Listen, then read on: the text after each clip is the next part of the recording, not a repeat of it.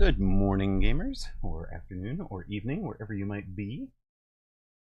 I am just trying to finish up a little bit of double checking some work before I delete a file.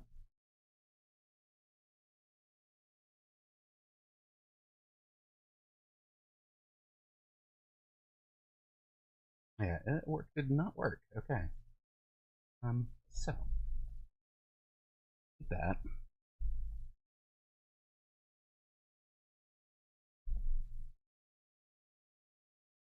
Yeah, I should open that. One moment. There you go.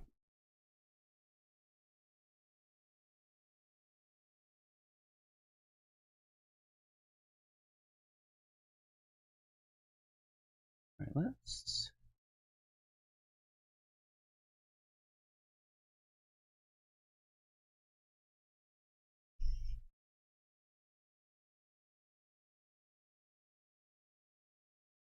Wow, okay, that did not work. That was exciting. All right, let's just delete that. We'll come back to that one later.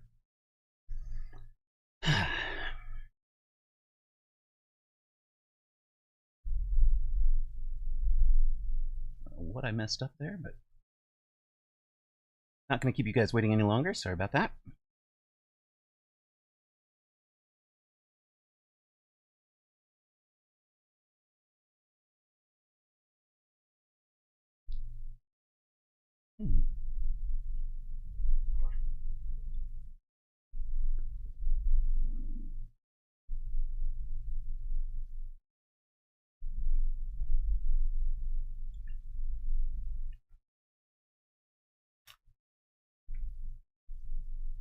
Where were we? Oh, right. Welcome home, gamer. And welcome back to Mecha, where we should have some 2v2 Fun Friday action for you today. Apologize that it took us a little longer than normal to get set up. I was trying to do a bit of video editing to clear hard drive space for the tournament this evening. I want to make sure that is recorded properly. So that'll be the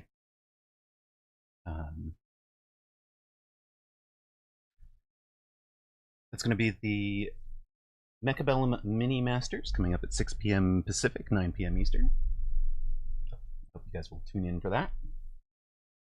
Tom C got the number one. Yeah, he's on pole. He's on pole. But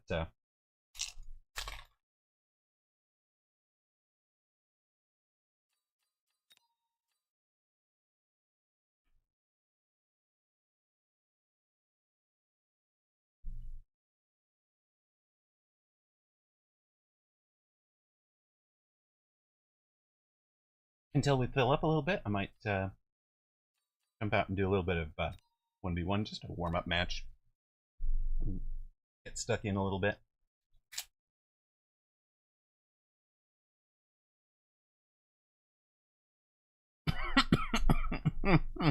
Ouch. Why would you have teched something on round one? I mean, your quick supply, I suppose it can work, but I do like to at least dodge a couple of drops before it's a cool play.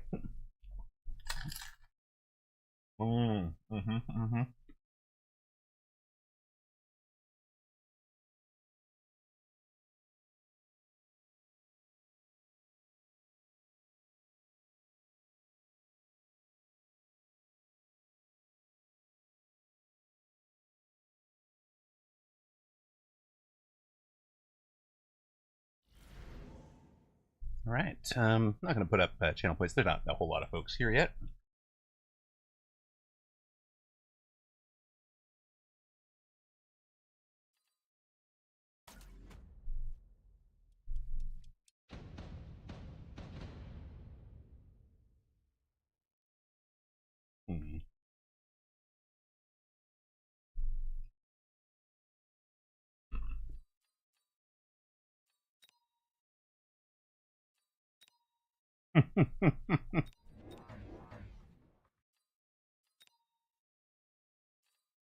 Oh, none of those are what I would run.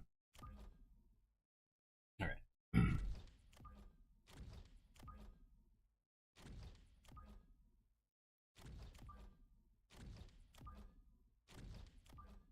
we're gonna hope our friend starts out behind.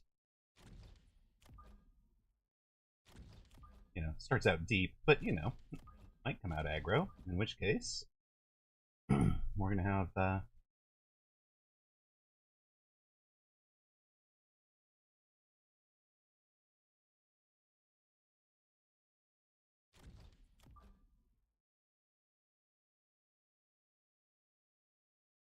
some units out on the board here. It's 2 a.m. I mean, there will be VOD. There will be VOD, Ted, and I do intend to. I mean, as always, my intent is to get stuff up onto YouTube. Not that I'm actually doing that well, but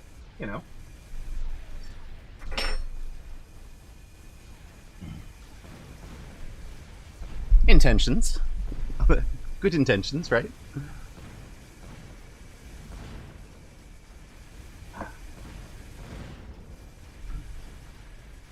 Why are there fire badgers out on this board, sir?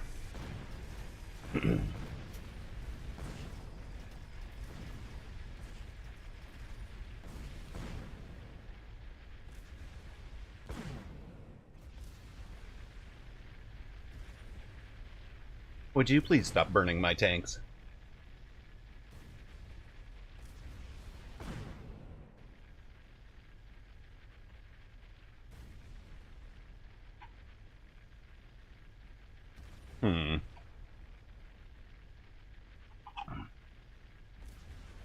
In before he presses Scorch, yeah. I definitely see him pressing Scorch in the near future.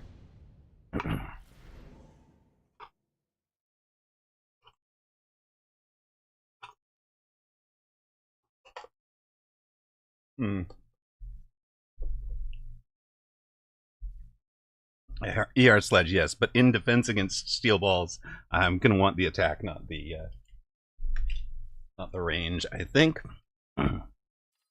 that could be interesting, though.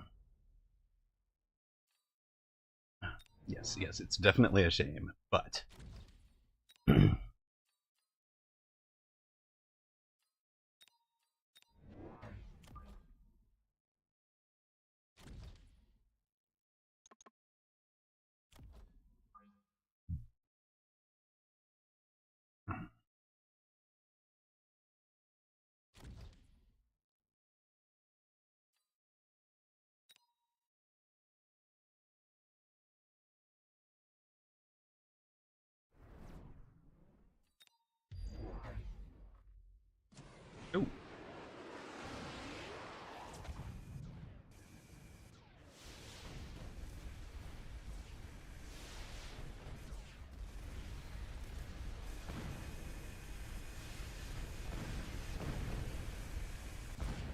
He did not press Scorch yet. In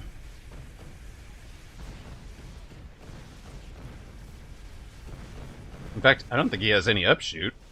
Alright, we win a round by upshoot. Yeah. That'll work.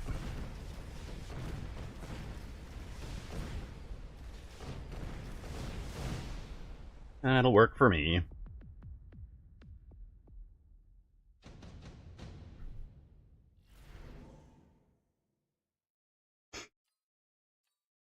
He still really has no upshoot, so... yeah.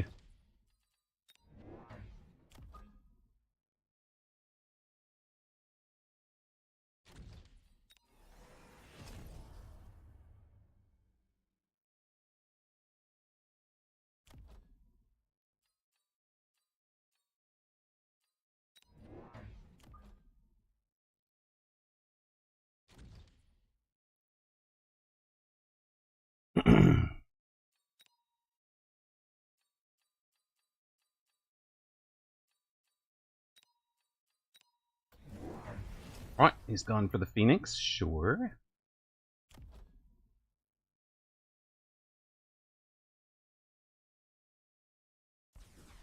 It is a very fortressable board, isn't it? His? Especially with the Fort Techs we're running. But we don't have AA, so... do remember that when you're appraising what units we should be bringing out. We're not AAing his Phoenix anytime soon.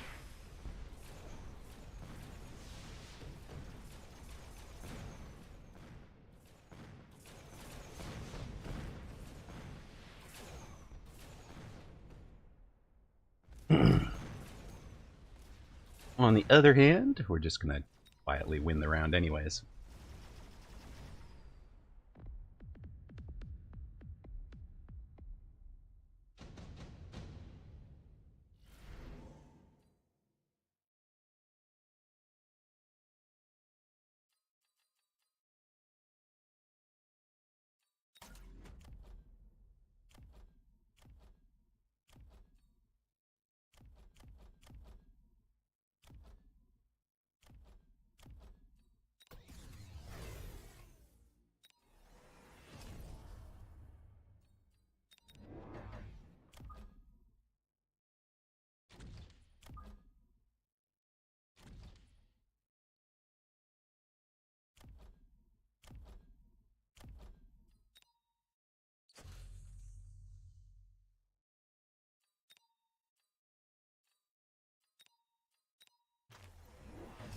You ranged them before scorching them, and sold one of the steel balls. Okay.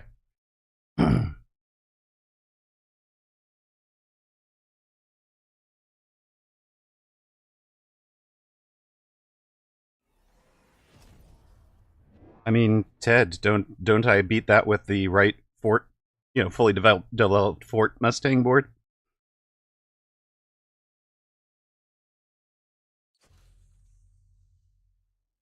Because I outrange the melters, unless they turn me off with some EMP.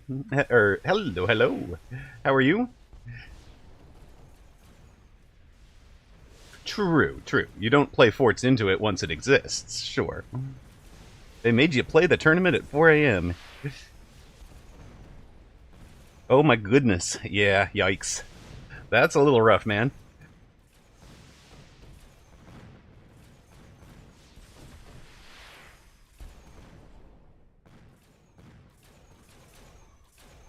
The range turned it for him. Woof! Hello, Dachshund.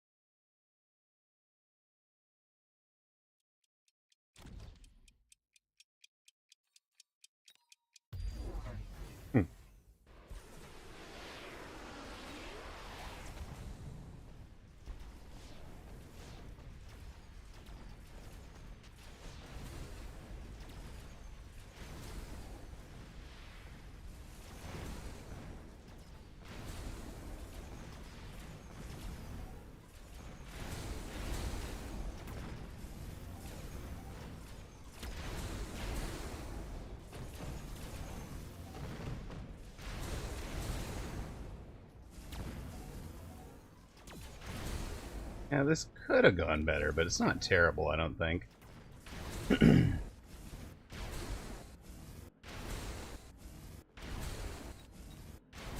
Crawlers are gonna level. If we want that. We probably don't.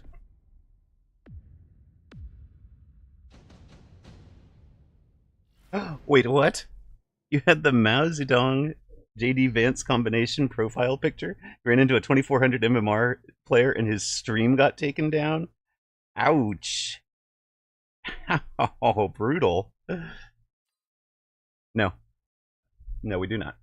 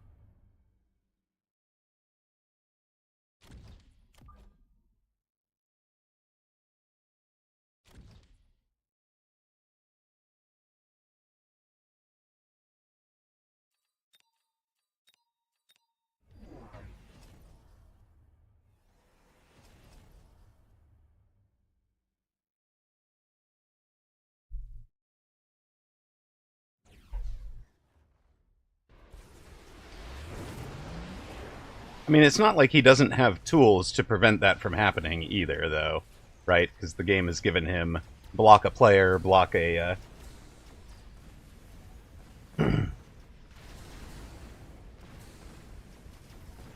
block a player, block a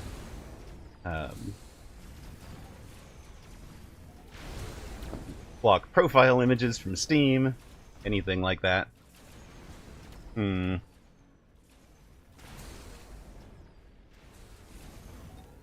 I think we're dead. I think we did. Tank a few games just to qualify.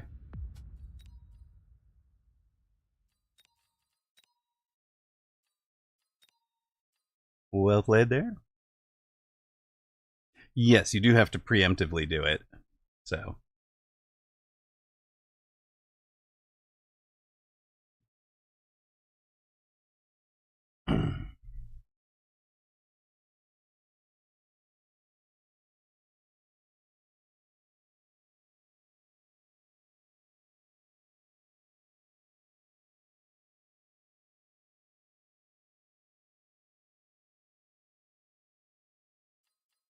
Well then, that was a little unfortunate, but hey.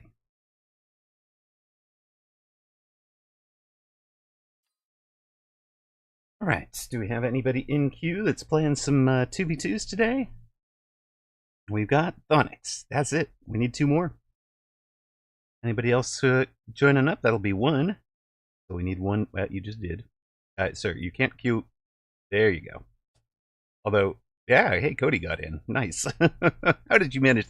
There's like a 5-second cooldown, so Baller gets timed out on those 3. Cody queues, and there we go. Yeah, Baller got in, but it's just hilarious. Like, he got in, and then Q all got blocked, and then your queue went through, because it's on a 5-second delay, so. Anyway, all right, that gives us our folks.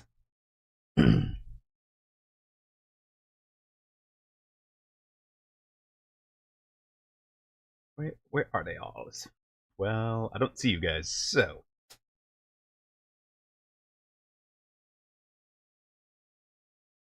One moment, please.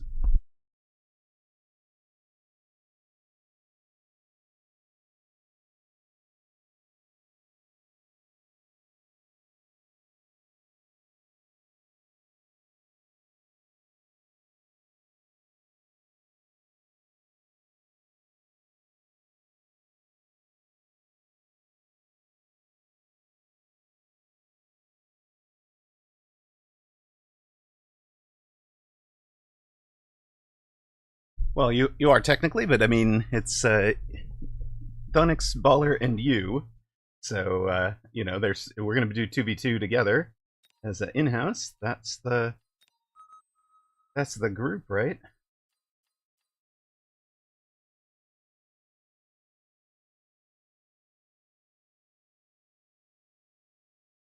Oh, I didn't drop you out. Okay, so we skip you and get to Ted, Edward the Elbow High, and a baller.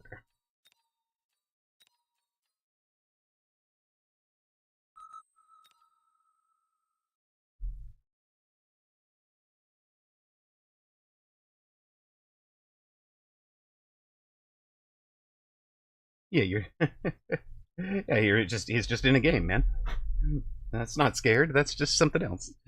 And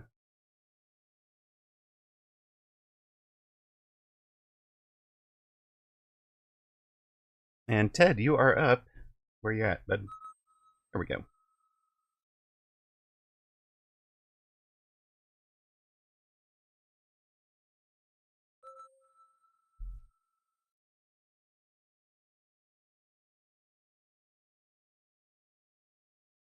I think that works.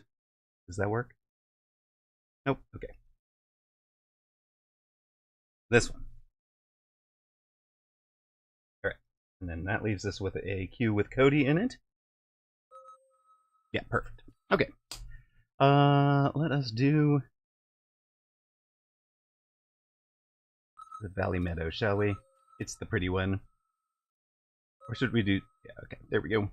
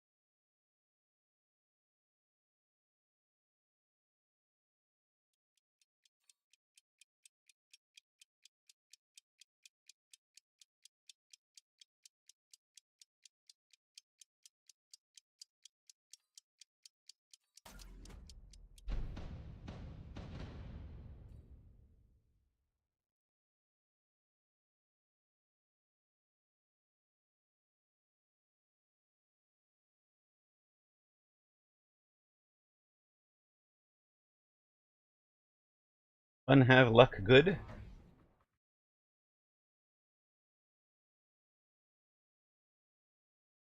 Good fun have luck. All right.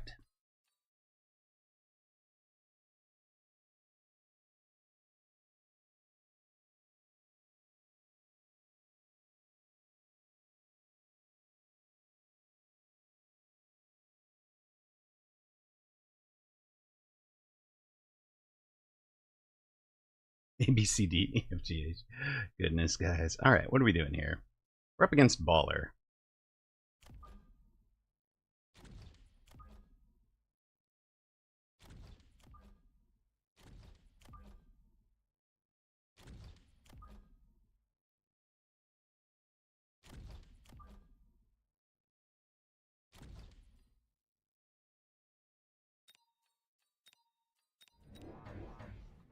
We've reached the no recommended formations point.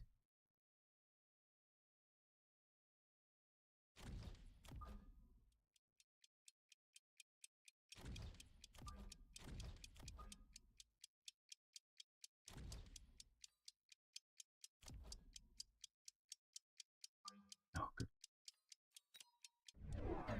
All right, he is in a quick supply 4 sledge line. There we go. Let us put up our channel point predictions for this one.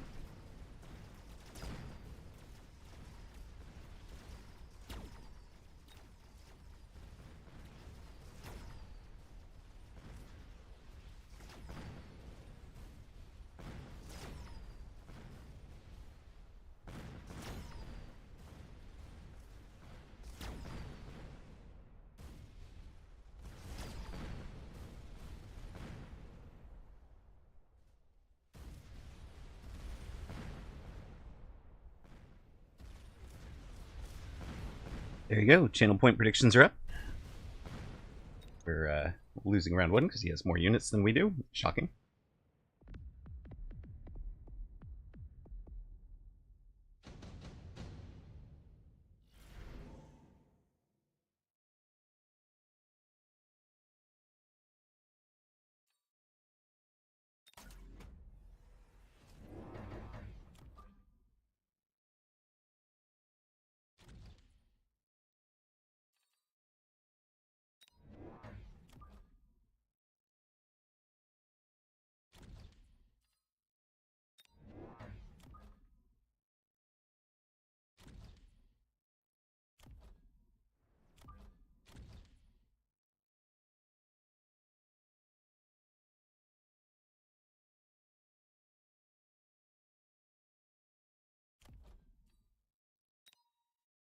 We're just going to take a level on that far side tower.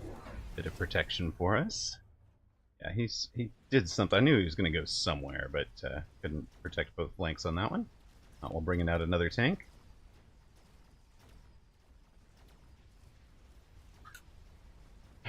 Should have done the crawler on the near side and the tower level on the far side, but it's okay. It'll be fine.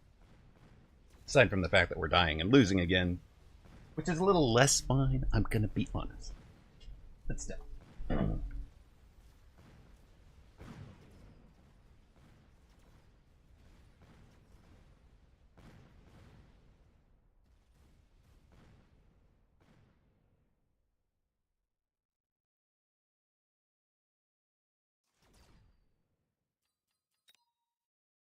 While we're playing the cheese, partner over there has a decent tank line.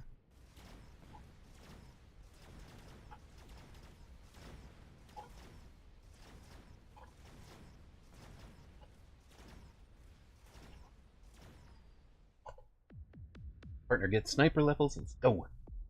All right.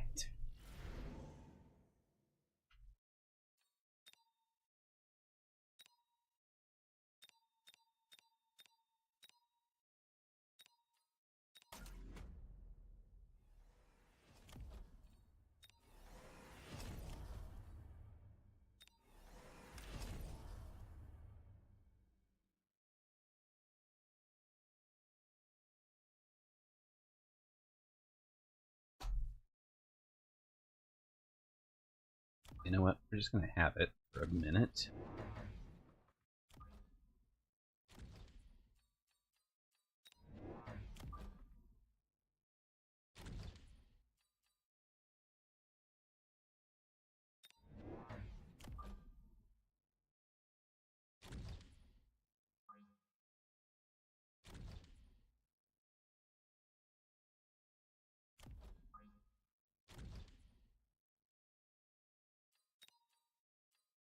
And shoot.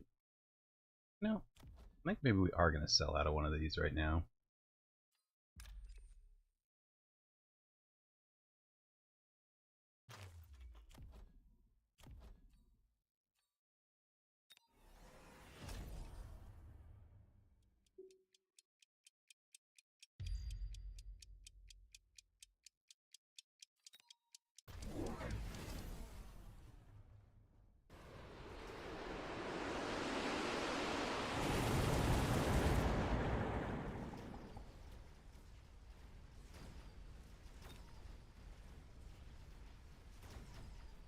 Yeah. Brah. Did not think it. Are going down a path I can't follow. Here we go.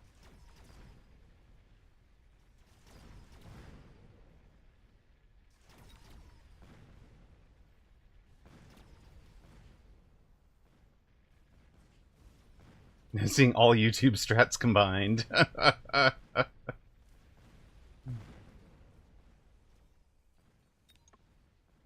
Oh, look at this. His crawlers are going to be in the wrong spots compared to his tanks.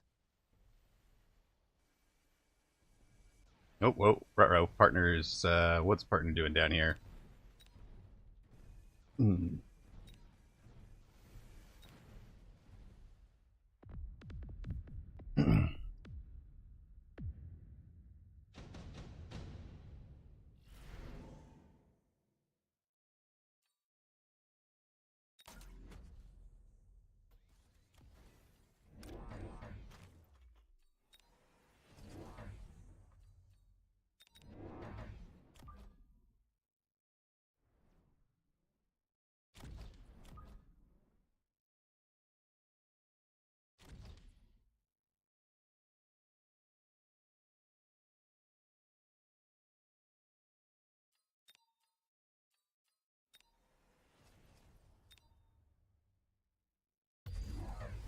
Okay. I mean, enjoy that while you can. I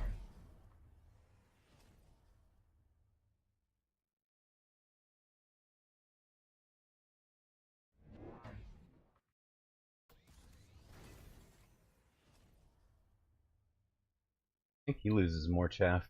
Even to that fire, I think he loses more chaff than I do. It's gonna be fine. It's gonna be fine.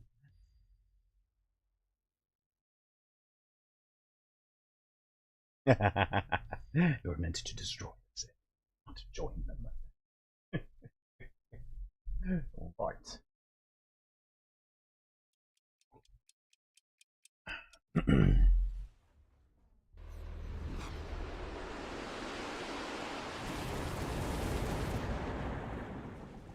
Just came home from watching episode 3 in the set.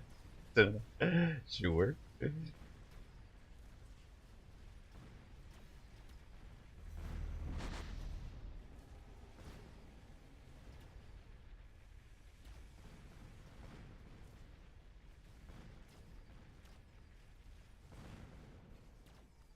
Hello, Zalex. Welcome in. How you doing tonight?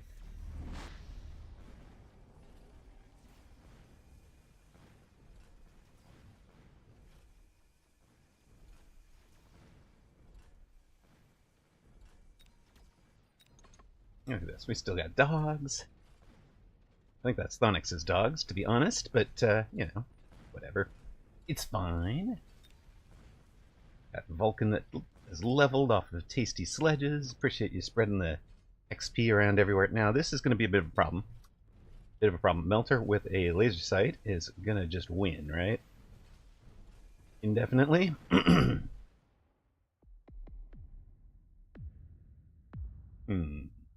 Okay.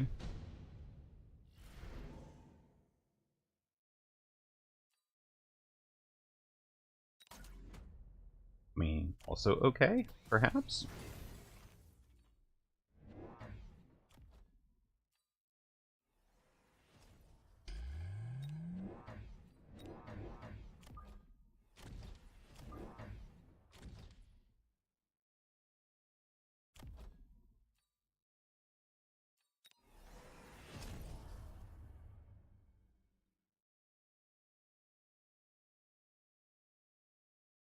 Just found a new build you've been liking involving a rapid-firing Gauss in a Mech Warrior Online mech with ECM so I can snipe them without being seen. Ooh.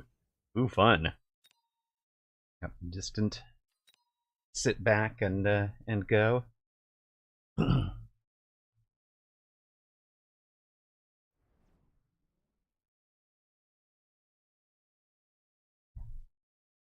What? Okay, well, yeah, that's fun. Oh, you're going there.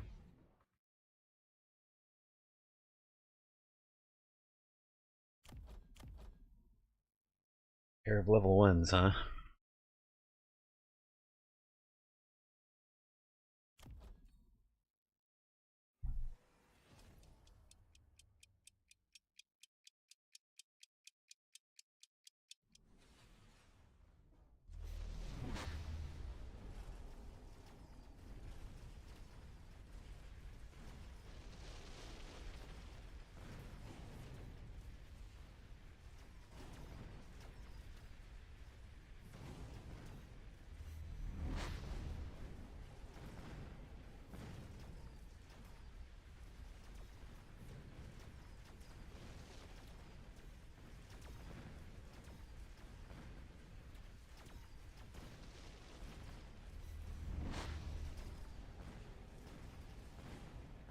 Best part, most of the time you still have about a third of your ammo left. Nice. Very cool. You're like, I got this, it's fine.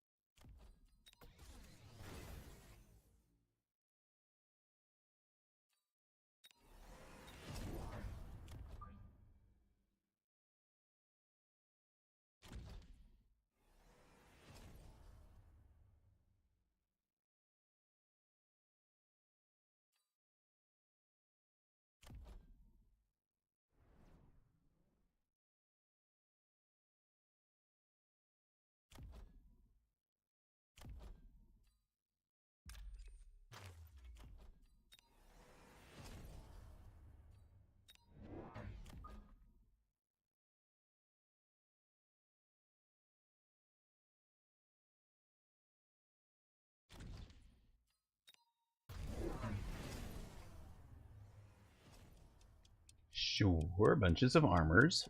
Shocking. Should be a good round for Baller.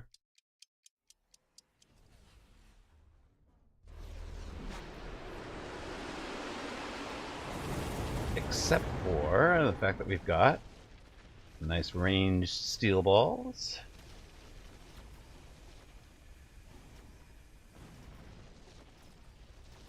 As long as things get stuck on the surface, they get steel balled. And down they go. It's Jover, he says.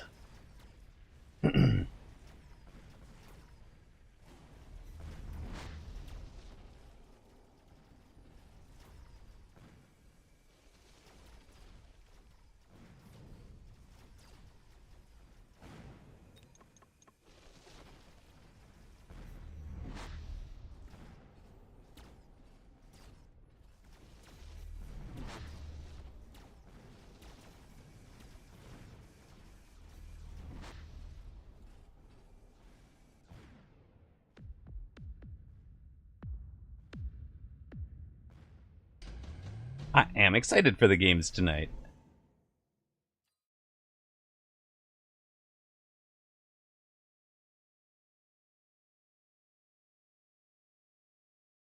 Be really good. Do I care about any of you? I mean, he maybe takes this. I don't think I do, though. Right? Right?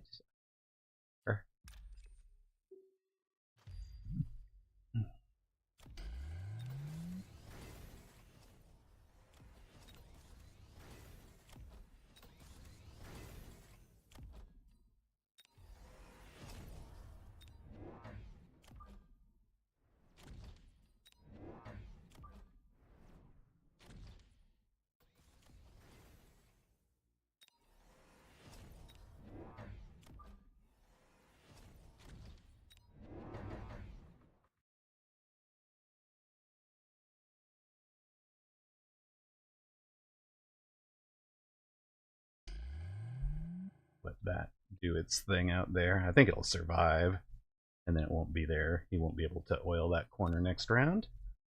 Sorry for the misunderstanding. Yeah, we are doing the full 3x shuffle. No worries. Having a ton of fun playing Disintegration Abyss. It hits so much stuff that it levels so fast due to the tool. Yeah. And then the slow is gigantic and super disruptive. Yes, in defense especially, right?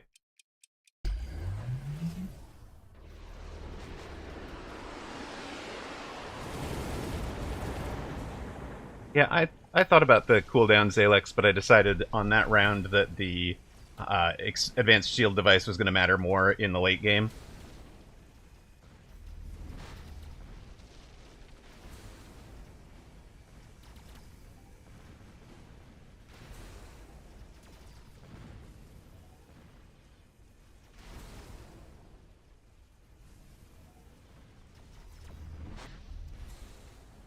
Yeah. WTF are my hands doing? Helping? Helping over here? I don't know.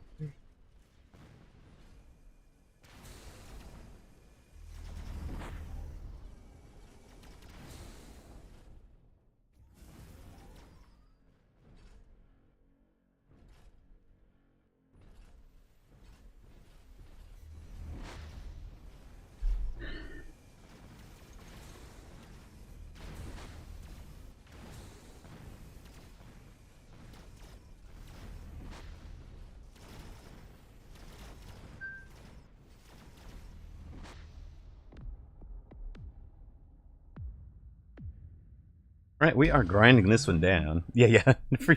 I mean, it wasn't free shield; it was just extra value on shield, right? But here we are with an orbital up and an acid blast up and all sorts of things I don't want to deal with. So, um,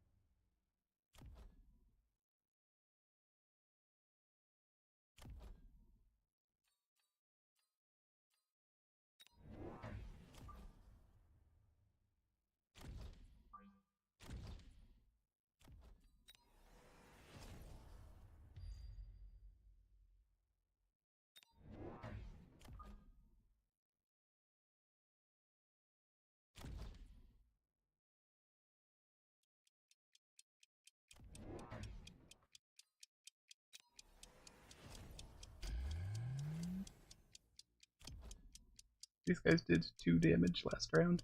2 round damage. That's impressive. That is tough to get that wrong.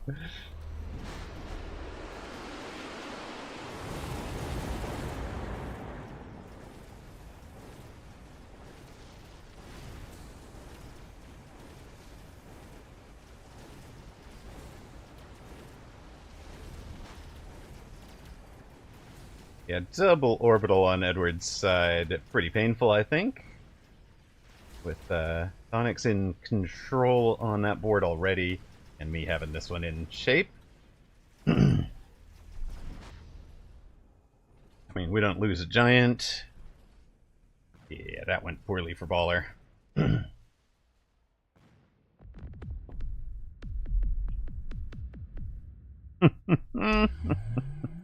Yeah, the full a boom rhino in there would have been nice, but I'm not even running boom, so YouTube strats were too expensive. I mean, they had 8 rounds to try and pull it off, but yeah, GG's. They were working. I don't think they were, guys. Don't think they were working. Okay, we'll take our ad break while we shuffle up for the next match. Oh, that was game 1 out of 3, going to Amarok and Thonix.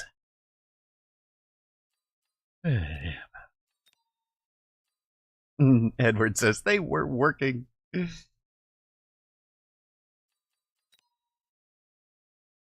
Let's go. Hello, Clint. Welcome in, man. How you doing? You want to jump into the booth real quick, just so we can get a sound check and make sure we're gonna work together tonight. I just want to make sure I've got everything up there. You don't have to do it now, but just any time between now and stream time would be nice.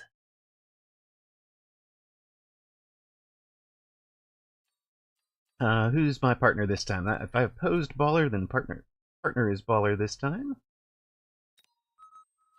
That puts Edward the elbow high opposite me, and Thonix in opposite Baller.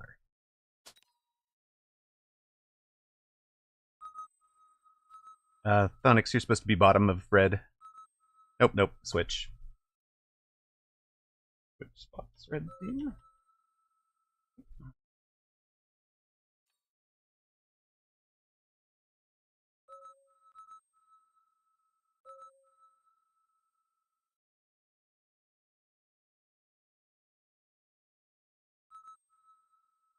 Yep.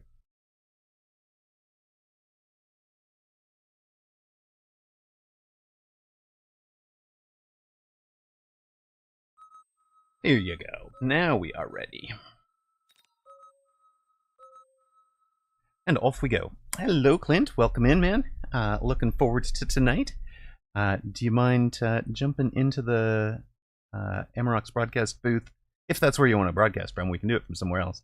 But just briefly, I want to make sure I've got sound working.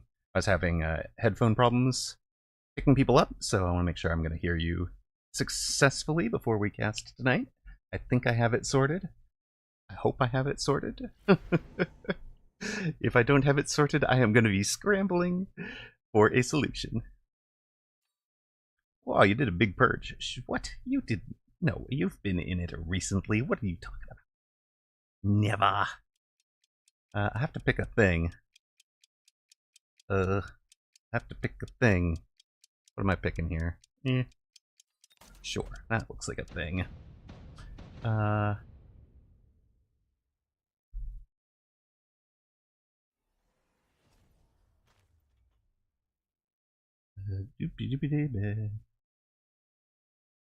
Whispers.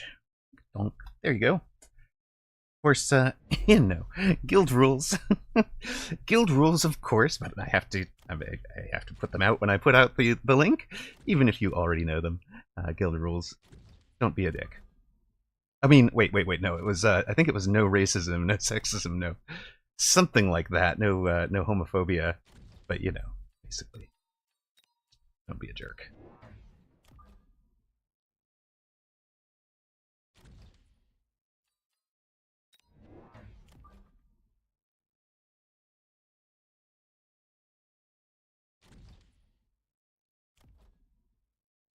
You'd think those three things would be a low bar, but we have banned more than one person, Genminade. The rules do not seem to include substance trafficking, but we might have to adjust that. A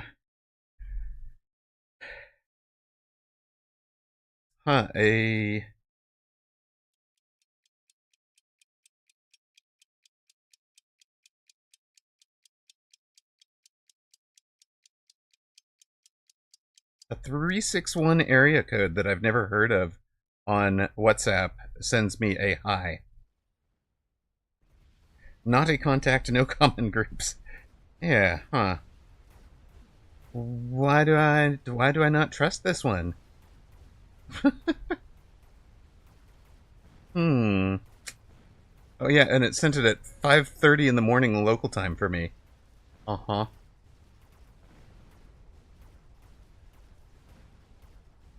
Uh-huh, I believe that one. Oh yeah, Gamba. Right, sorry, my bad. Not getting the important things done.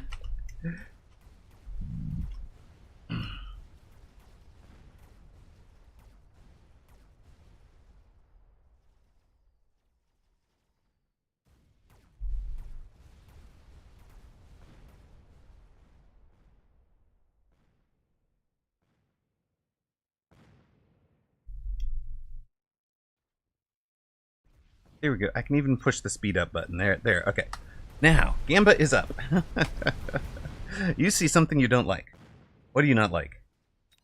Sledges and arcs? I don't know, I'm confused. Just a heads up, I don't see a broadcast booth. Oh yeah, okay, because you left the thing. I probably need to re-add you.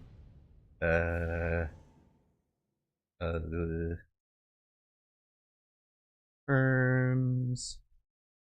Some guy named Clint. There we go.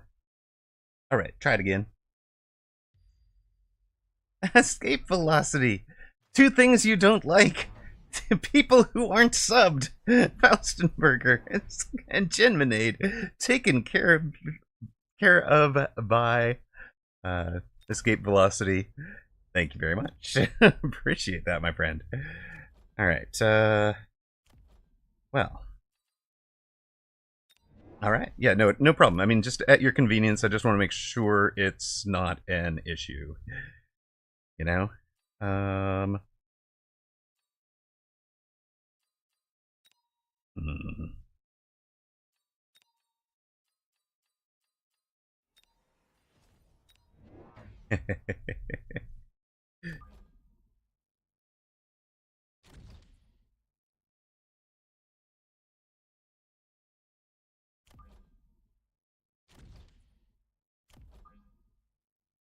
Hold on.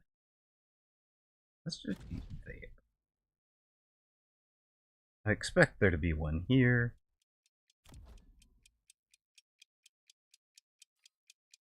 Lever would be doing something out here. Yeah, look at that. There was Clever.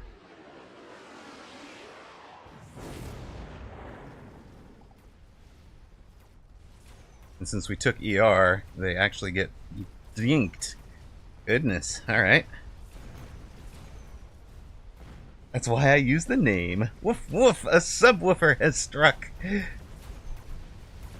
Just a mid-elo Andy, but I've been playing Hound to force Scorps and then going Abyss Disintegrate, and it works way more than I expected. I love that, Genminade. You get the Scorps out, then you disintegrate a whole bunch of things. You're flying, they're in Scorpions, you have Chaff Clear.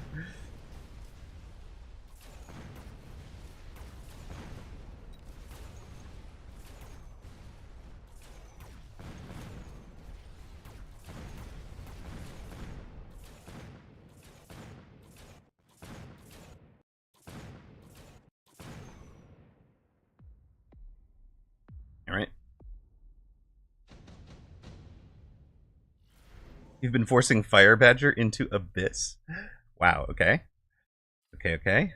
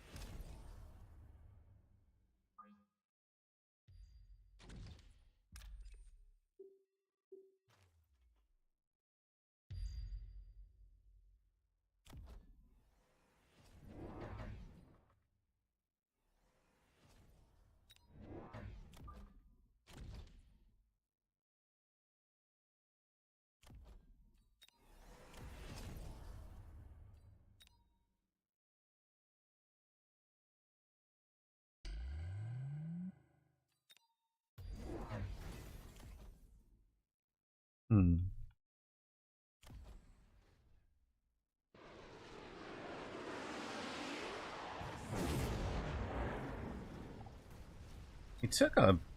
Is that a Mustang pack? It is a Mustang pack that back there.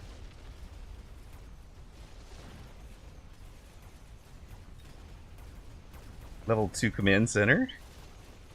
It's a bit of hit. Everybody else is going to get their job done down here.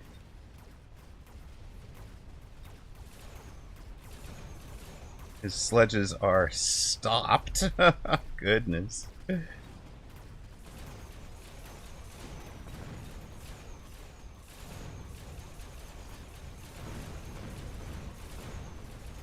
This one phoenix is chasing us. It chased our whole pack of wasps.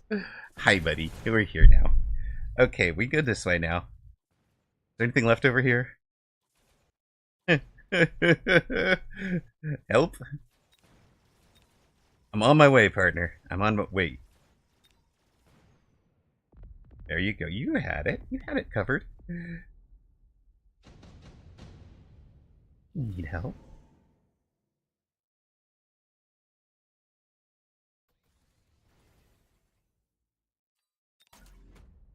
Against Worm, that might actually not be wrong.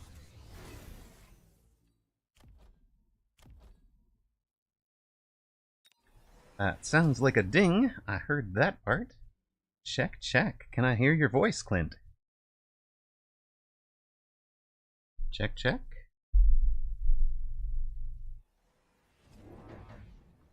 Versus.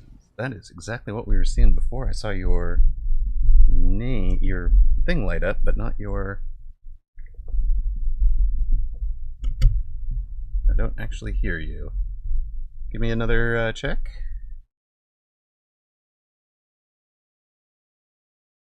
Try again. That's gonna be a problem. Okay,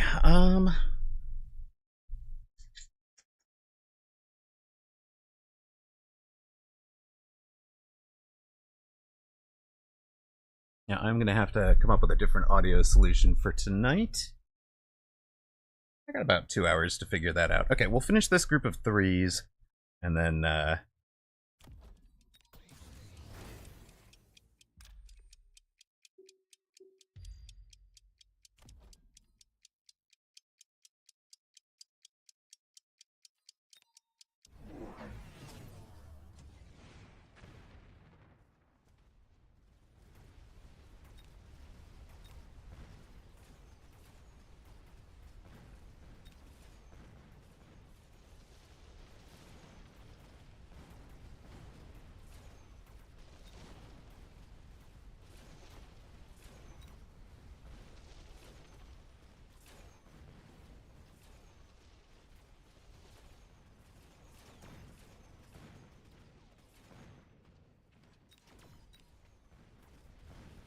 well, I hope that helped for partner.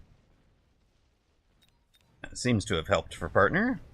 Or partners figured things out on their own, one or the other.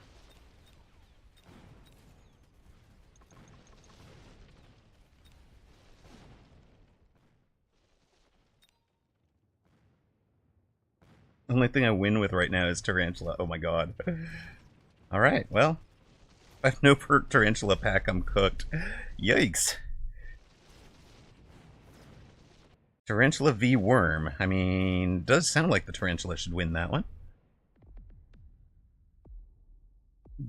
Why am I... thought I had this fixed. Curses. Alright, alright.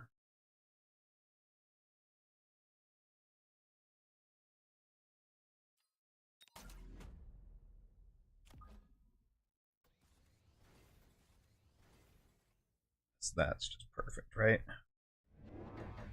It's just such a good drop for us.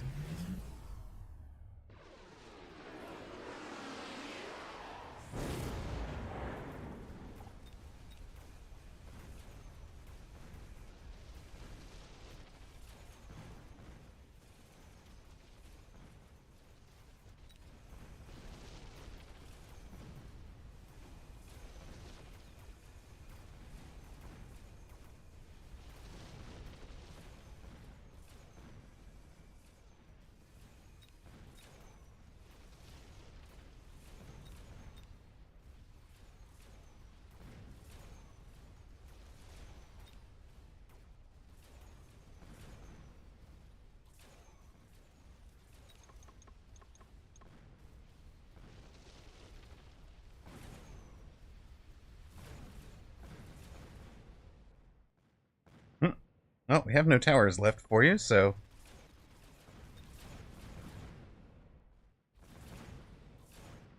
Oh, you have no upshoot? So you're just gonna feed storms to my Phoenix? Well, thank you. I appreciate it.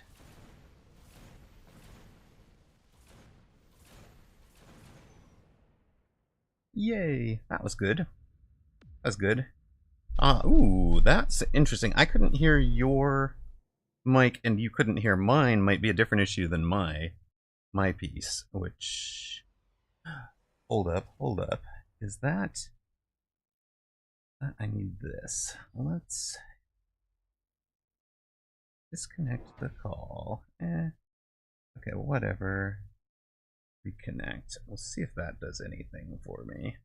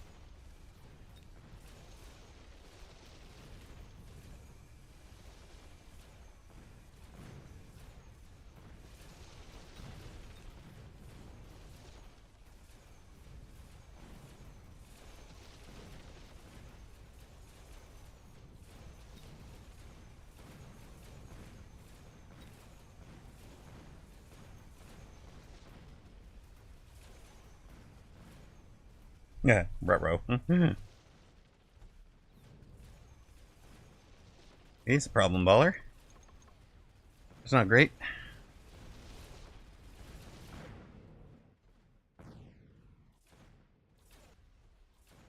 Okay, hold up. How are we doing on this? And, okay, hold on. There's one more for it. That's less good. Okay, but I mean, well...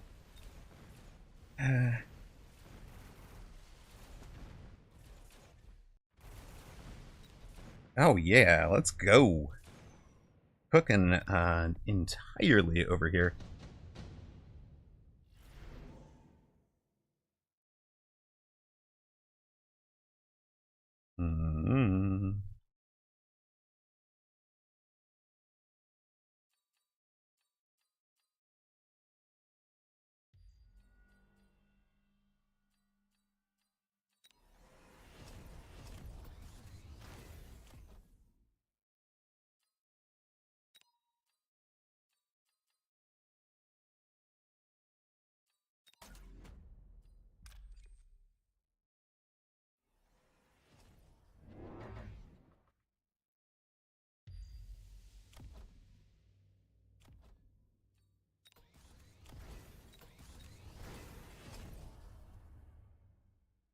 No missiles up this round is good.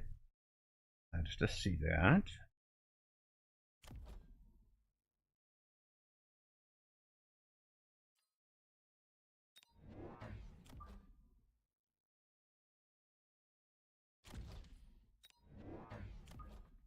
I'm gonna go with this guy.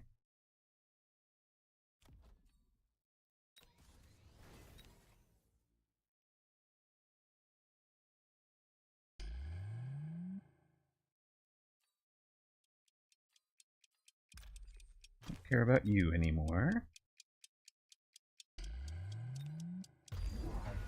Yeah, okay, a jab.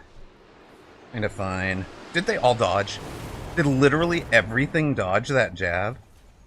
That's one of the worst placed jabs you're gonna see in a long while. Sad indeed.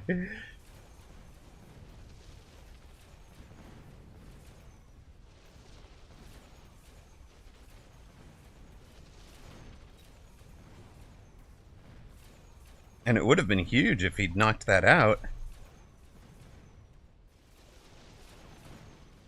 Okay.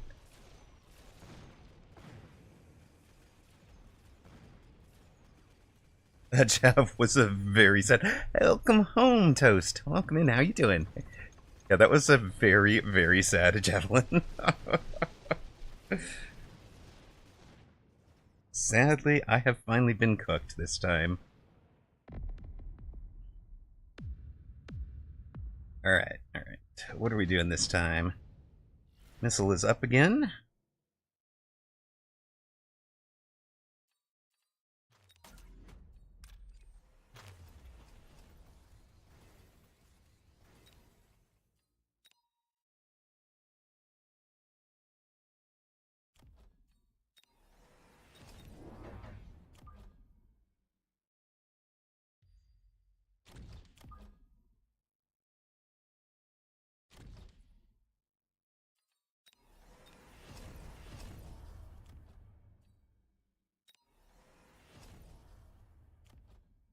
Presume we're into lone times, correct, partner?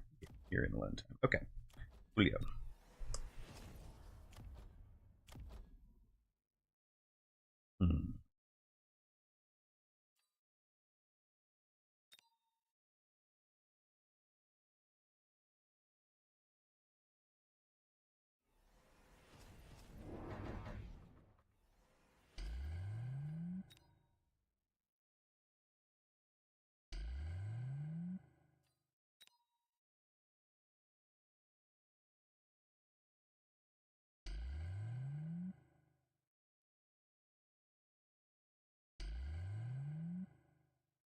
I'm doing good.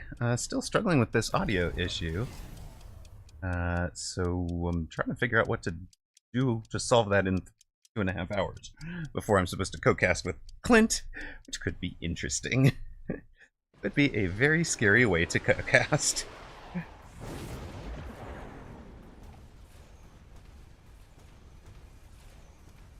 But he couldn't hear me either, which is different than what I was experiencing, so...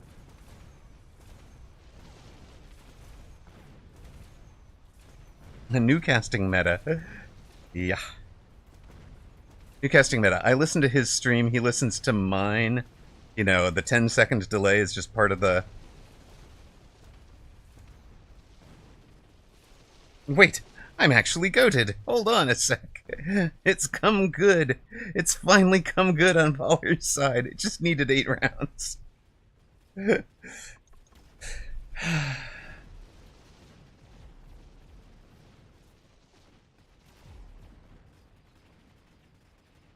Let's go, partner. Carry me, baby. Carry me in those strong LeBron arms. As long as you share playlists, it's real intimacy. Oh goodness. Oh goodness, yes. I have blasphemed against LeBron by comparing him to Baller. Oh no. My bad, my bad.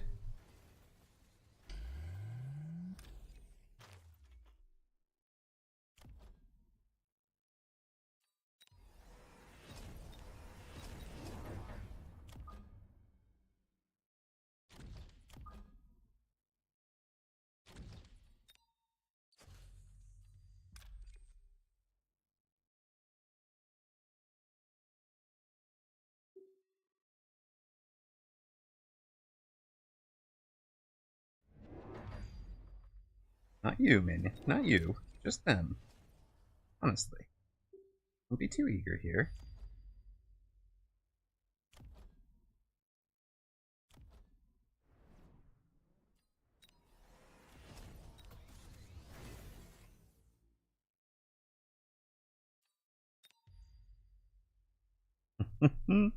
Oh, yes, exactly.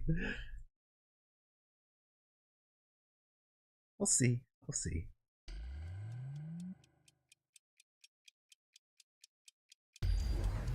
Hmm.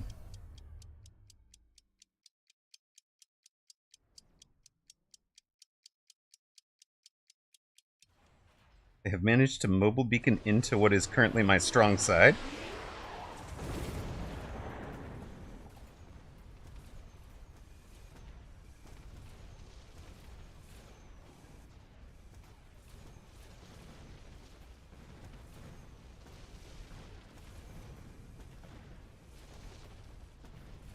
Ooh, and I got the tower there, though.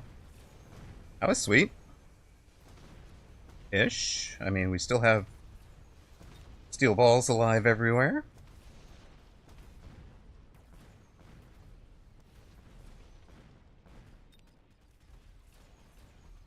Partner's coming. I'm still alive this time. Still alive, still buying him time.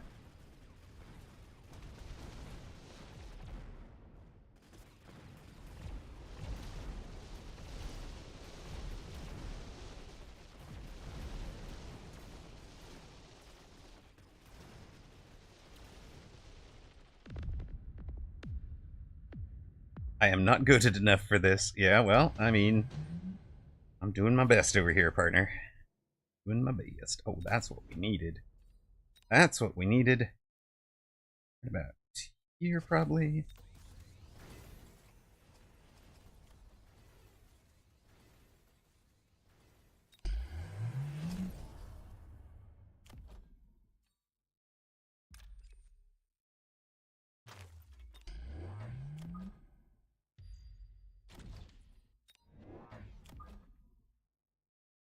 Yep, helps.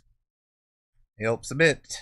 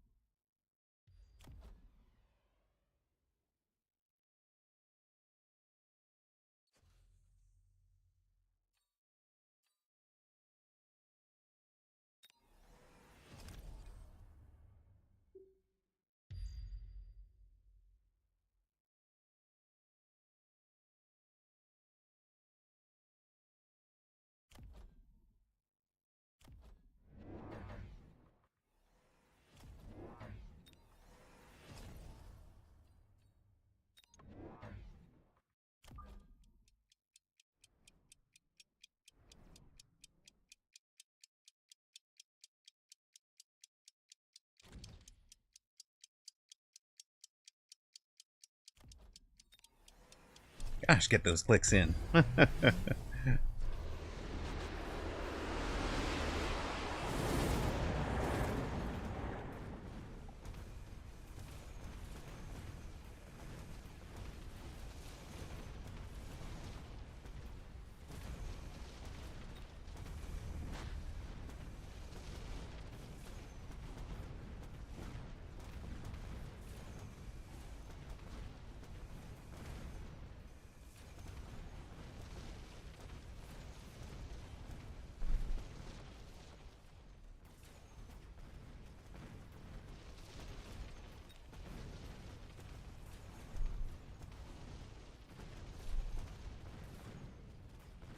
What the heck of a level are these worms? 5 with a big item on it is my problem here. We just don't kill that level 5 worm. Everything else goes down. It's the level 5 that's the beastie.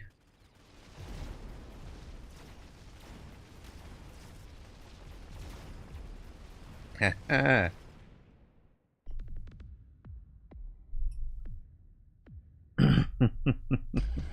Had someone get mad at me for getting a worm drop when they had melters. Love it. Love it. Oh. Really.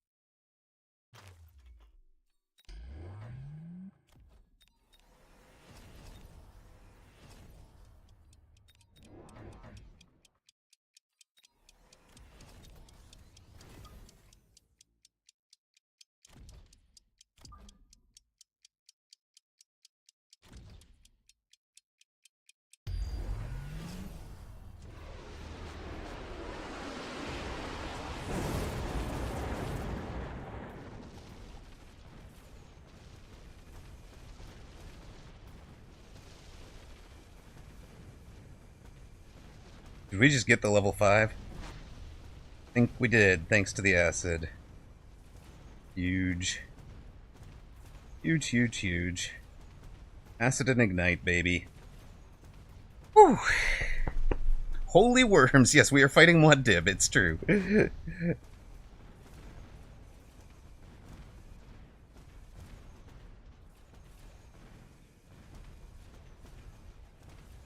we have thumpers.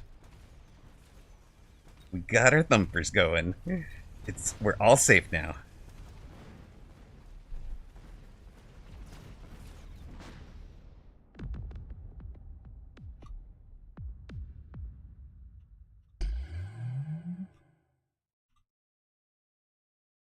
That did get sweaty. It certainly did, Baller. Loving it. Oh my goodness. That was ridiculous. Okay, try again, Clint. Are you hearing me? And you can text back in because I'm still not hearing you. So, are you hearing me through the Discord at least?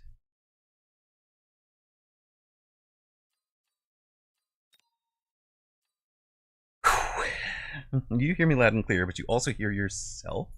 Wait, what? Do I have... Wait, hold on. That would be... Okay, that is... I'm routing your input to the output? I messed that up somewhere? Is that what's been going on this whole time? Hold up. Hold up. Output is...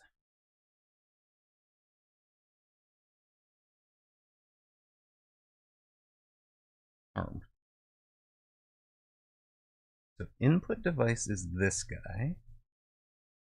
Output device is that guy, right?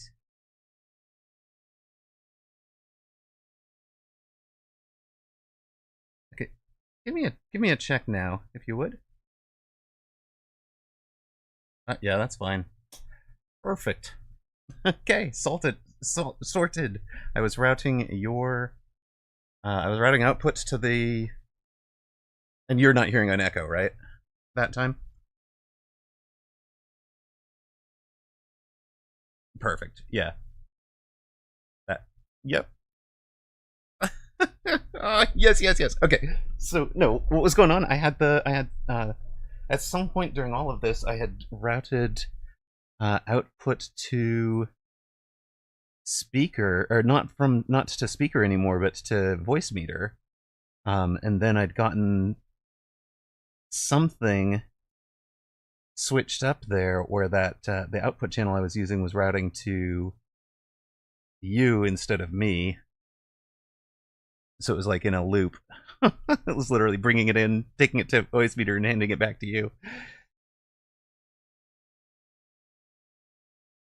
That went well.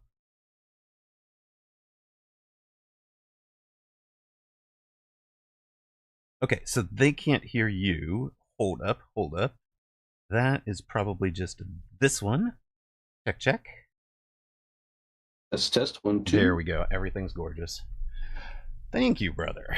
That there we piece go. that you were hearing me back is what I needed to solve that one. Ooh-wee. That was brutal. Okay, so that was fun. The reason we're doing this mic check here is because Clint and I are co-casting tonight. Would you like to talk up the stream that we're going to have tonight? It's coming up in about 2.5 hours. So yeah, so here's the deal. There is a lot of great content out there, and there's a lot of amazing players. And I know we have a lot that get some spotlight, but there's some other ones that I want to shine a little light on. And that's kind of the inspiration for this tournament. It's going to be an 8-player invite-only double elim tournament. So we're going to have some really cool narratives forming with a 200 USD prize pool. Game River and Mr. Biter and Mecha Sam have been super generous and also provided some DLC skin packs to entice and bloat that prize pool up a little more. And basically, here's the deal: we could be doing like a full 7-8 hour tournament, but I broke it up into 3 days to give us like an hour and a half here, 2 hours there, and like a another 2 hour day at the end to keep it kind of Nice. short and sweet and easy to digest as a viewer. So yeah, we're gonna have some great games. Some notable people already in chat. Fab4, for example, 200 over here is going to be co-casting with Apucci. That's going to be a lot of fun. But yeah, we're gonna have Doxson versus Baller in the first game. That's pretty exciting. That's a heck of a game. Sunnyside. Huge shout outs to Sunnyside for filling in at last minute here. Big shout outs. Awesome to see her playing still. And Arctorius, that I think is like a fan favorite. Everybody kind of knows Arctorius, but I don't think I've seen him. Yeah. Yeah, he's so good, and he's just a nice guy. Then Roxas versus one of your own Alpha Titan here. Ooh, that's why I don't get to cast with Alpha Titan. It makes sense. I actually knew he was in it, but And then one of my personal favorites for a long time down here is Diana, one of the players that really kind of got me on the mindset to take this a little more seriously. And she's against Die, and she is so creative. So creative in her approaches. So. Like, very much so. You cannot run a standard something that you've run before against her, because whatever it is, she's going to be looking for an angle somewhere, and it's just amazing to watch her go, watch her think things through. And I think in that little setup there, we have a beautiful little mix of aggro and standard, and some really creative players in there. So I'm really excited. We're going to see all 8 players play tonight. We'll be eliminating 2.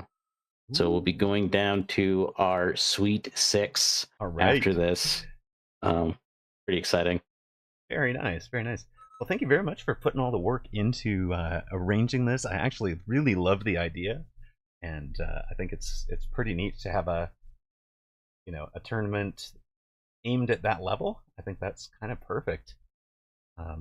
In a neat way.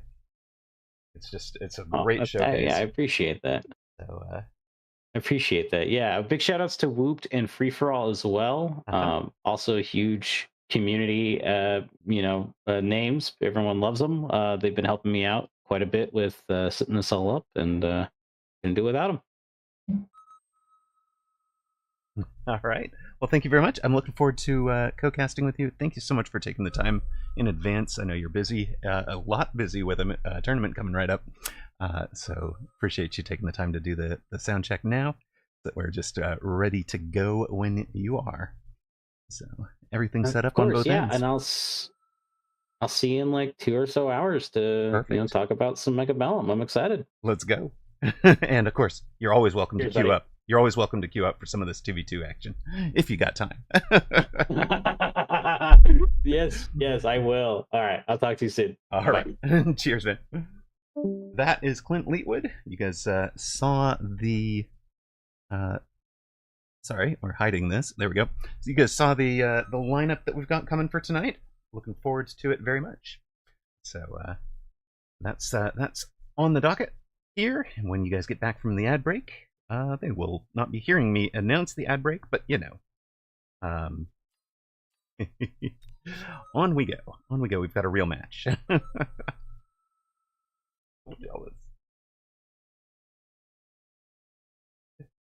I'm so jelly, Fab4. All right. Hold up here. How did this happen? Game 3, Amarok 2. Edward 0. But that does not make. This is not how this usually goes, guys. You guys have watched enough Fun Fridays to know I don't usually get into the 2-0 seat. All right.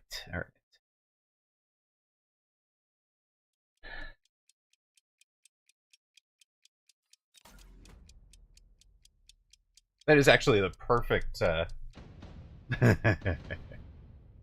is actually the perfect way to play that Fab 4, is to go for exactly that.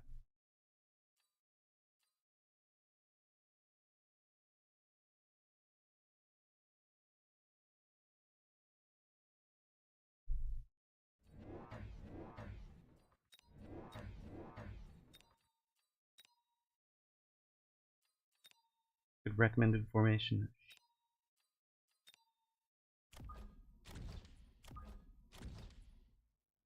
No, you're right where it was.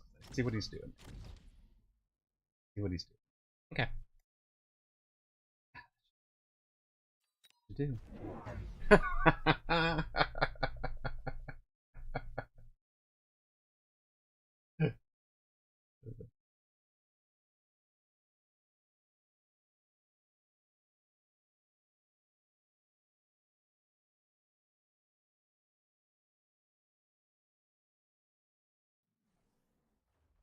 Yeah, I mean, it gives you guys the one. You get the analyst and you get the play-by-play guy, and Fab Four runs the play-by-play with the hype and the energy, and then Apucci comes in with all the analysis. It's great. That is perfect. Um, I try to bring the gravitas, and let whoever I'm with bring a little bit of the energy. I think that's why Zach and I worked so well, actually. Fab is the what? Apucci's the why. Exactly. Exactly. It's such a good breakdown. Reason professional broadcast booths do that? There is. Hey, yester dog. All right.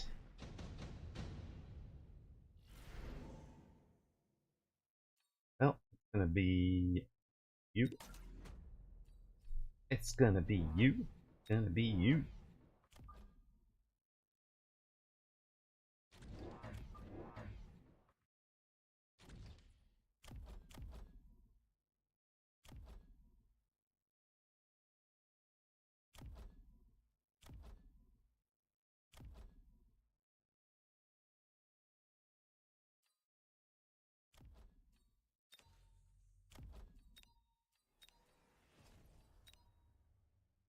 Question.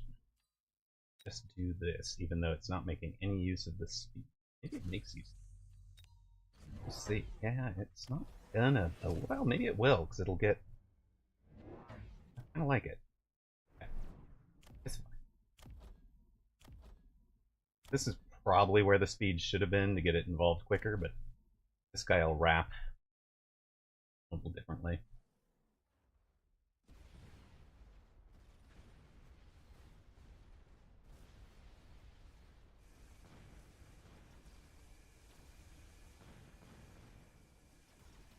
Yes, eight a missile, minus 50. Minus 50 over there, and we've got the haste module sledges up the gut to be the ones to level here. Somehow we still got a crawler on that far side tower, didn't we? No, we did not. Okay. I don't even own a crawler. How could I possibly have a crawler on anything? Okay. Here we go. Minus 50. Let's go.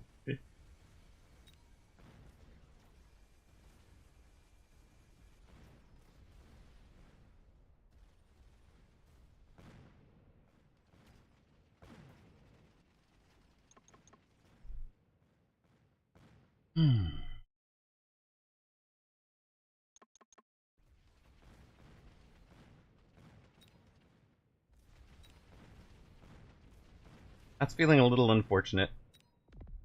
Oh well.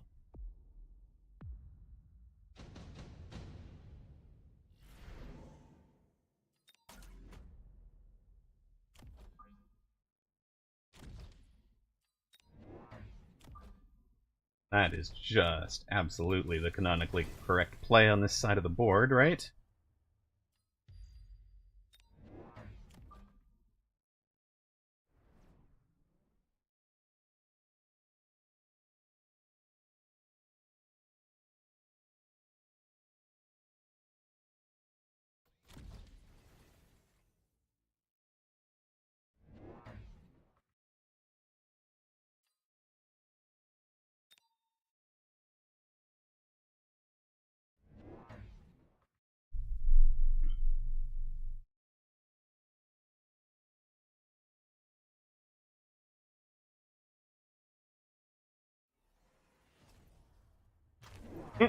Yeah, it's the right play for both of us. We both knew it.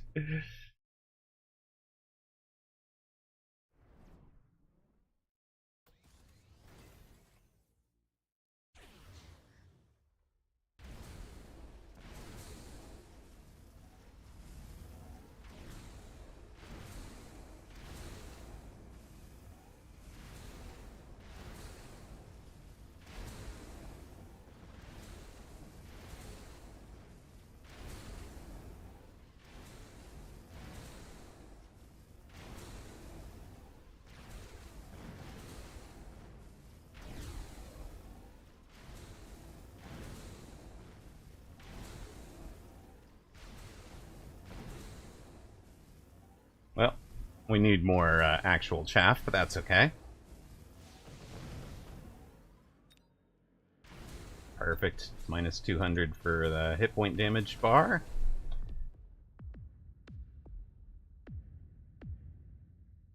The elbow might be too high.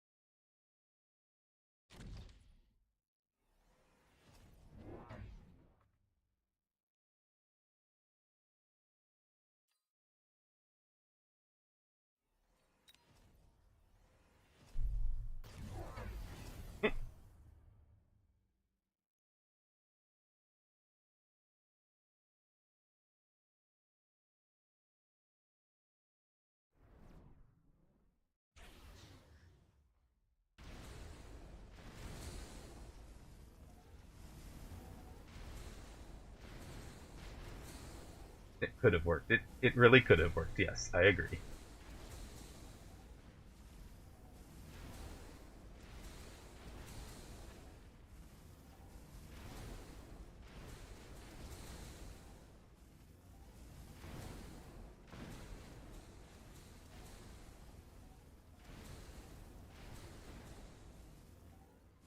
Perfect. Let's get the level. Both of you contribute, please, so that you can get the kill.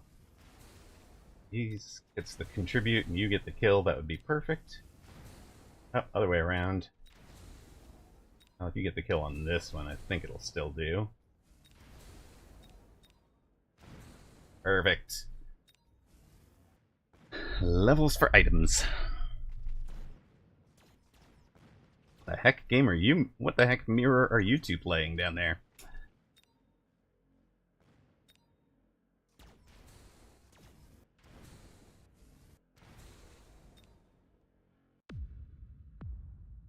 Spider Marks mirror. Okay. Raiden mirror. Hound Raiden versus Spider Marks. Let's go. We know what Thonix takes.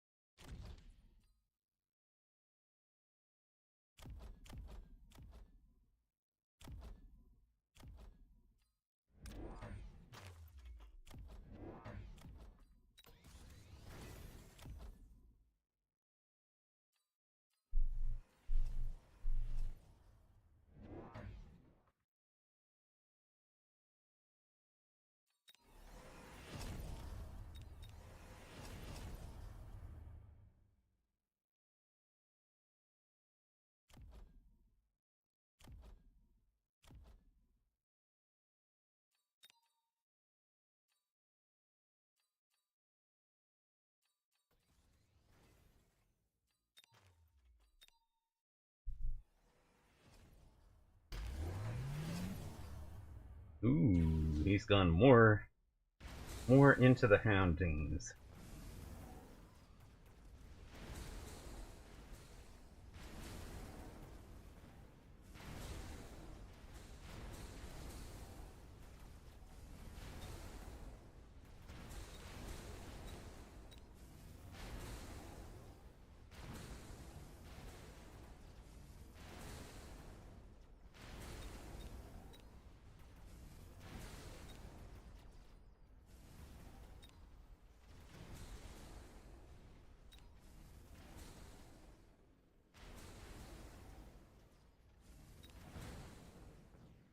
All right. We've got 4,000 left. They've got 8,000 or 6,000 even, and we're giving up another 2 and change here. Barring a heroic marksman here, we only get if these two go the wrong direction. They kind of do. He takes out once. It's only 350. We've got 4,004. They've got 5,872. I am not particularly upset here.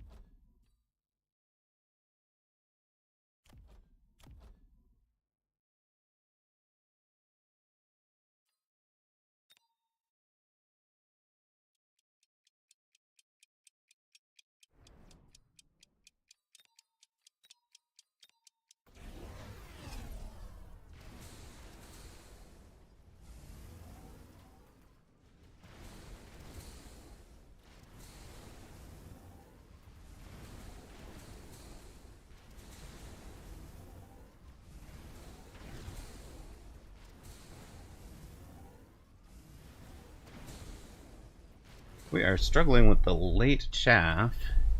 He's gone for chain, so we outrange him. He does 6 shots to our 5, and we outrange him. This is the last match, Cody, so you are technically next. Nobody has queued up. That will be the last of the best of 3s, I think. Once you have 2 more people. Baller is ready to go again. He's just trying to stay up until 4 a.m. for his matches. So, anything to be entertained. Makes good sense to me, my friend.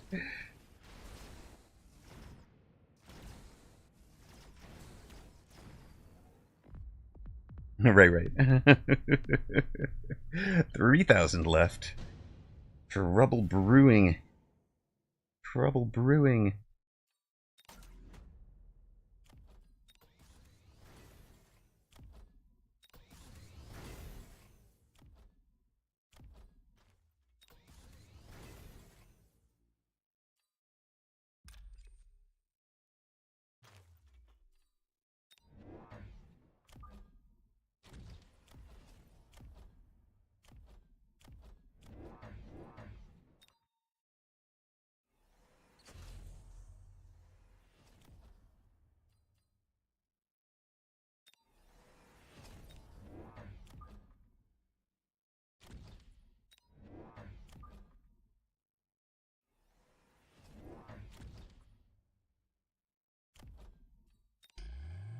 All right, a toast. Time to get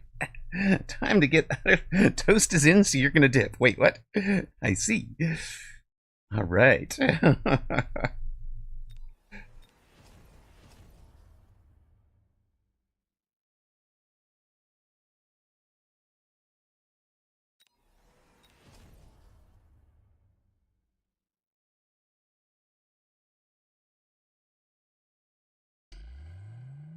think that does for us, right?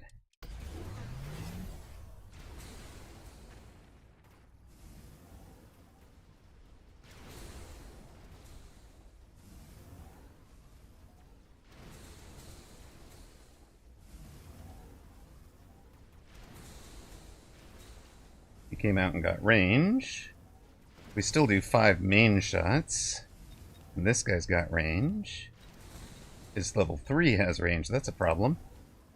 Well...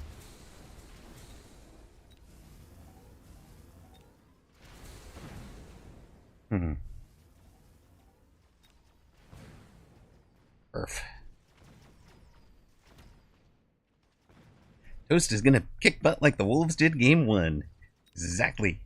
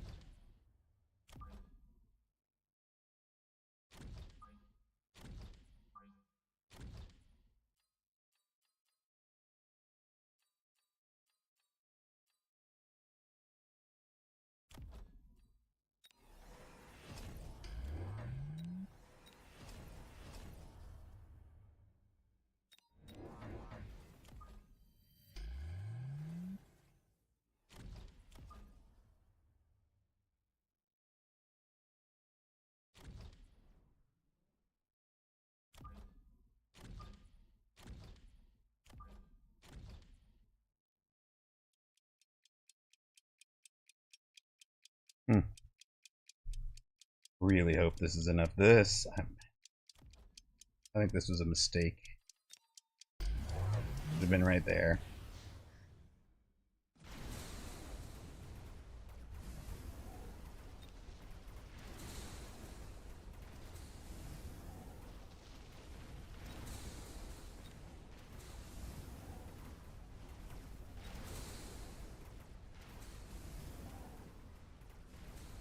Well, the arc lights are doing all right.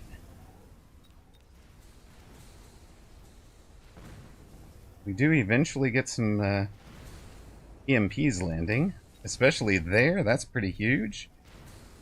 It dies instantly afterwards, but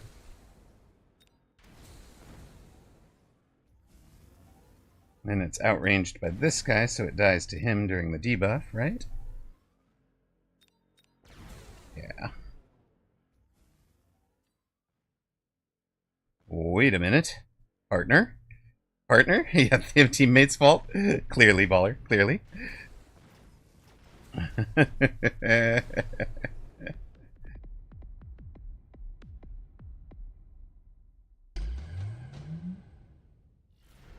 Incarsus, thank you very much with a Prime sub. 3rd month. Thank you, my friend. Appreciate it.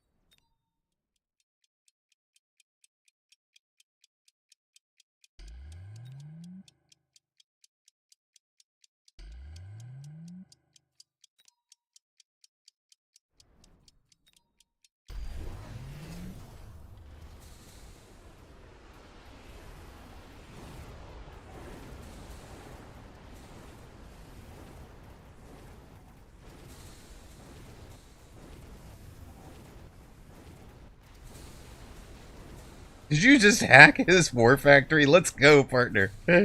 Let's go. Love it. Get her done. Get her done, partner. Teammate's fault, clearly. You just needed better air support from this side of the board. You'd have had it. Clearly. STEM YouTube strats, indeed.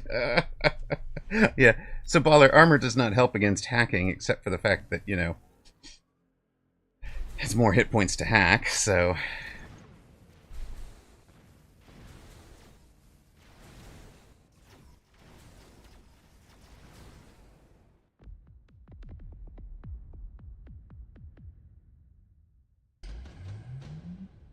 Well, clearly the round 6 super supply was 100% the right choice here.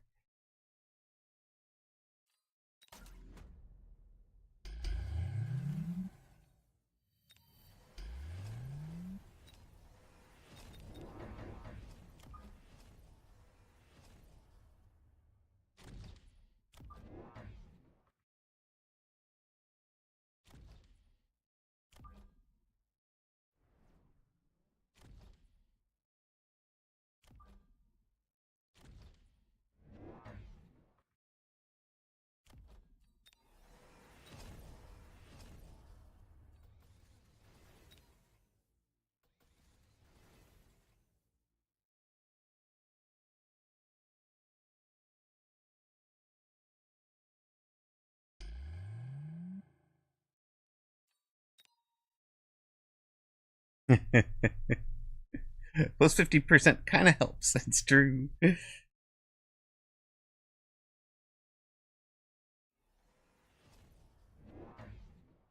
Started watching Lakers before Shaq and Kobe went on a 3 spree. Very nice. We winning today? Blue, we actually are. We're ahead 2 games to nothing in this one.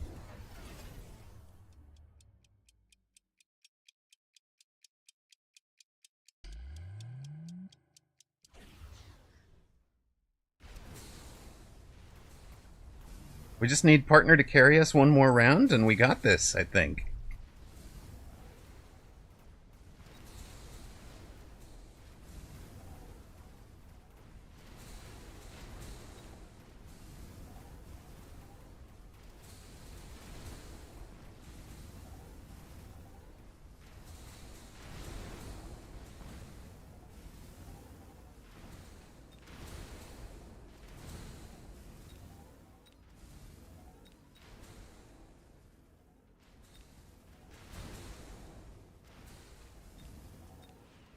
Work on that level 5, buddy. Come on, I need you to get... Oh, you did not get it. I needed you to get it. Why? Are there so many high level... I mean, I'm buying enough time for partner to do all the work over there.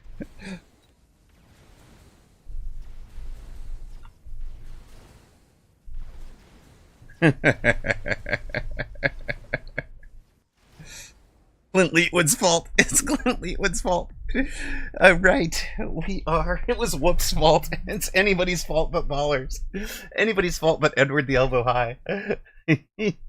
Very nice. All right. Well, I can't remember the last time. I mean, it was probably before this patch started. This before this patch started at all. That's a Hammerrock 3.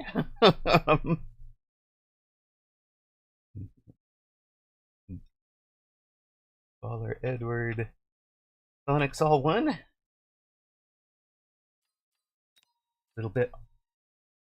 Good. Okay, it just feels good. All right. I'm gonna run slightly longer than ad or better, or slightly longer than normal ad while we set things up. That should be. I think we have. Thank you, Cody. We've got Cody, Baller, Toast, and Clint in the queue. So, Baller, do you want to give that spot to Clint, or do you want to keep the spot?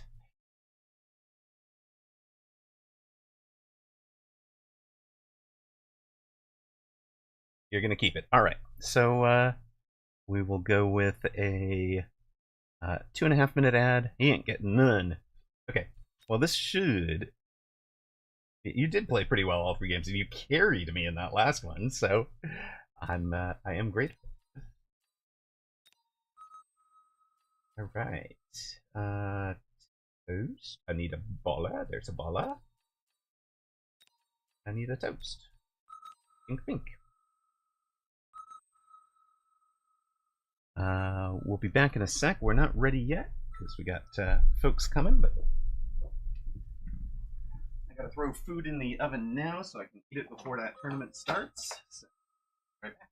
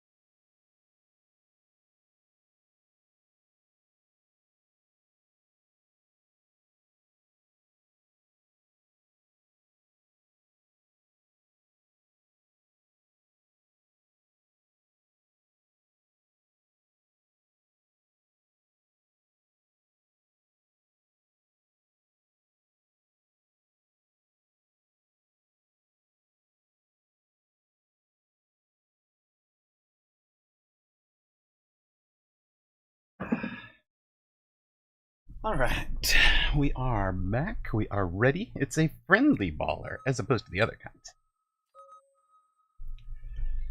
Right.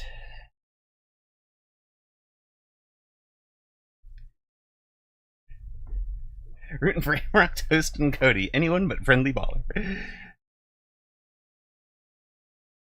All right.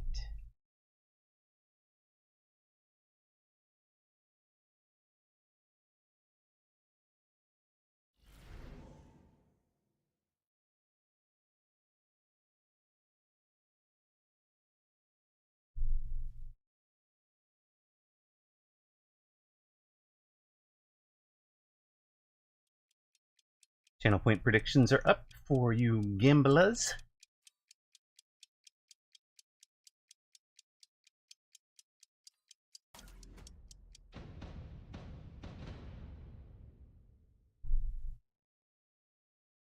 Oh, that is a very friendly baller. I hope you guys have an amazing game. Oh.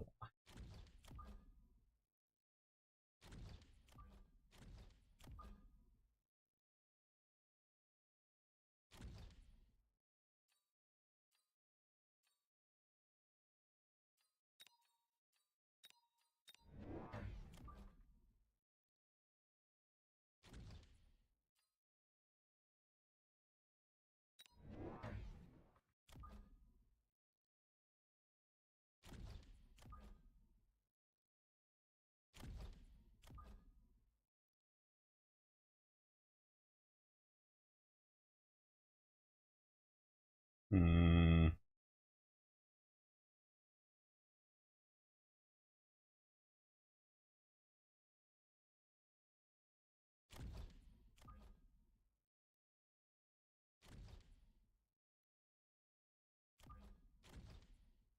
All right, let's go with that. I think.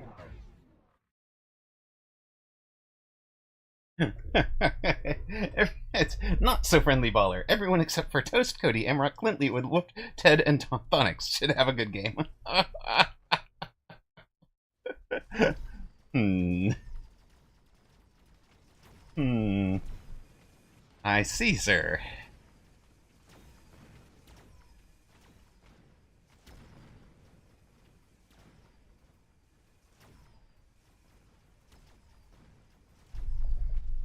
Yeah, this is why those very outside crawlers on round 1 help.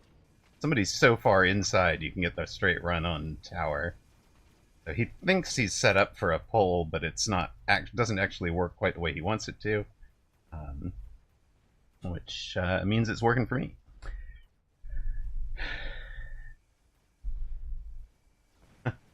Honorable mentions to Zale XP for all. Fairlike and Gab the Mighty. Well, Toast has held out for a while.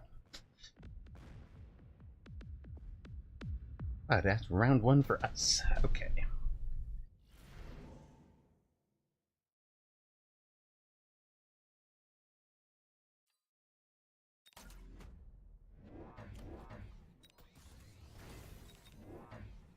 Poor Toast catching strays. Right. What'd I do?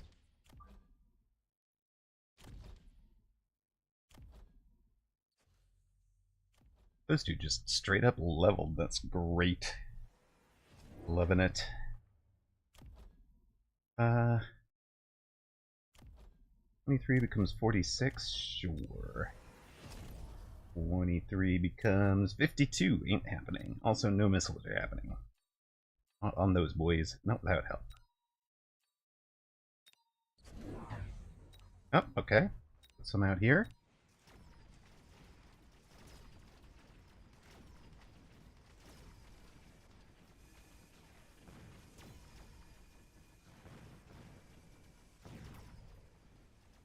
Oh, the steel balls appreciate the early connections. They'll crawlers still go get tower.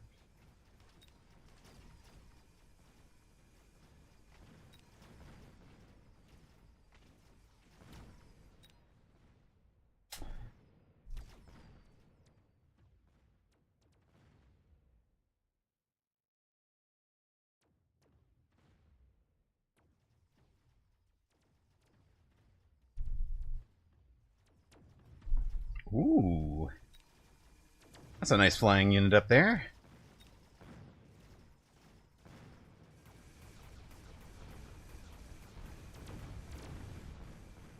Cody clearly has to cheat against Toast by flying. Nice little haste module wraith. You just got mentioned? Yes. It'll be a nice giant spec melter right there. Uh-oh. I see. I see. Well, kind of got what we were hoping for here, so not gonna knock it.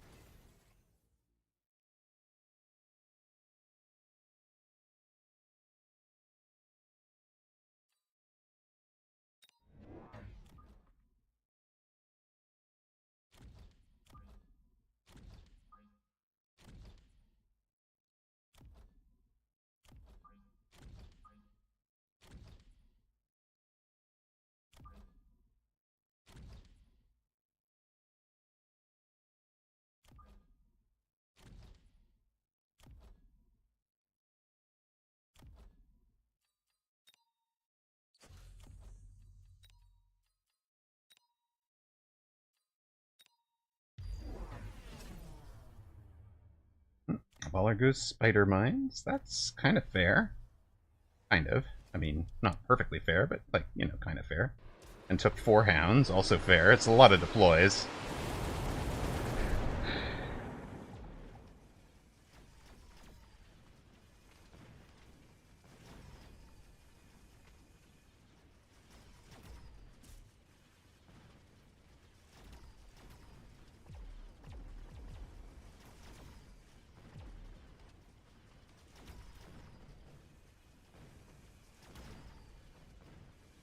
I'm so tempted to say something to tweak Baller.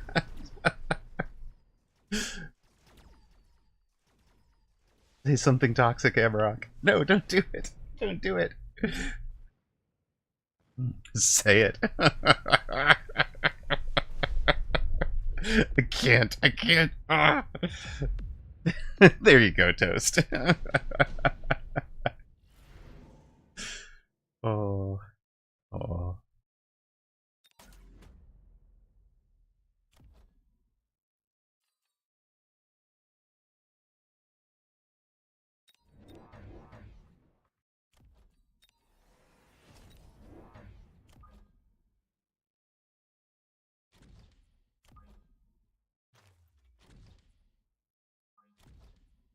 Right? We'd be getting so much of Baller's combat power. It'd be great. And ridiculous. But great. Mostly great.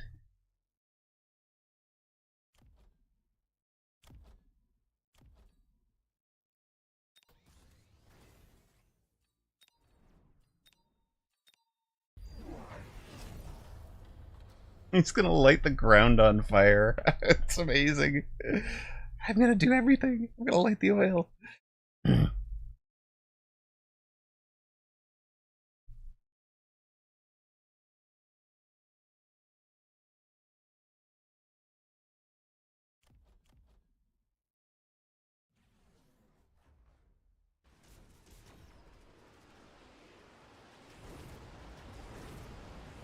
How is this orbital hitting right there that whole round?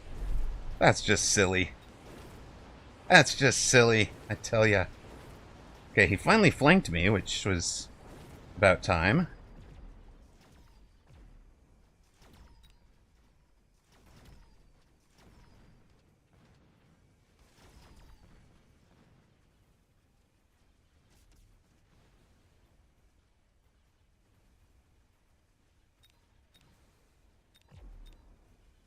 Alright.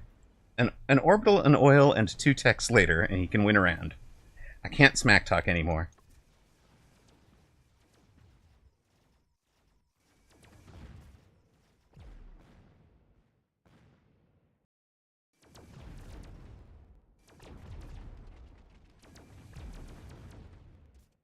Yep. Looks like Cody can, though.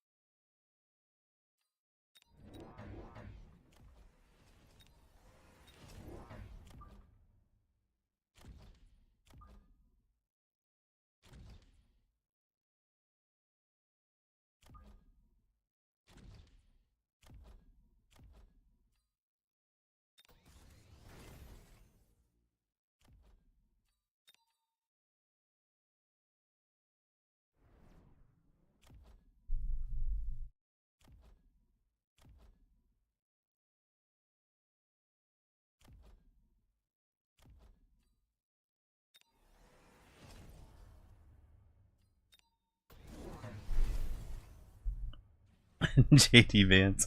Obama? Hello? You're gonna have a basketball grade. It should be Obama. Man could pick the elite, or the, pick March Madness like nobody's business.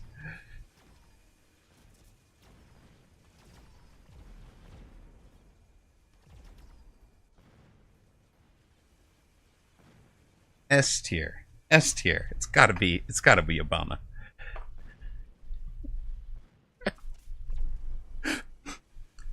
just throwing one of the few things I know about basketball into the ring.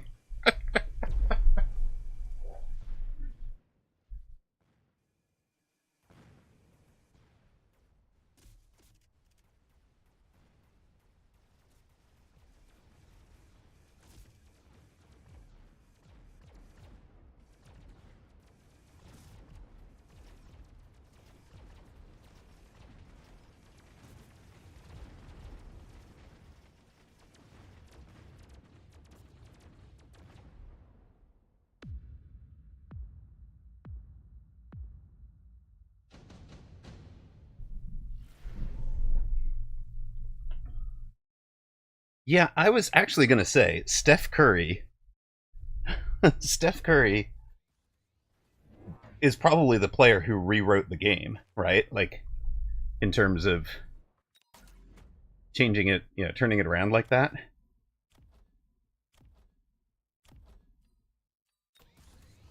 Like, that's a hard one to argue against, I think.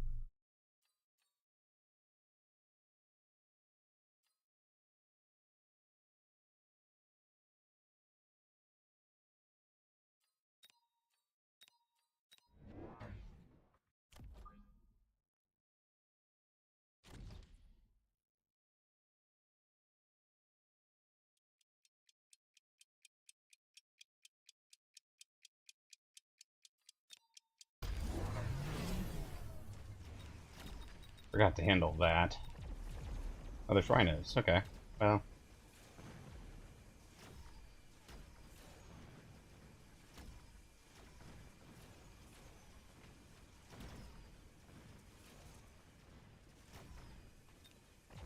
I went away to fill the oven and I just completely forgot that there was a flank down there. Then I came back and looked at chat and didn't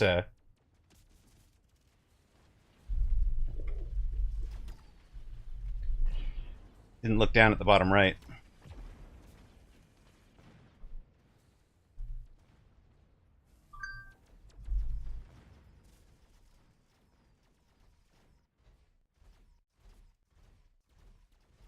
Oops, I'm supposed to go to my pharmacy today to pick something up. I don't think that's happening.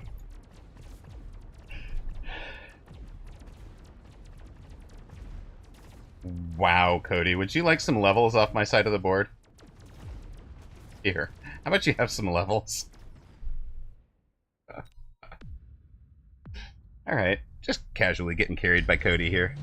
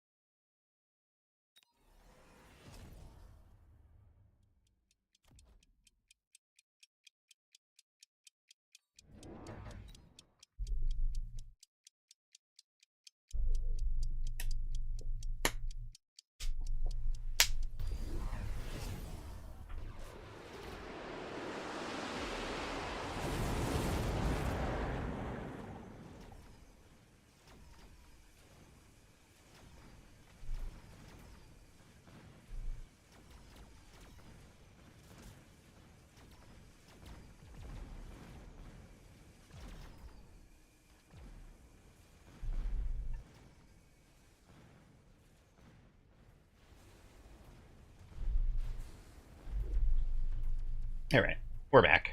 We're back. That rhino did almost get in, it's true. It was close. It was very close.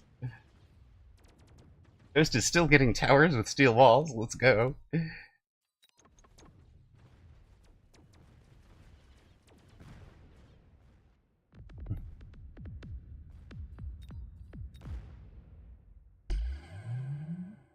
Do we know about Kyle Corver? No, we do not. Well, I do not.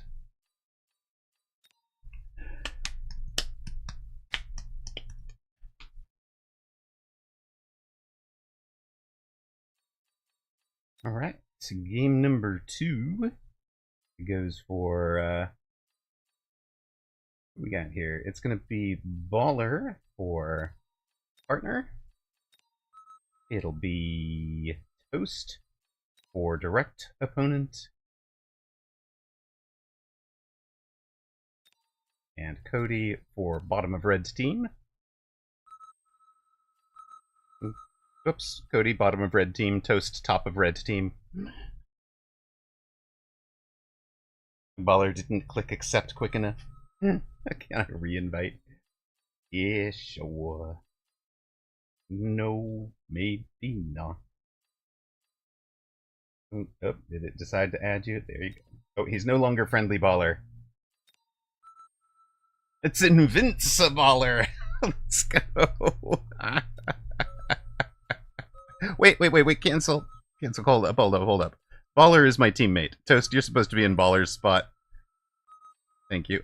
Toast, switch to red team, and then Baller is my teammate.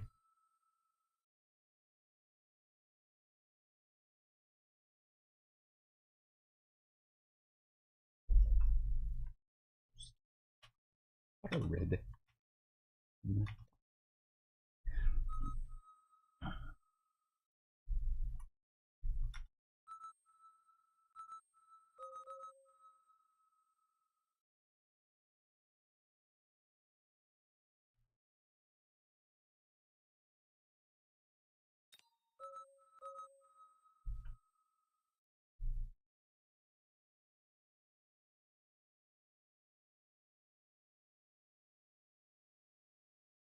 It tries to hide your PFP. I love it.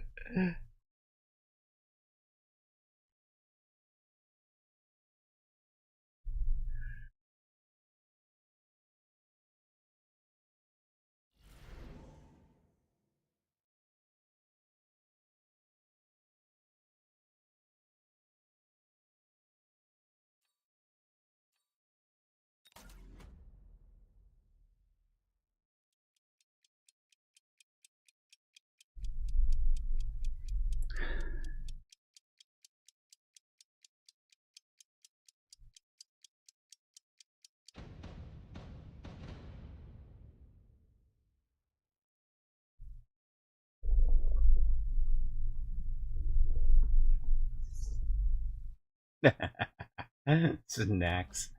Let's go. Alright, we are facing Toast with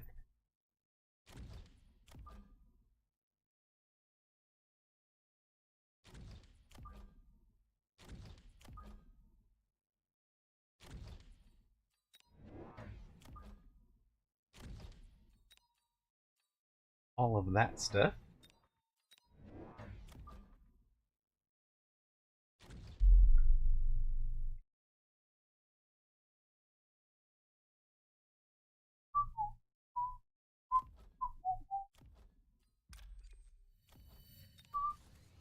Okay, that looks solid.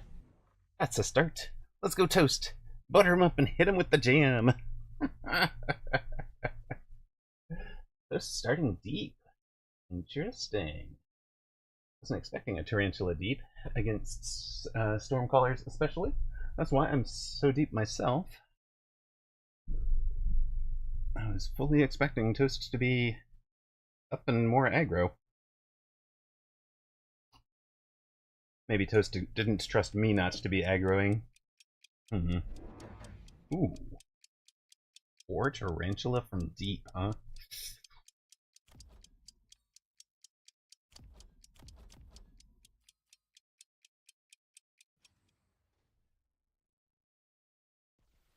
You, yes you, your Jordans are fake. Wait, what? Not liking this look. Need to kill the one that's going to lock on the level 2s quickly. I didn't kill it quickly enough. And that's going to hurt. Alright.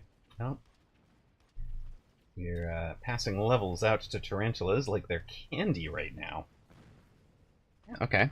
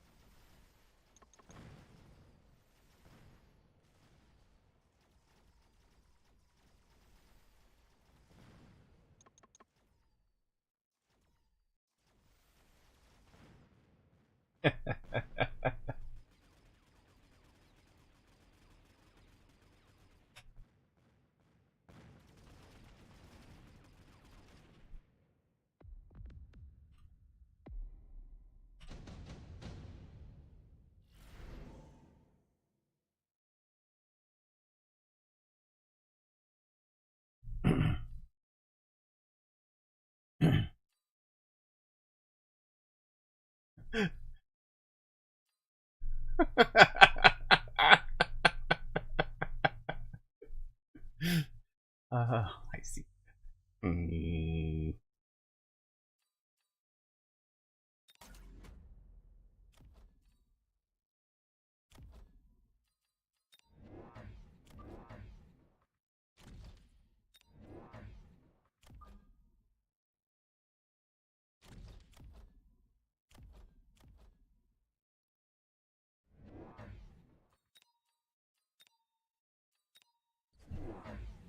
Tough spots to be for Toast. A 4-spider commitment being gobbled up like a snack.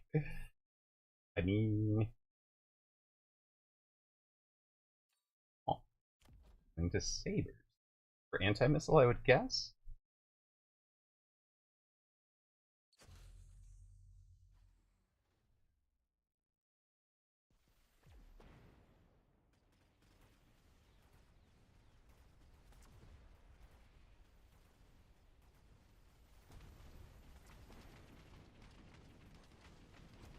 But that's 2 units that are weak to the storms for a bit. So I'm liking where we're at.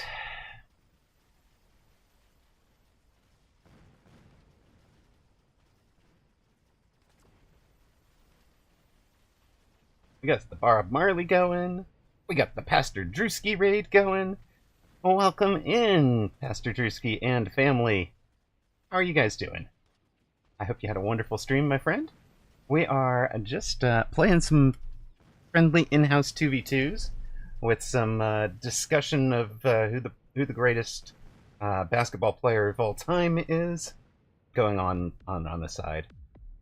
You can guess from that Baller is playing, I'm sure. We're trying to keep the man awake until his 4 a.m. Game, which is coming up on this, not on this channel. His game is on. Excuse me. His game will be on Apuchi's channel in about 90 minutes. That is going to be round 1 of the Mecha Bellum Mini Masters, featuring Dachshund and Baller on Apuchi's channel, with Apuchi and Fab4 co-casting, or you can catch Arctorius versus Sunnyside here, with Amarok and Clint Leetwood co-casting. We'll follow through the second and third games there, which are going to eliminate 2 of the 8 players from the game overall. So...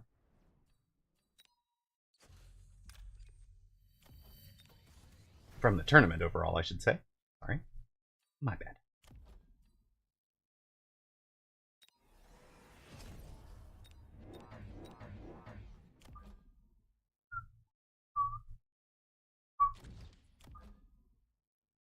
That's coming up in about 90 minutes. Until then, we've got some friendly in-house. Welcome home, Drewski streamers and chat. Okay, are you into... You're not? You haven't teched them yet. You've got a level 3 Phantom Ray going.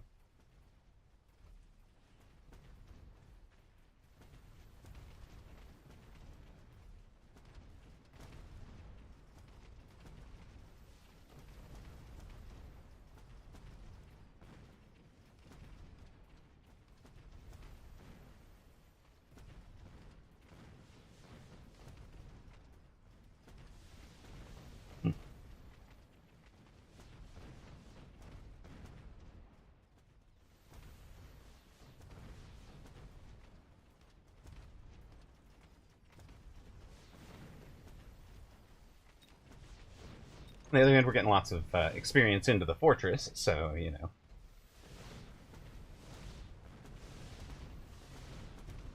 Pretty sure Toast did not want to see a level 2.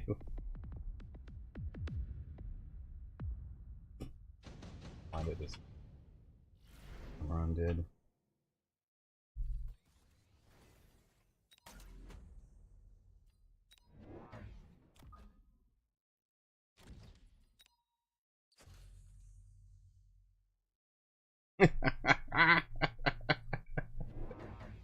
I love that we just have the random smack talk go. Alright, well. You're gonna be... Oh no, you're gonna be back here. Sure.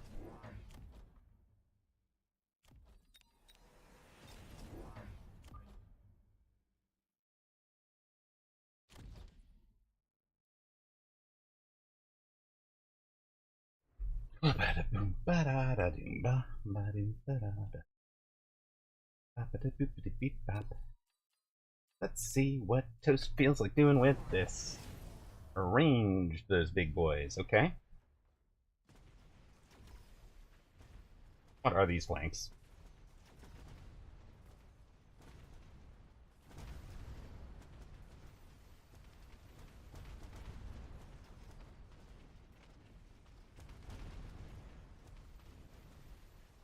Oh, well. Yes. Nope, we were sending a haste... We've sent a haste module fort walkabout. That's fun.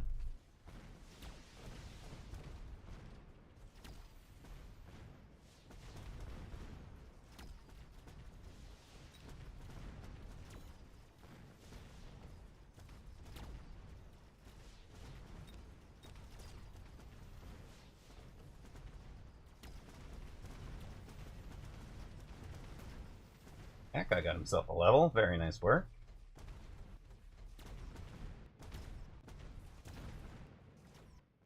Oh, hey, partner is here with flying. Toast and I are having a very honorable ground war. Wait, no, we aren't. Toast has flying. I don't feel bad anymore. Toast already did that play. My fort was totally drunk. It's true. Sapphire Iris, hello. We had to get the flock out of Pastor Drewski's channel. Oh, dear. Oh, dear. Love it. Well.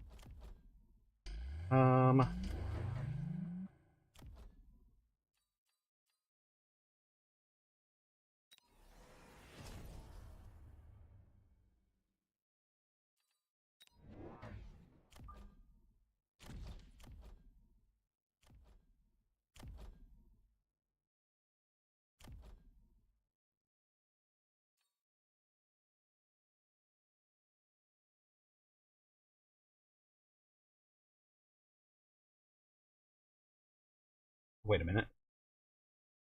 Did not need this.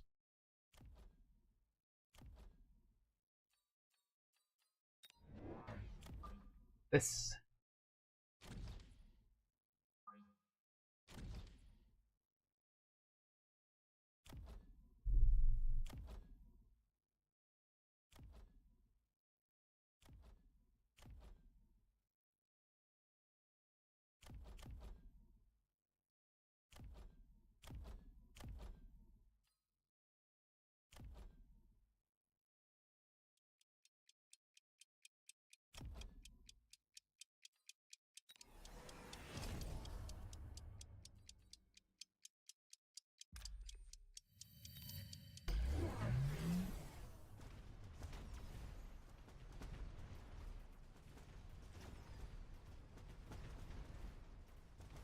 I just get a nice little lock there.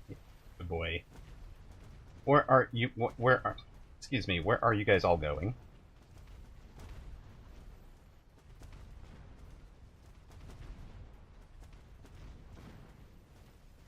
Hello, Amarok in chat. What is this avatar on Toast? It is the Snacks Abyss that we are facing. We have Invinciballer as my teammate. Toast and Cody far side. Snacks, exactly. It's a little Dorito and a little Mountain Dew. Look, this haste module fortress is just winning a battle of maneuver. Literally. I'm gonna sit out here and win a battle of maneuver by dancing a little dance over there.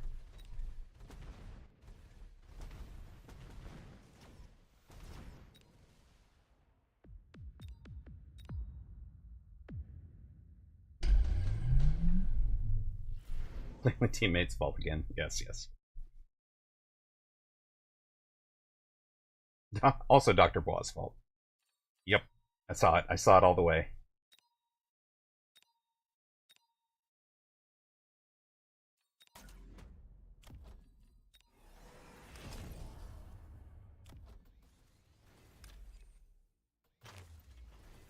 Alright. That will fund you guys.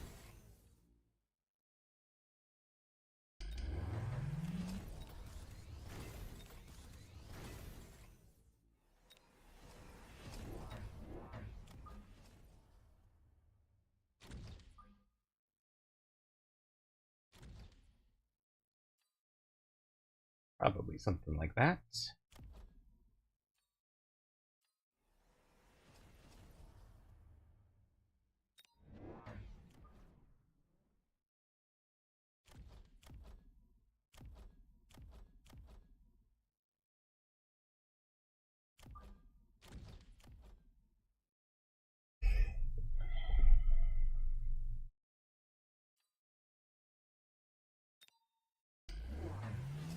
Oh, anti-missile finally out on those sabers. Good.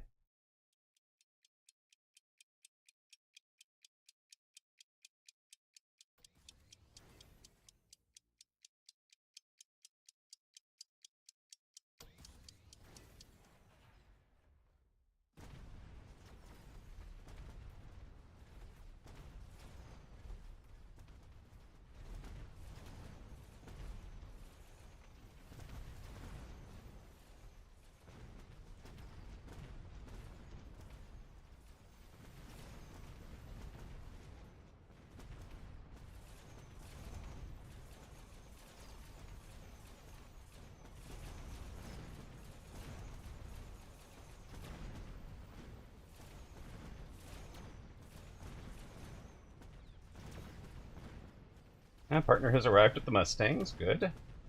Thank you. Much appreciate it. We're Mustang Fort. It's just my fort and partner's Mustangs, apparently.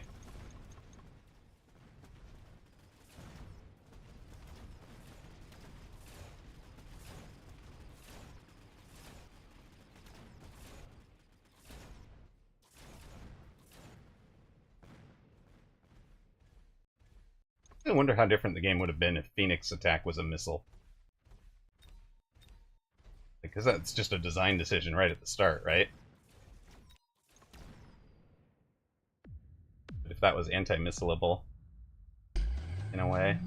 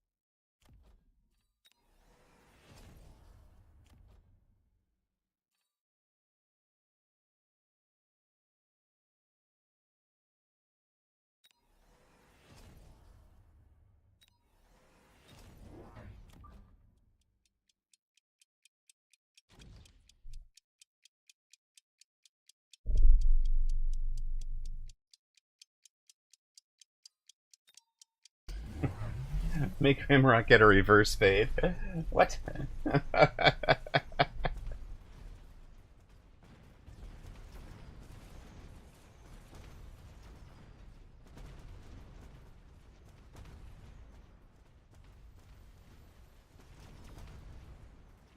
That thing's big. It's a little bit big, yes.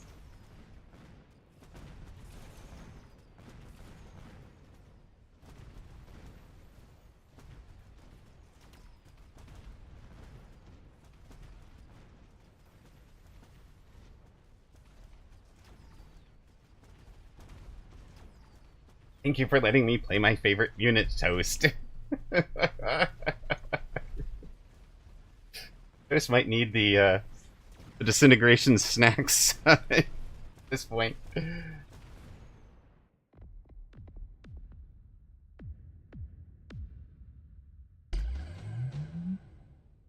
I can beat Baller without even opening the game client. I call it a pretty good day. Oh man, dude, I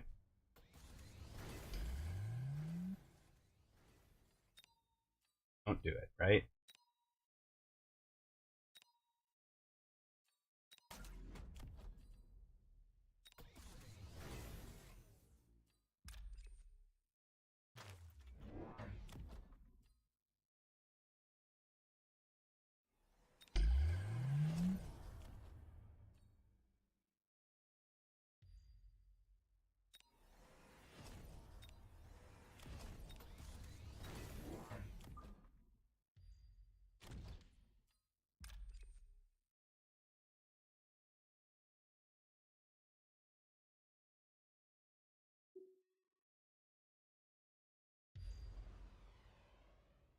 Gotta be like a melter over here, right?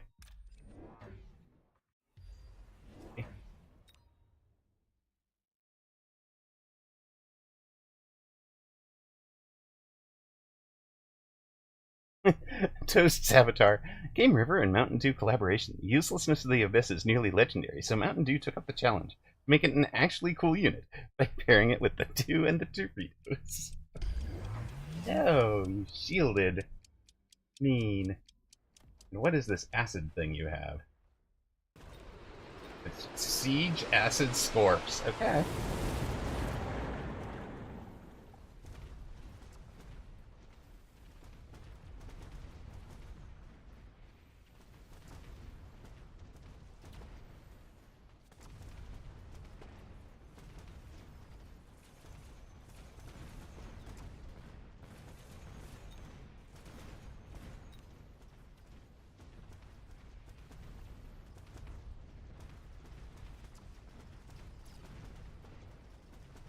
We haven't actually...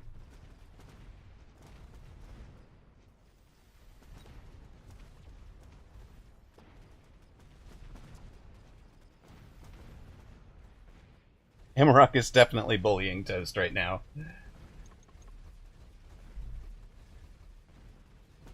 I mean, literally the game gave us a level 3 fort, or a level 1 fort drop on round 3 as training spec when I had an item sitting there. So I just itemized the thing. Oh yeah, it was the range one too. So this thing's got like ridiculous range, and it's just been, you know, having a day. So not much it seemed that Toast could do for that particular build, I think.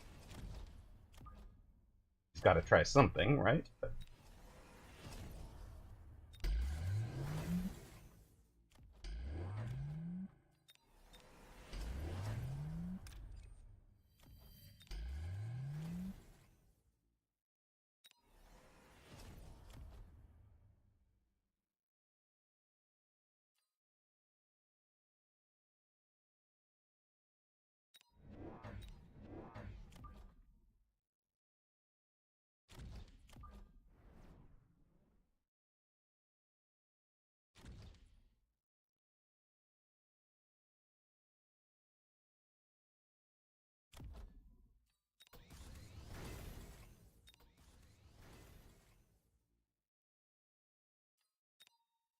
But yeah, at this point we've got 2 level 5 forts over there.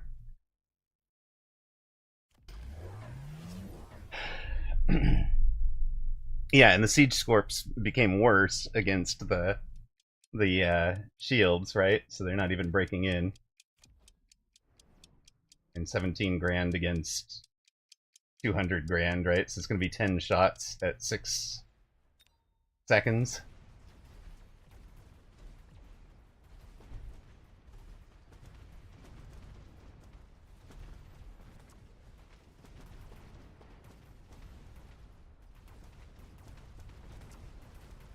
I also kind of like that we're actually getting use out of the speed of the haste module fortress.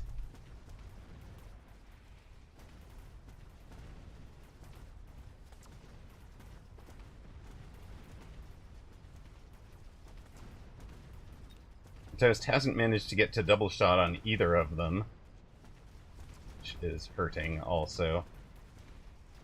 Dr. Bois, Toast is otherwise occupied. Can't score. Range war with me.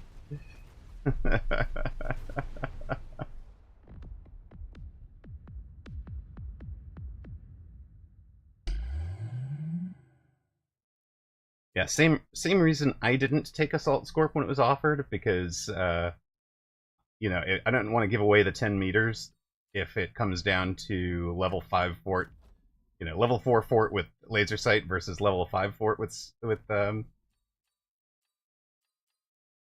it's like, there we go. I saved Baller from the reverse fade. There you go. Just looking out for my viewer. Now I just have to save everybody from the reverse fade, and I'm set. Toast is going to be partner. We'll be right back. Actually, it looks like we might have just run an ad.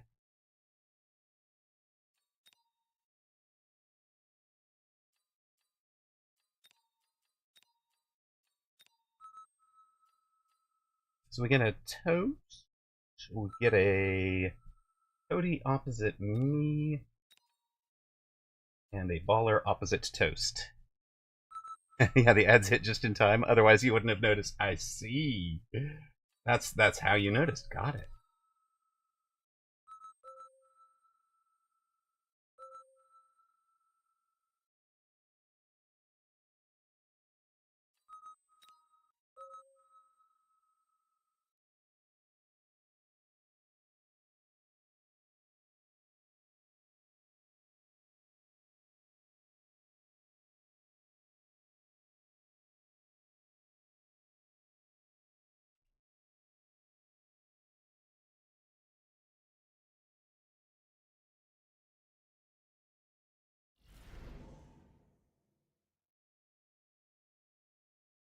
All right, we have run right along into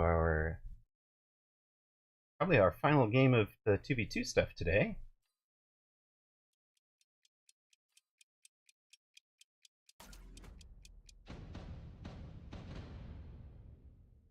Probably. Don't know. Quick supply sledges for Cody. Oh, goodness.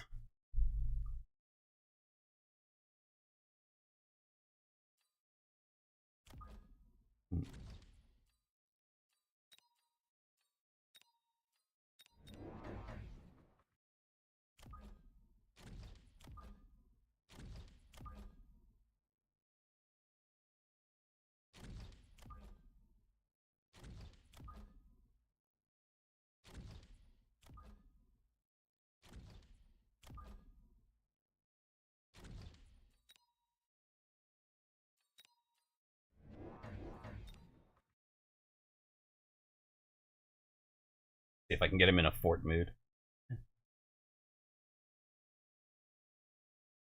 Oh, a reverse fade? It's a hairstyle where you're bald at the top and it fades into hair the lower you go? No. A zoomer mullet. I have not even heard of this. Yes, there is flying from Cody. Cody and I are perfectly aligned with each other. So if I can win the ground war on that side, then I'll still have fangs. Actually, if I win the ground war on the right side, I still have fangs as well. And because the fangs are supporting my crawlers, that's going to go our way a little bit. And his crawlers have closed enough that our fangs stayed behind. We've got a few crawlers getting to tower. This, it's not gonna, I don't know. Might go our way if we can get that tower. Otherwise, the Phoenix just feast on the sledges. Or it gets there with 4. Not great. We need to kill a lot of sledge in a lot of hurry.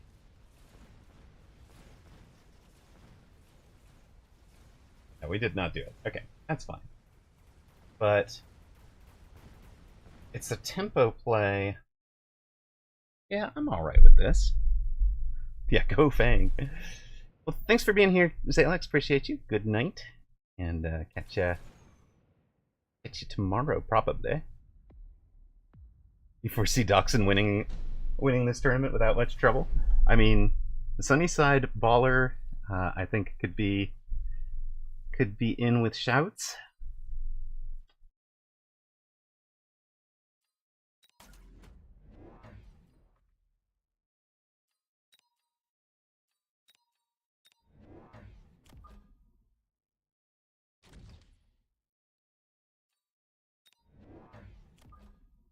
Depends on the first game.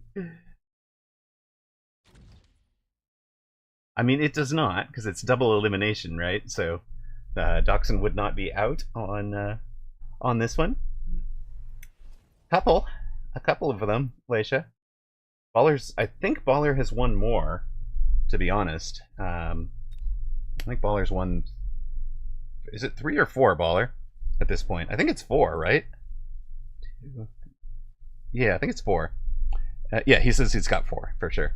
Okay, so I think that's more than Doxson. I think I've got Doxson at 2 or 3, but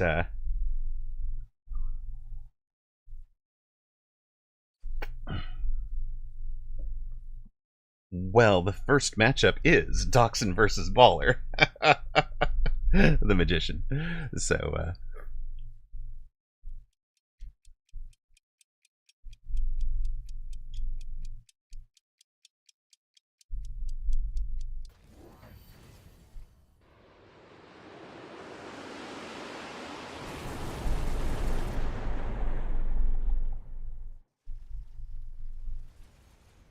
Right. It's not a normal tourney format, and Baller does outperform his MMR in tourneys. It's true. It's a good way of phrasing it too. Is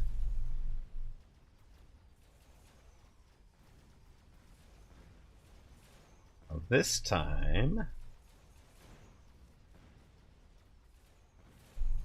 we're playing like a pretty classic mirror here.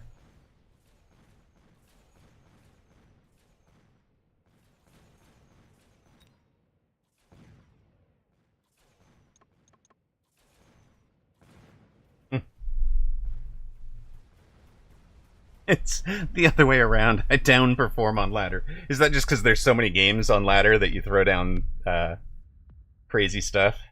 You gotta get bored and like throw down meme and whatever.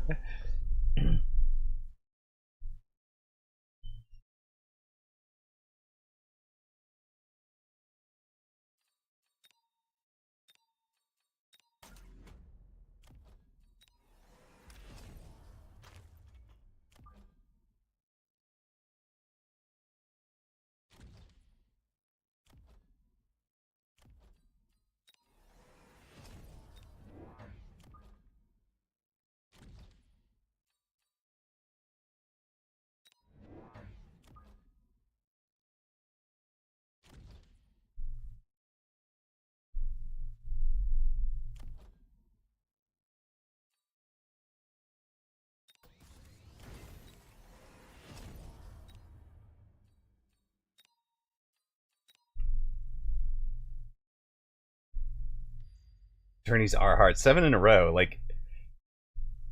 Oh, I see, Dr. Y. You're like, I have the problem way more in tourneys. I can't keep it together long enough for 4 to 7 sweaty games in a row. Yeah, I can absolutely see that. On ladder, you can switch to 2s, go for a walk when you feel the urge. Yeah. Makes sense. Cody and I are having an honorable sledge war. I took the wasps to sell, so I have them for 1 round. I figured if I could get in and buy a bit over there.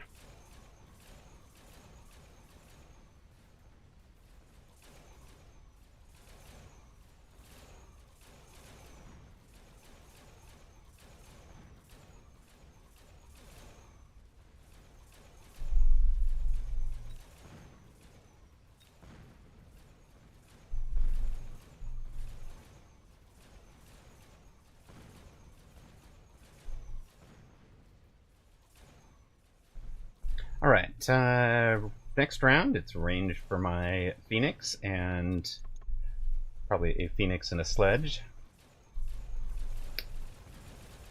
which is 700. That leaves me 100. You're the comic relief, not very favored in tourney. I mean, you're the fascinating... Yeah.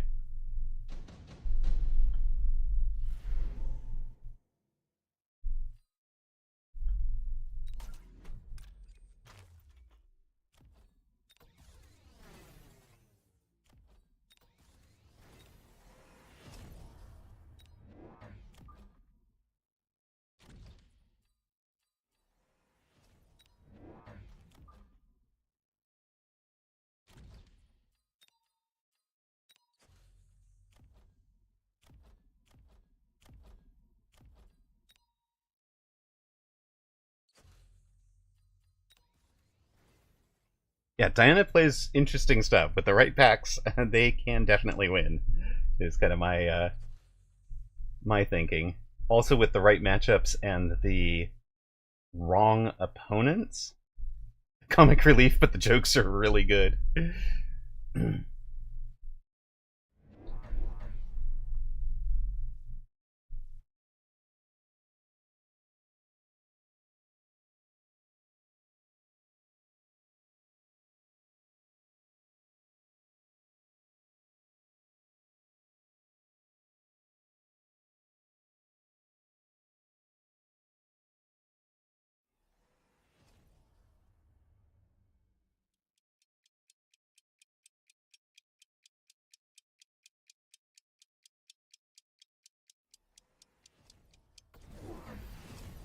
There you go.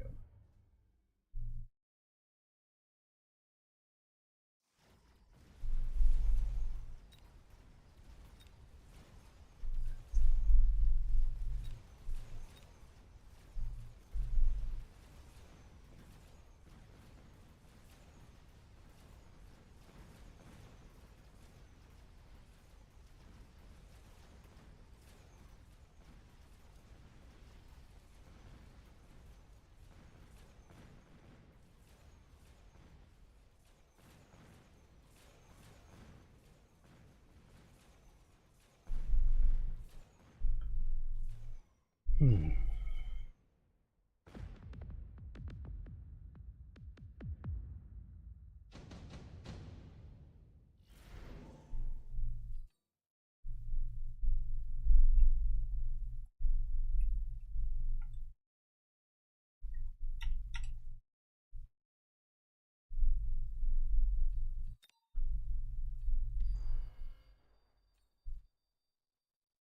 Okay.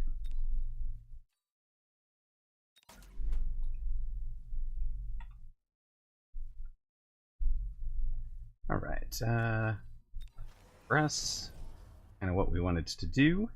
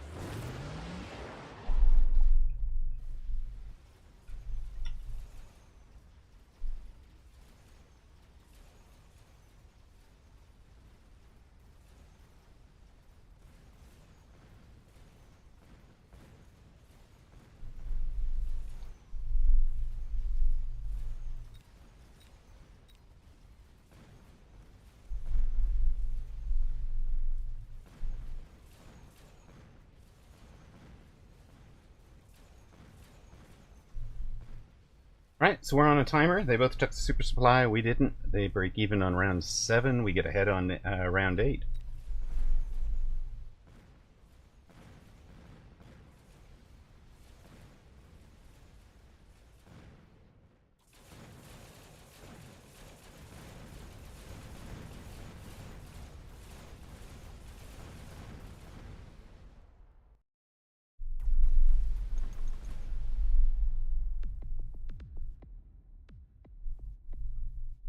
Hello, hello, Willerap. Let's go. How you doing tonight?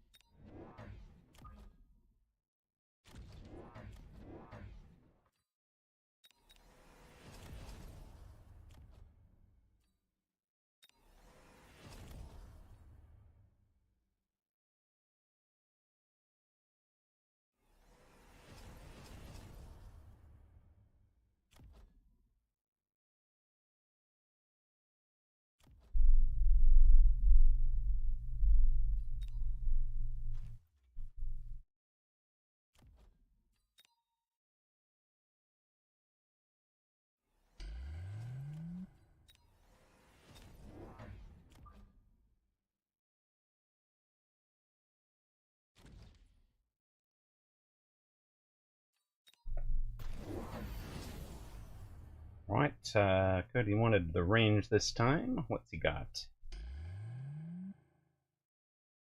One more Phoenix than we've got. We've got 2 shield bubbles.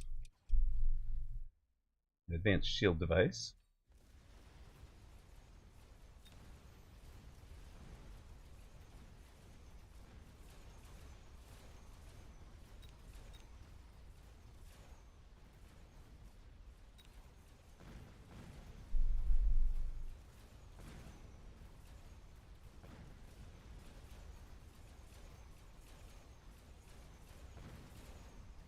Most of opponents' board not fighting from, because they're not fighting from shields, we get shield wins there.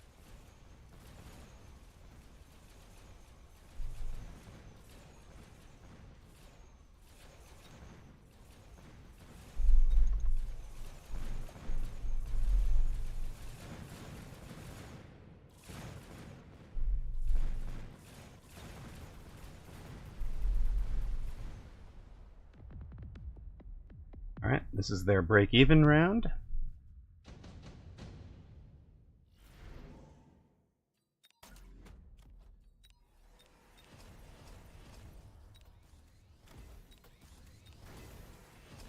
Whoosh, that's going to be a bit rough.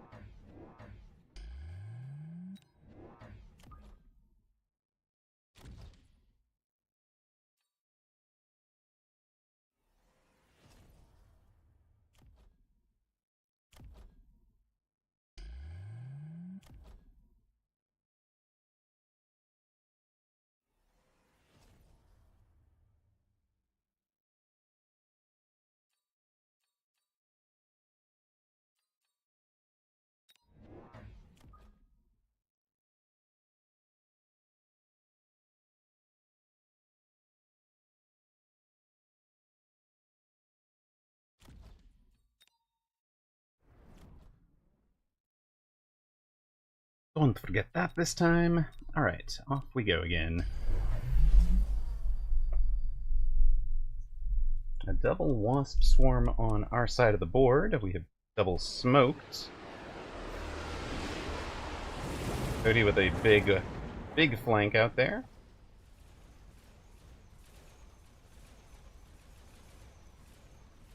That's a very nice flank pull, for sure.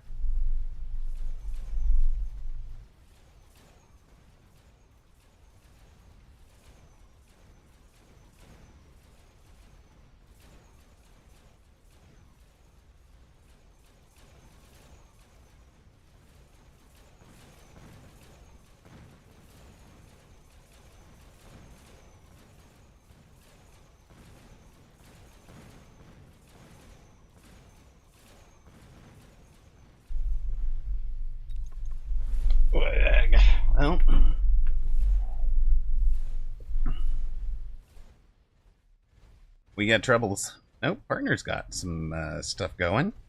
Partner does not have AA on the bar.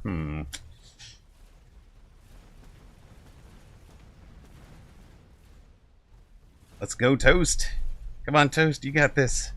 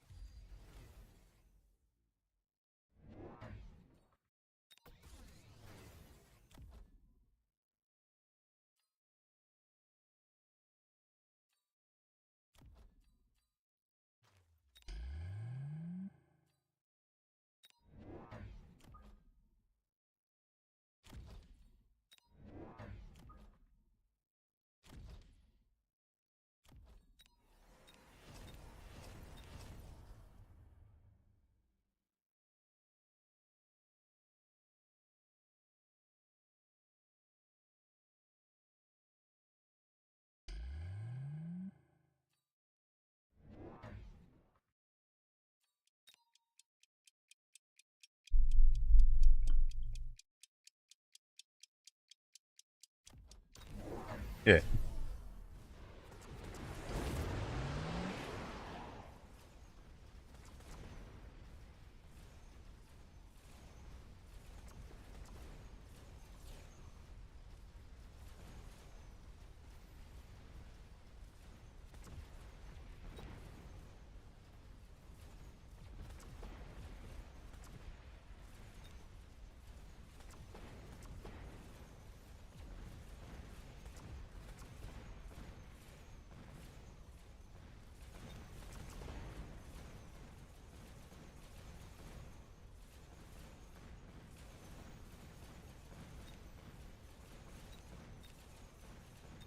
And those guys are outranging us now. That's a bit of a problem.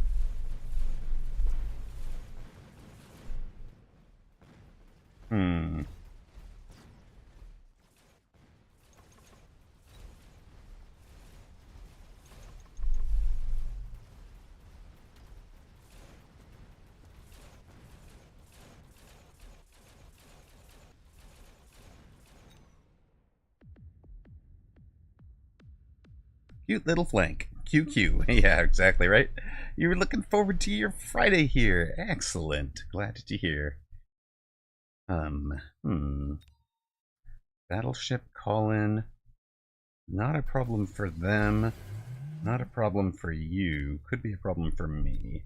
And then we've got to have shields up for the incendiary. We can...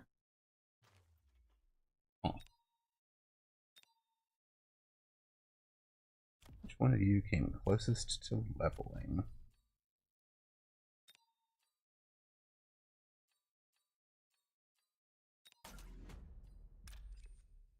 What else?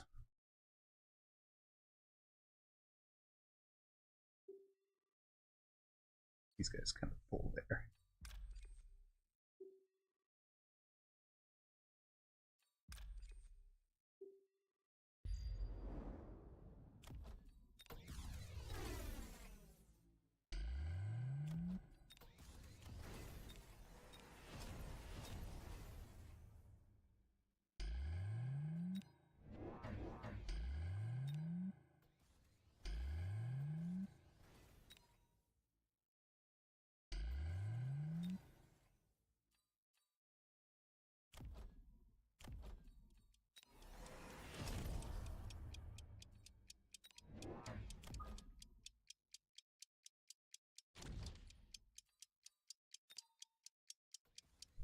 Mini Masters is in 45 minutes, guys. 45 minutes. This is the last match of our last little Fun Friday 2v2 stuff.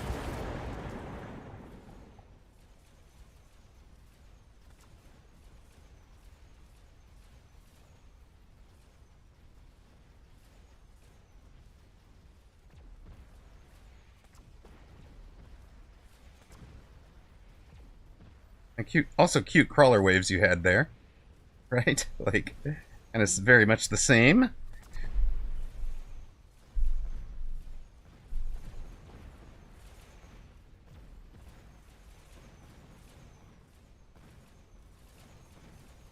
We've still got some fangs walking around. Opponent has added the storms with EMP, but not really what we're going to care about much. Oh, no, no, no, no, no, sir. Versus... Have we gone down? Not yet. Okay. Nice! We got a 1900. Let's go! Not a quick cooldown. Gotta be, right?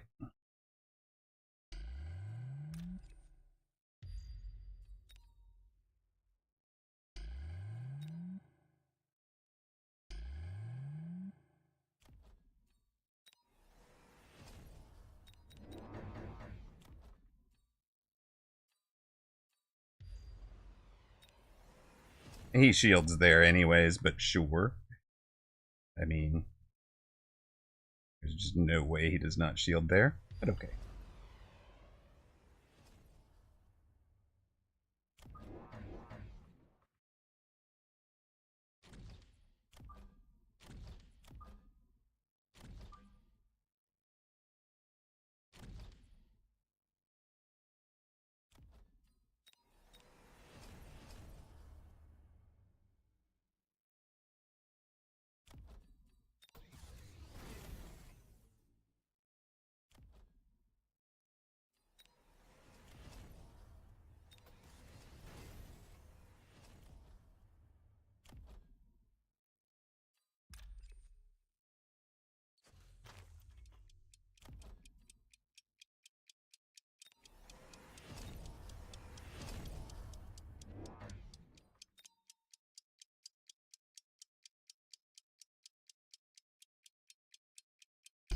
I gotta show Cody Amarok sledges beats.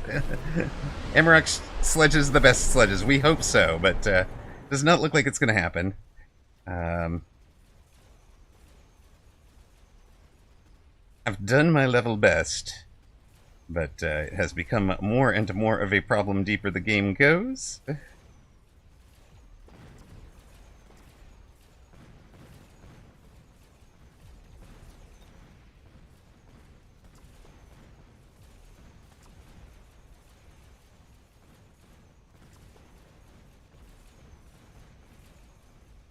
Yeah, hold up, hold up.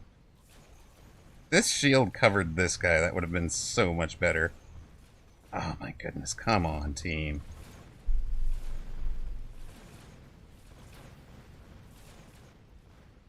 Yep. This one actually swung. Oh, it's not over. I was gonna say, it swung on the round that, you know, that Toast skipped the,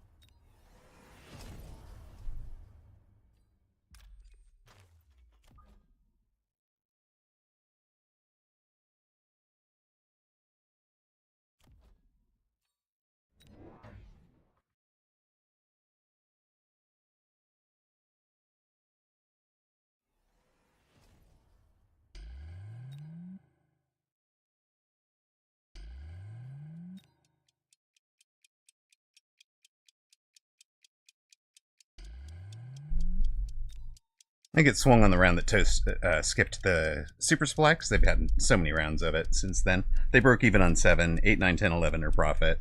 So they're, plus, not only are they plus 600, but we've been loaning since then.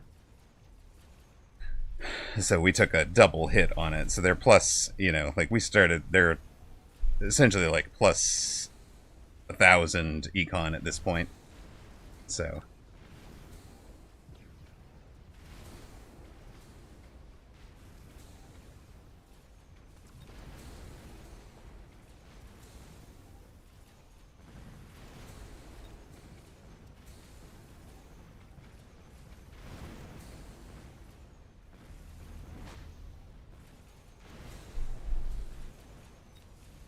We had a war factory. We no longer do. The higher level Phoenix win it for them.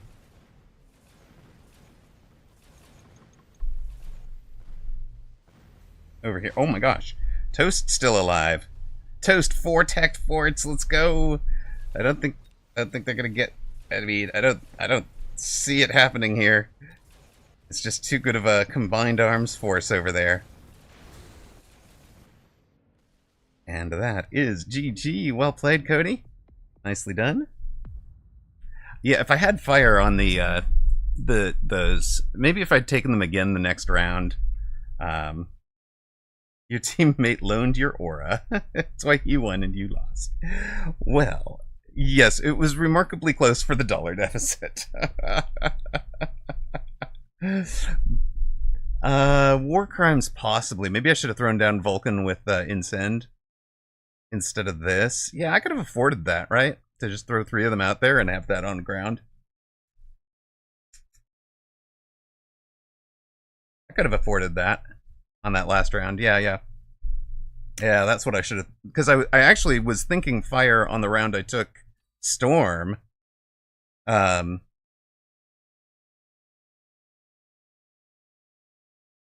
it does not. No, the fire is not the splash radius. I was actually thinking fire the round I took Storm and then bought them and remembered, oh yeah, I switched over to splash at something. Oh, you praised my honor. Well, thank you. Yes, I had took the 2 wasps and sold one of them in order to start getting out of it. Toast, you did well that last game. You did well that last game. If I could have carried my side, we'd have had it. It was, I think that one really hinged on the call for taking the super supply, right? If you'd like taken the super supply on round 6, then I take the super supply, and we're not outmatched like that, econ wise. Because mine, we were each down 600, so total at the end of the game, and because we started loaning when we did, total at the end of the game we were down 2,000 econ. So like it's fine.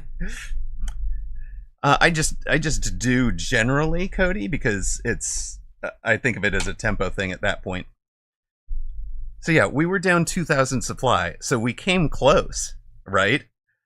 But we couldn't make it work long term, and that's fine. It's just it's just a matter of that one was a rough call, right? I do have to inform you, you had one more loss while you were gone. Dr. Bois managed to get an ad and subscribe for himself while you were otherwise occupied with the games. Sorry. He says, "Ha! I have dodged Toast." From about 40 minutes ago, maybe. Something like that. Be right back. I got dinner out of the oven.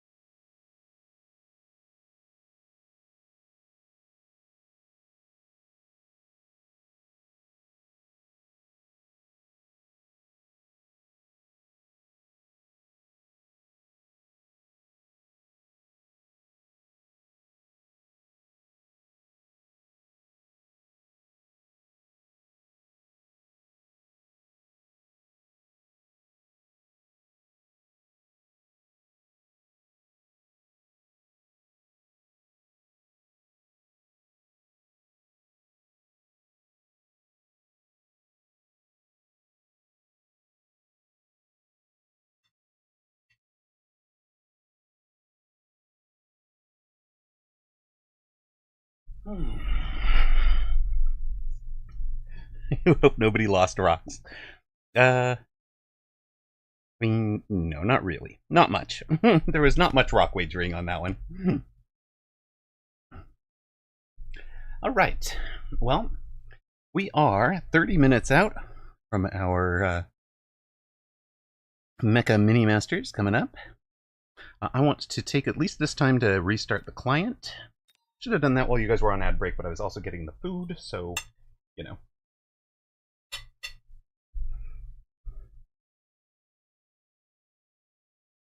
I should have started that before walking away, honestly. All right, food is good. For those of you that don't know, you did not know, there is a... How do I find this? Let's go get this. All right, let's just set the... I'm going to set a couple of announcements up here real quick.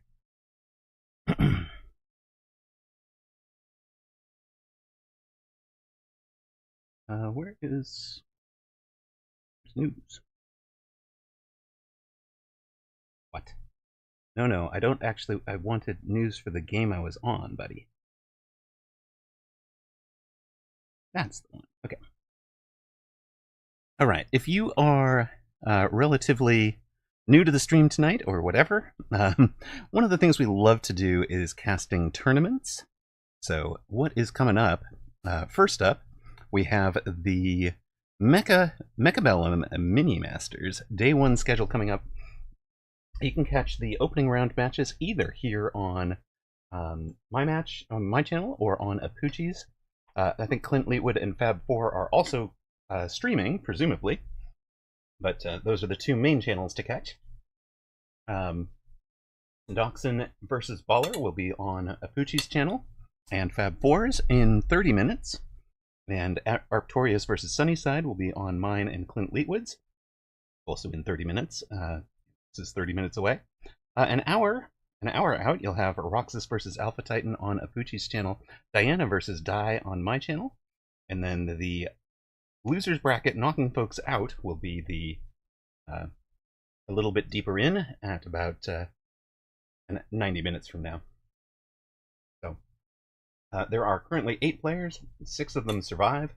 Win any one match tonight and you're through, lose 2 and you're out.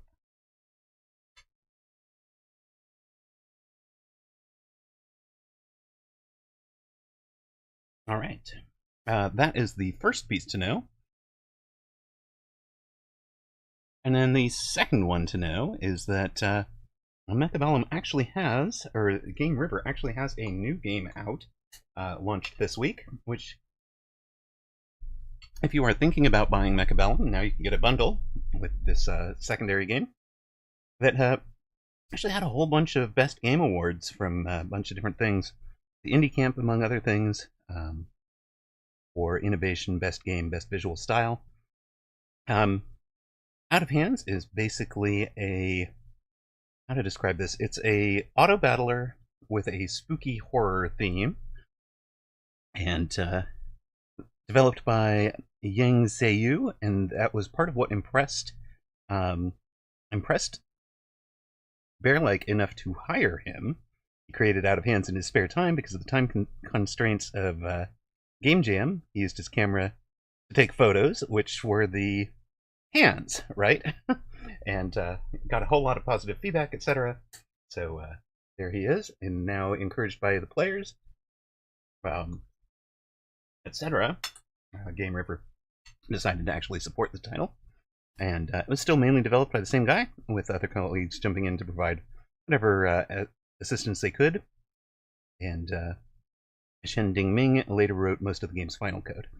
So it's an unconventional 2-person team, but you know, you set up this kind of like, here's a face, okay, you know, like but it's got a very horror, like, thematic style to it that is just pretty cool. It is definitely not my style. I'm not a horror fanatic, as you will, but the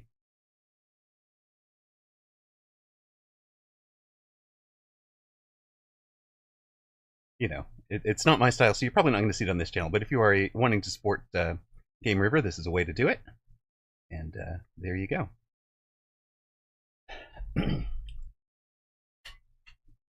What was qualification for the tourney like? Invitation based. So it was basically what they were looking for. Llama was folks who at least have an unconventional play style, aren't just spamming the meta build. Nobody's going to be the idea was like you might have been able to get to 2000 MMR on a for example, if all you did was spam Vulcan Marksman, maybe that could have gotten you to 2000 MMR, but they really wanted to capture people who are right under the Mag 1 level, get them some tournament experience, with the tournament and knockout formats, and hopefully help with their games. And if nothing else, bring us some very exciting play styles, right? So you've got folks like Diana and Baller, Doxin and Alpha Titan. Sunnyside and Diana are both really creative. Doxin's been focused on the hounds. We'll see if that's still present. Di and Arctorius, I think, are the other two. So. Oh, and Roxas. No, Di and Roxas. Roxas has a very unique style as well. That would cause some trouble. Yes, indeed. Onyx, I kind of agree, but there is a reason that the Mag 1 is at different times, right? Oh no, Arctorius was like, yeah, I'm gonna be fine. Then Sunnyside subbed in. WWE switcheroo.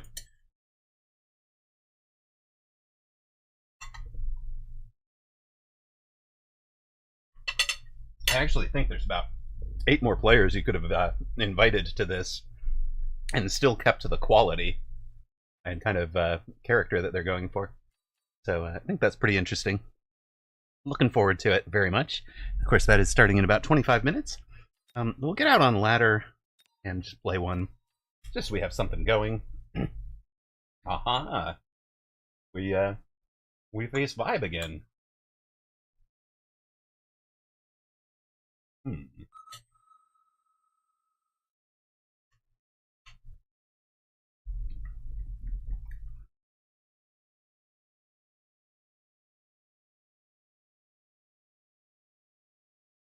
We'll definitely put up some betting for you guys. There you go. Betting is up.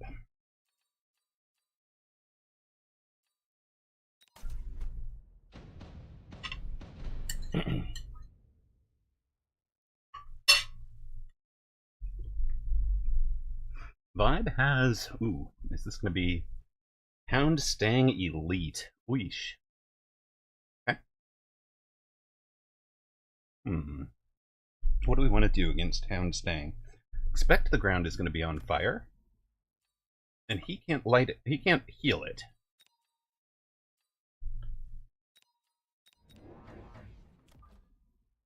Alright.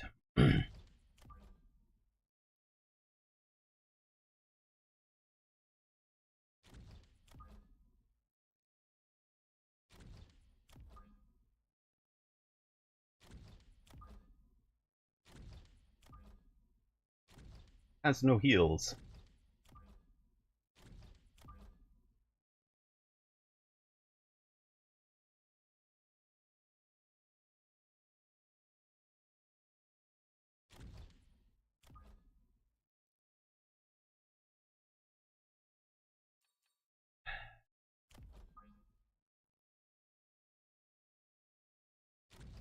Alright, let's see what happens here.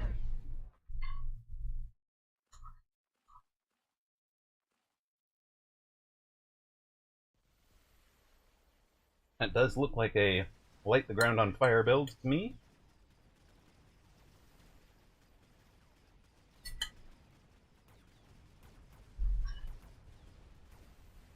You're gonna break up that losing streak?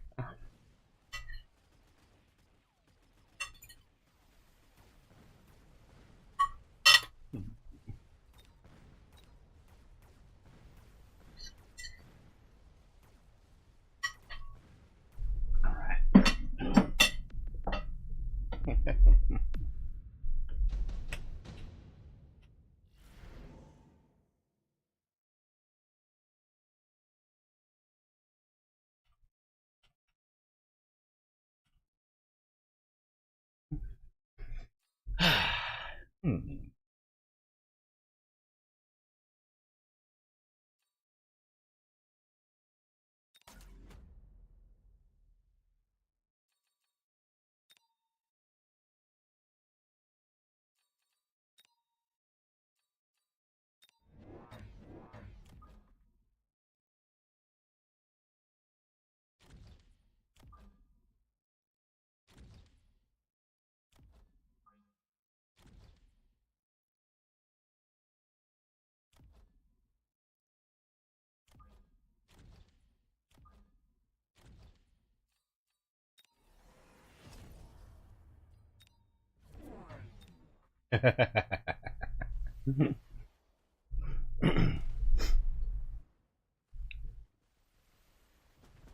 We both match up well versus Vibe because we don't fear Arclight builds. It's true.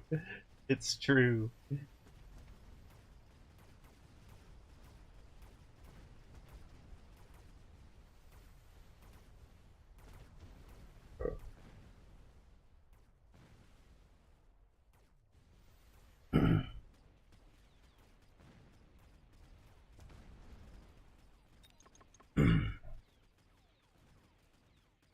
Yeah, Hound's beating Arclight at the moment is a kind of crazy meta, but it is level 2 Arclights, so...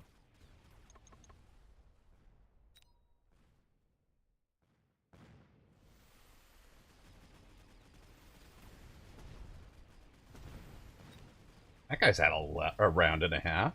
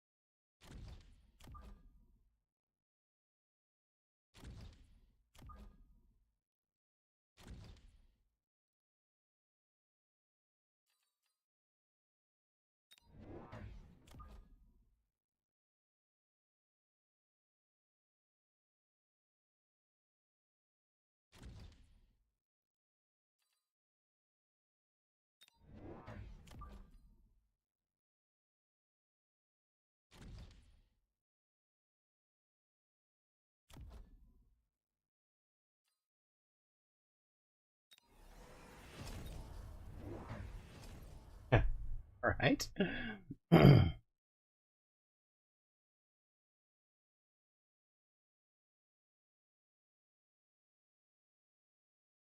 Ranged the arcs, we've ranged the marks. It's gonna be fine. No, Ms. Diana, apologies in advance. Wait, you're trying to break a losing streak? We're like 5-1 right now. I mean, I guess technically we lost a game on somewhere. Like, no. Let's. I have the tracker. That's what we want.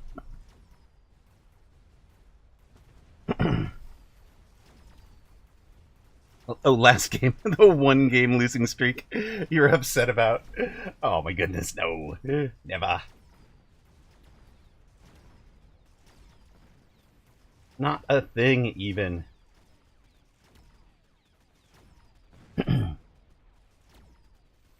Alright, although It's a short streak, right? It is technically a streak. You're not wrong. You're not wrong. Um,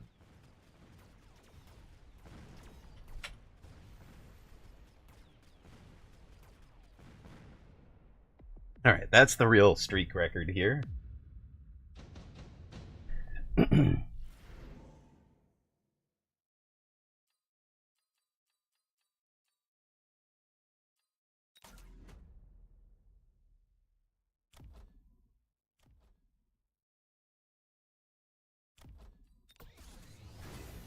Who was the best here? Was it you? Or you? Or...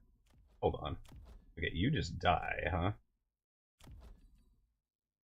That's... You guys are gonna have some ranges.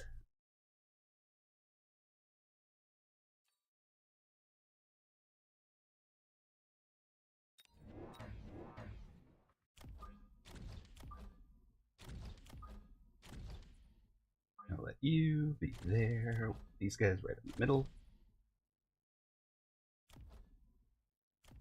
You. Probably you, because you're gonna...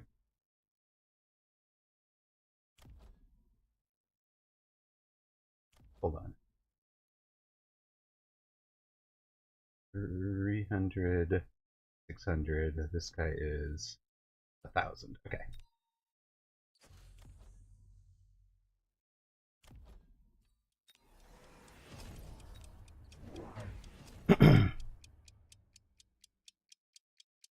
OP leveled Mustangs. You know, you round your side in round 10 of a 2v2. Exactly. Like, what are we worried about here? It's fine. This thing actually trying to heal through it all. Okay. Gonna go for the healing tarantula out there.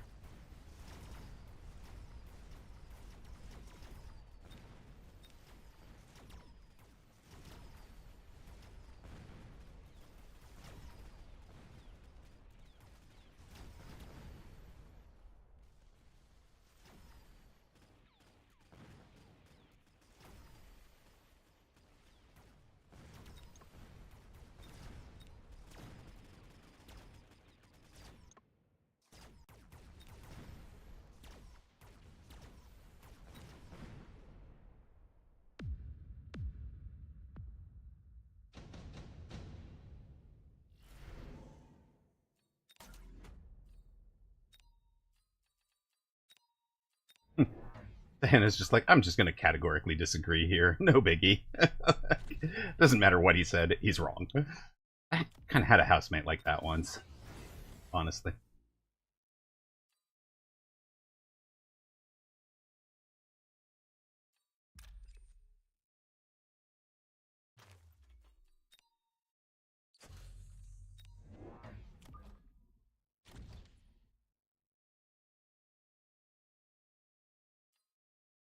Now the dance begins. Well.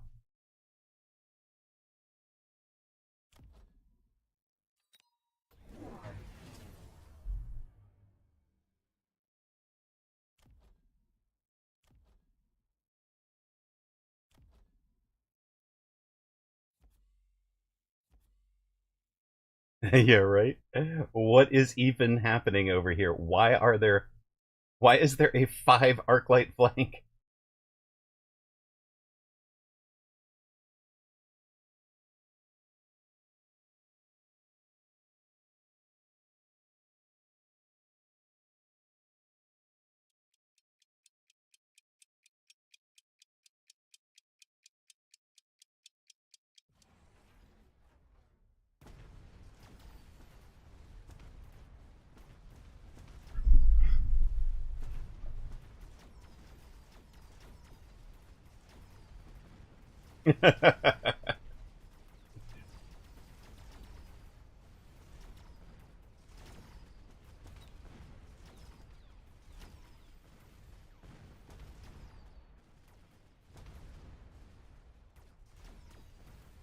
It's a nano repair It's 45,000 hit points, and it's repairing through it.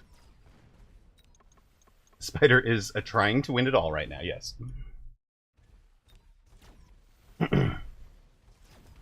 Yes, but still, exactly. There we go. We just needed our other fort to go get the tower. And our ranged marksman gets the level. Perfect. What we needed.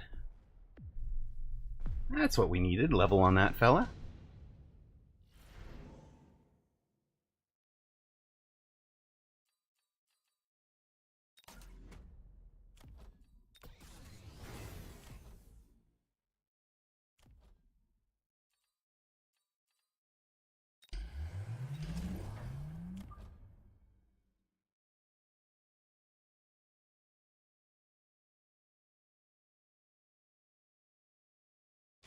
This is the spot for it, isn't it? No. Okay, okay.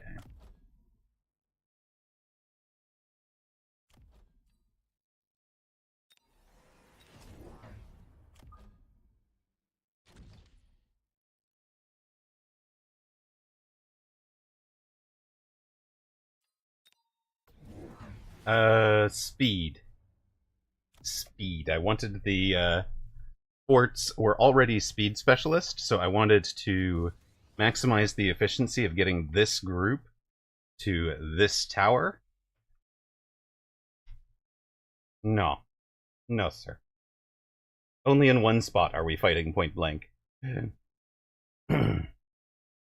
this guy's our carry unit. This guy's his best bud. I need those two to go get towers.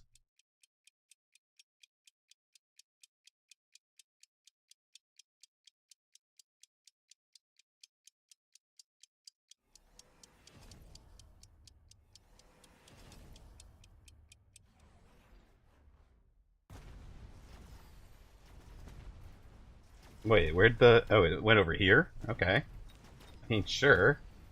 Do it, but,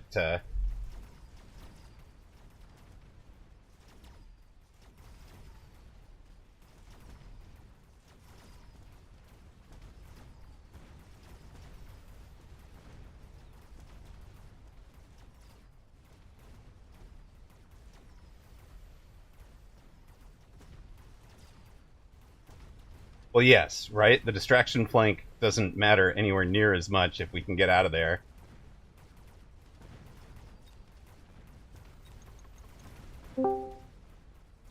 Alright, is that the voice of Clint Leetwood, I hear?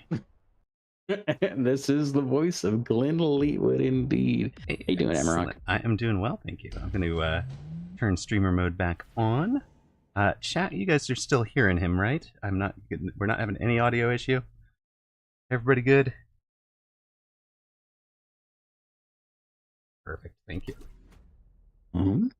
That is a bunch of Fang. I gotta ask. Yeah. Oh, are you in the midst of the game? I'm gonna tune in then. No, please, but please ask. Let's do it.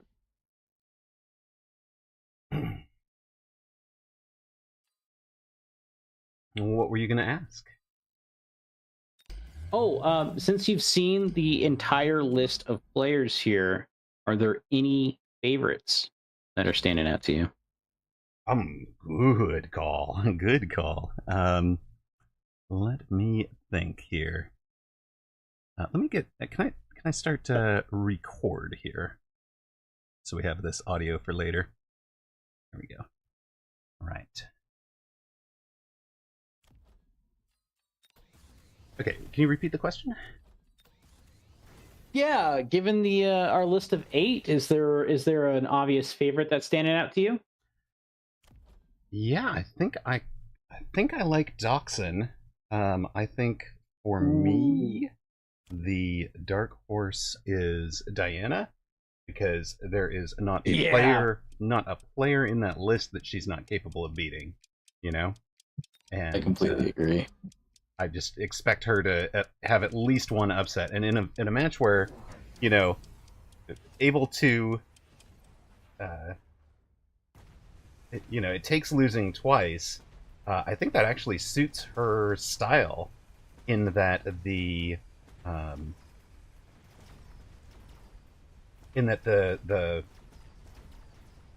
she can afford to take a risk in game one, because if she wins it, she's done for the night, right? Does not care. Mm-hmm.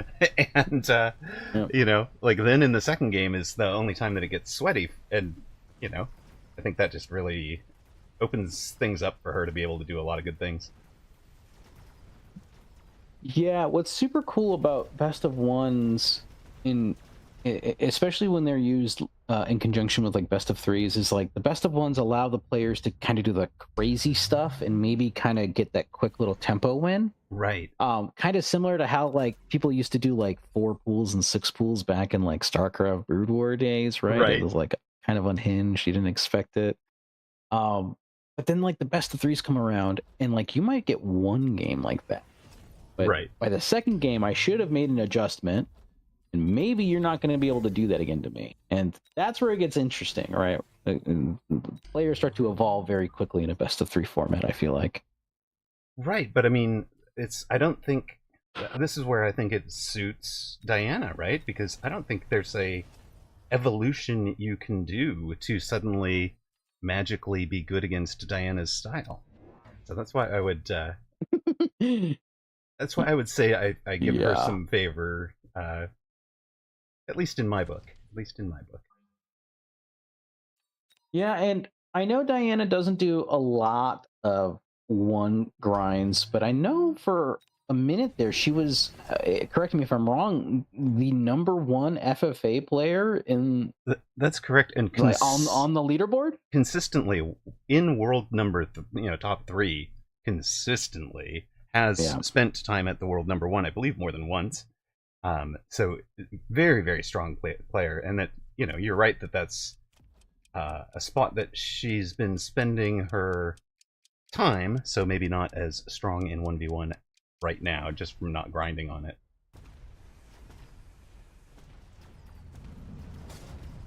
No, I completely agree, and I think her ability to dominate in so many formats and to perform so well in so many formats just comes from this deep intrinsic understanding of the game, right? Right. And she is a legit weekend tournament winner in her own right, as in the 1v1s when she was playing it a lot. So, she is amazing. She plays such a wide variety of strategies that is I just think she's one to watch, one to have fun with this weekend, or in this format.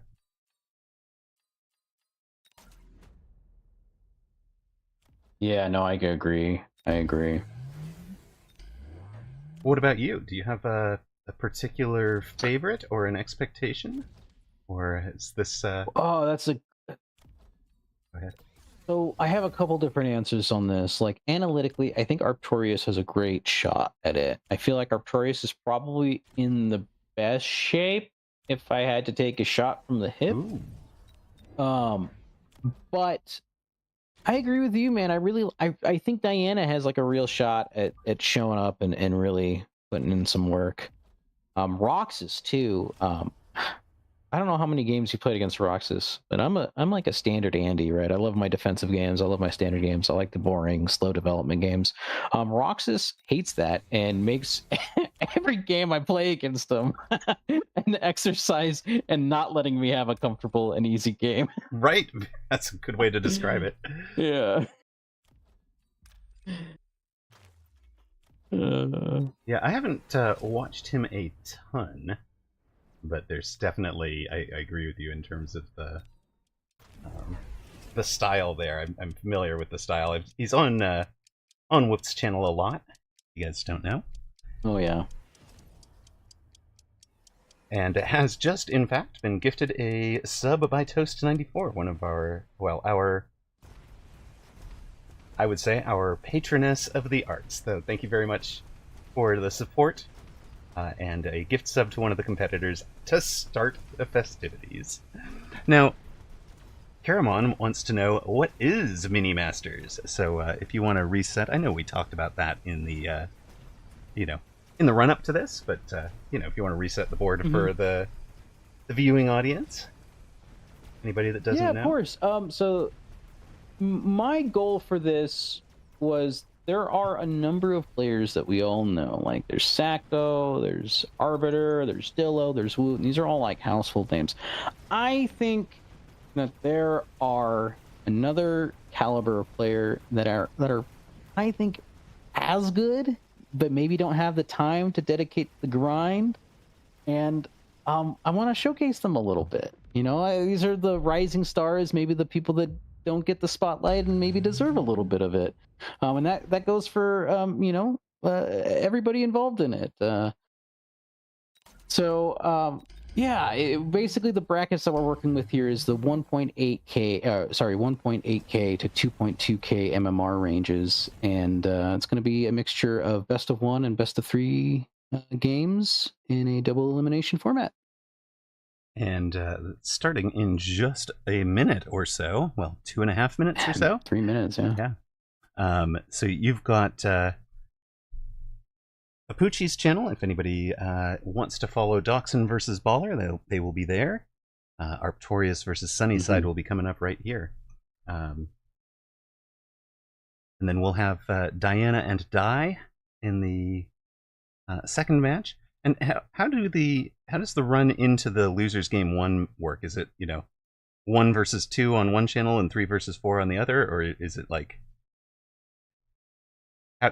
who goes to which slot? Like, are we going to see a player we hadn't seen before, 2 players we hadn't seen before, or? Yeah. So let's look at the schedule. One moment. So the games that we're going to be seeing are going to be Arctorius and Sunnyside, and then Diana versus Di, and then we'll be casting the losers game 2. So we will be eliminating 2 players tonight. And let's take a look at what those brackets would be. So that'd be the losers of 3 and 4. So yeah, we would actually see everyone, or at least every set of player except the first bracket. Except Doxin Baller. Tonight. Perfect. Yeah. Well, thank you very much. So we're going to get a nice little schmix of everything. Mm-hmm. I see Alpha Titan has checked into chat. Welcome. He's I note that I'm not casting Alpha Titan on round 1 because, he's a mod on my channel. So I can understand.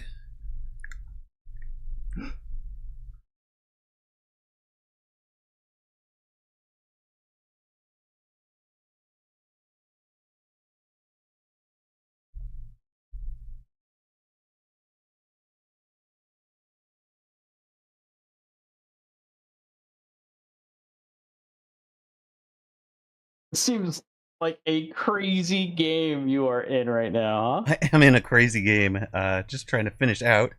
So apologies if I'm holding things up. You're quite all right. But yeah, we're having a fun one. Vibe and I often wind into these kind of unique strat games against each other for whatever reason.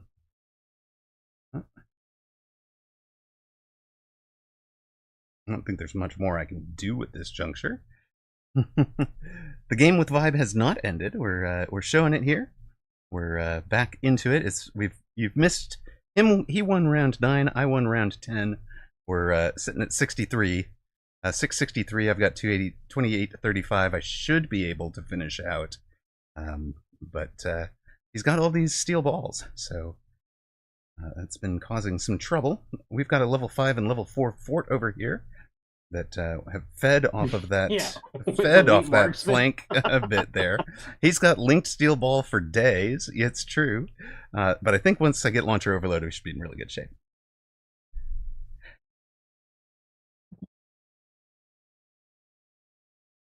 That's crazy. Yep. Missiling, orbital javelining one of them out was really helpful. And then, of course, we've got level 1 balls in front to tank for or level 1 forts in front to tank for the level 3s, etc. We haven't sold the boat. It's right here.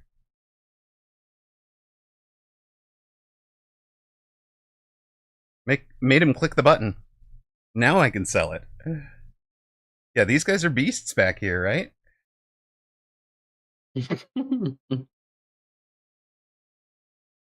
Need to put some work into the marksman, I think. Pretty good round for him.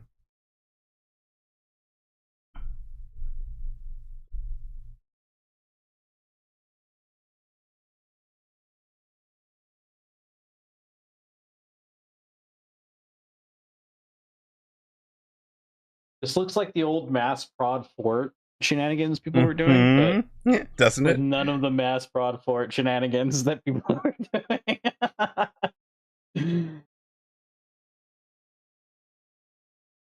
Oh, that's an interesting bug. What'd you get? The two link balls in the center of my screen have like a weird never mind, it's fixed now, but it had like a weird polyhedron shape in the sky. I don't know how to describe it. All right.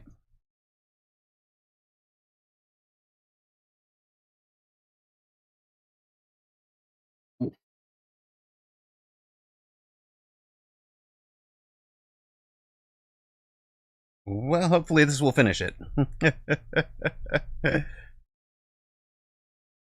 Those link steel balls are terrifying, man. Nah, we got them. Watch how we chew through them with level 3 forts with launcher overload. It's gonna be fine.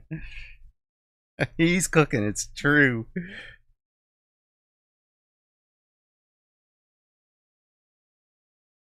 Wonder if I should have put the absorb on the level 5 over here. That could be a problem. They're gonna go straight up. Okay, fine.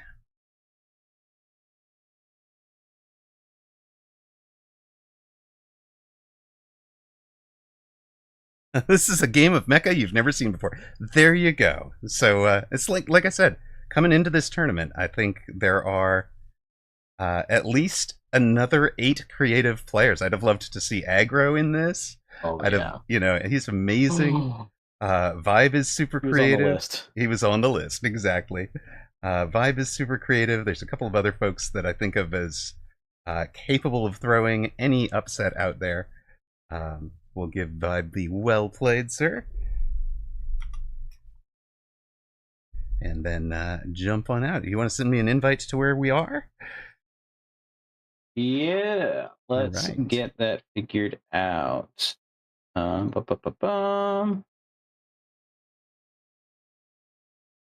Let me just talk to my TO, make sure we're all good. All right. Oop, I just got a ping.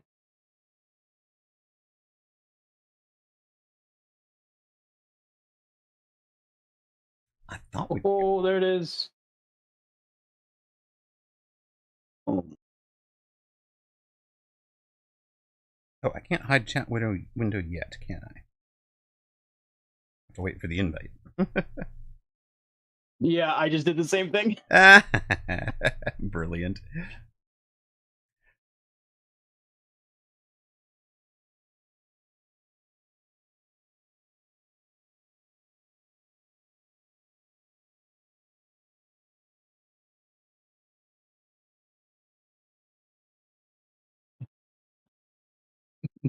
Dice says capable of throwing. Oh ho ho, he's talking about me.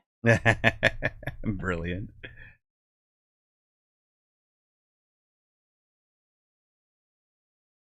All right, folks, welcome to the Mechabellum Mini Masters. Your hosts Amarok and Clint Leetwood. We've got 8 solid players with some creative playstyles lined up for a 3 Friday nights of action for you. It's going to be brilliant. I'm really looking forward to it. Today we will have Dachshund versus Baller on Apuchi's channel. Arptorius versus Sunnyside coming right up here. And with me in the booth is Clint Leetwood. Hi, Clint. How you doing? I'm great. I'm great, and I'm really looking forward to some creative Mechabellum. How about you?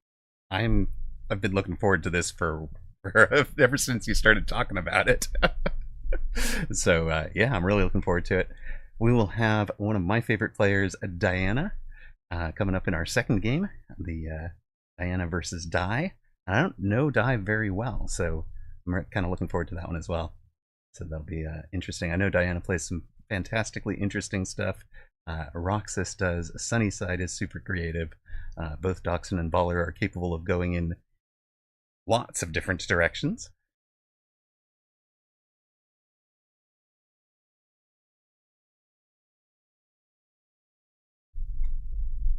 Yeah, both of these players endlessly creative. I think so. It's been a minute since I've watched some of Arctorius, but I know Sunnyside. It's been on a little bit of a hiatus, not playing as actively as she once was. But if I'm not mistaken, I've taken a couple games off of Arctorius, but I've never taken a game off of Sunnyside. So we've got some very, very high caliber players. And I think Sunnyside's a little more unorthodox, plays a little more aggro-centric, and my understanding is that Arctorius was usually more of a standard, more of a defensive board that they're developing. Arctorius is... I'm familiar with Arctorius more from 2v2s, where you can see a solid 2v2 badge on right now. So, which badge is that at the moment? I can't quite... Oh, it's the Advanced Group 1 second place for Weekend Tournament 102. And these two are going to get started. Arctorius will be near side blue, Sunnyside, far side red.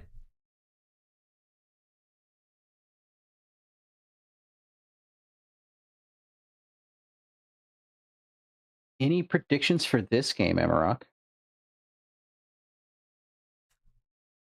I'm going to take Sunnyside here.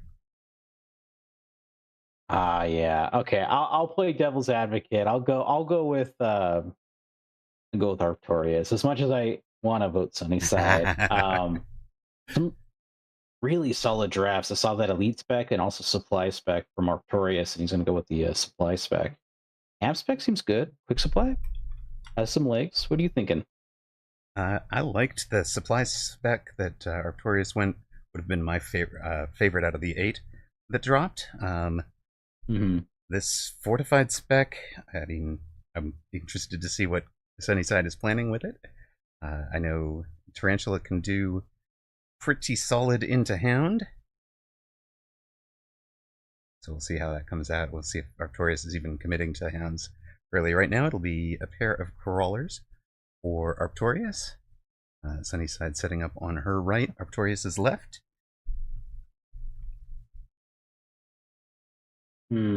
Is this 17% HP increase good enough to stop Hounds from one-shotting Crawlers with a level 1 attack? Looks like it. I think it is, yeah. In fact, that's with the Hound dropping to a 253 attack, right? It doesn't normally one-shot the 277. So you'd need to actually take the 10% or 12% attack from tower to get back up to one-shotting a Crawler, which is one of the reasons that change came in the 142 patch to slow down a little bit the Hound clear rate for just unincorporated Crawlers. Yeah, and I think this will be even true with something like if Arctorius makes it a call to go into something like Arclights, right? I think Sunnyside still has the route of clicking level 1 defense on her tower and basically invalidating like Arclight clear. And so Arctorius is actually kind of stressed in these early rounds for Crawler clear in a reasonable way. We'll see how Sunny uses that for tempo. Right, Tarantula would be the cheapest option that Arctorius can get to have a quick chaff clear. And that's a shame when you're starting with Sledge and Hound. That's not what you want to see. Mech Rage on the Sledges could work as well. Mech Rage would be a good call here. Ooh, Elite Mustang is a card that's pretty hard to pass up. So is all 4 of those. Airdrop, Underground, all of them very good. Yeah. Even Improved Melter. I do love Improved Melter, even though the range is down from 20 to 10, and you've lost the ATK. just being able to guarantee that I'm going to win the range war later, and then I try to force my opponent into some kind of giant. Great. It doesn't matter which giant you pick. If I can get you into it. The shield airdrop for Arctorius, really wise, puts that in front of the tarantulas. And the reason that's wise, of course, is that the tarantulas are going to take forever to break through 50,000 hit points, unless Sunnyside gave any kind of single target behind them. And Arctorius added single target in case the reverse play happens, so he was certainly thinking about that. Sunnyside's building an attack on Arctorius's right this round, so adds a tarantula and a crawler on that side. Yeah, I really like this play with the shield airdrop covering the front like this. Realistically, right, Sunny does not have great shield break here. This is going to take some amount of time to crack through. There might be even a world where it doesn't get cracked through. Right. That's I think a little less likely here. But they've driven out of it, right? And the Phoenix will clear up. Oh, so close. My God. So close. Look at that. The thing doesn't even have a bar. The bar is just all black. There's no hit points left. It's already starting. Man, in fighting games, we call that the magic pixel. That's when someone beats you and they don't have actually any life. Right. You can't see it. Round 3 unit drop coming in. 2x Phantom Ray, 2x Wasp. Both of those drops are pretty insane. Same with 2x Rhino, I feel like. I think Raiden's probably the weakest here. What do you think? Raiden's weak, but it's actually solid against Arctorius's board with 3 different unit types that already have multiple packs. But Sunnyside has already taken the Wasps because there's no upshoot at all on Arctorius's side except for the 2 Phoenix. So, it'll take a long time to get through 2 packs of Wasps with just 1 pack of Phoenix. But we saw how well Arctorius played around the shield airdrop. That was the reason he brought the Phoenix out and played around it very nicely, used it to the maximum. And he'll be adding Raiden this round. Now, Sunnyside did take Elite Mustang, so gave up the tempo last round by giving up this shield, and now has the ability to bring out level 3 Mustangs in order to answer the Wasps, if that's what Arctorius takes, or the Phoenix.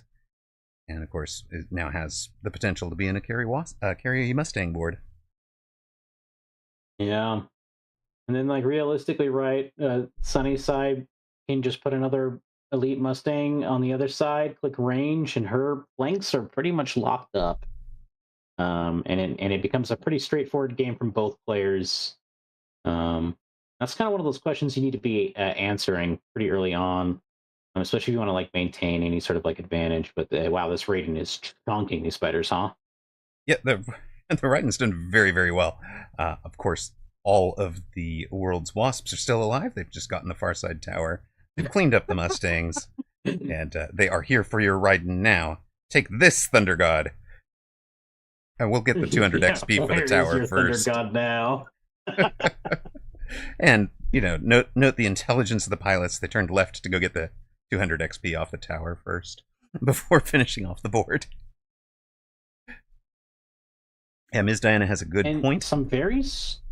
The positioning. Yeah, please go ahead. Positioning of those Mustangs was perfect for Sunnyside. They came up right between the 2 spiders. Yeah, very true. Very true. Underground threat for both players here. I love that they're both respecting the spell. Right.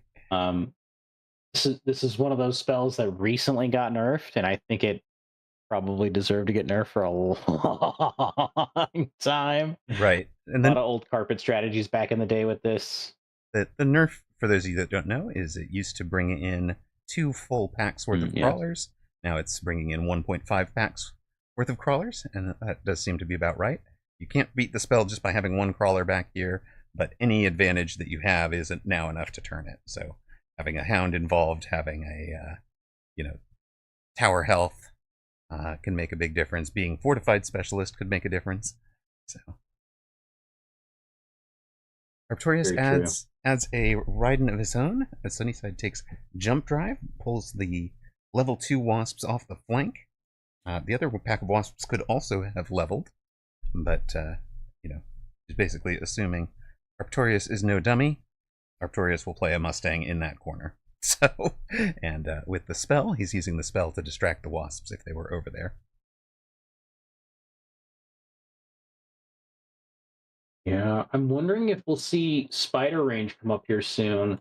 It's kind of an unorthodox composition here to see something like Spider Wasp Mustang. I don't think I've ever really seen that before. No, I'd love to see.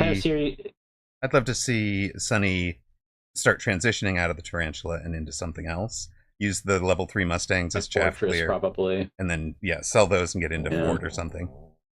Depends what she thinks she needs for the Raidens right now. I mean, maybe the Mustangs are all she needs for the Raidens. So 4 rounds in, Arcturus is down to 2790, Sunnyside on 4004. We go to round 5.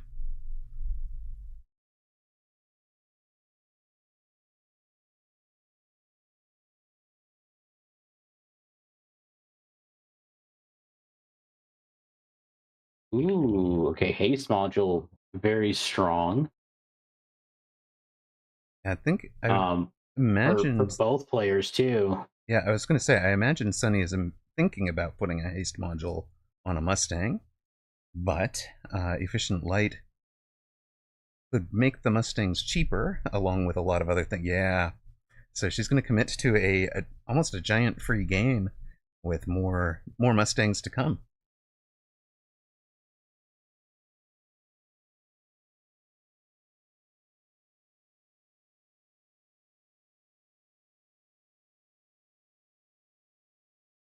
Shield airdrop is back up. Oil coming down. Range picked up on the Raidens.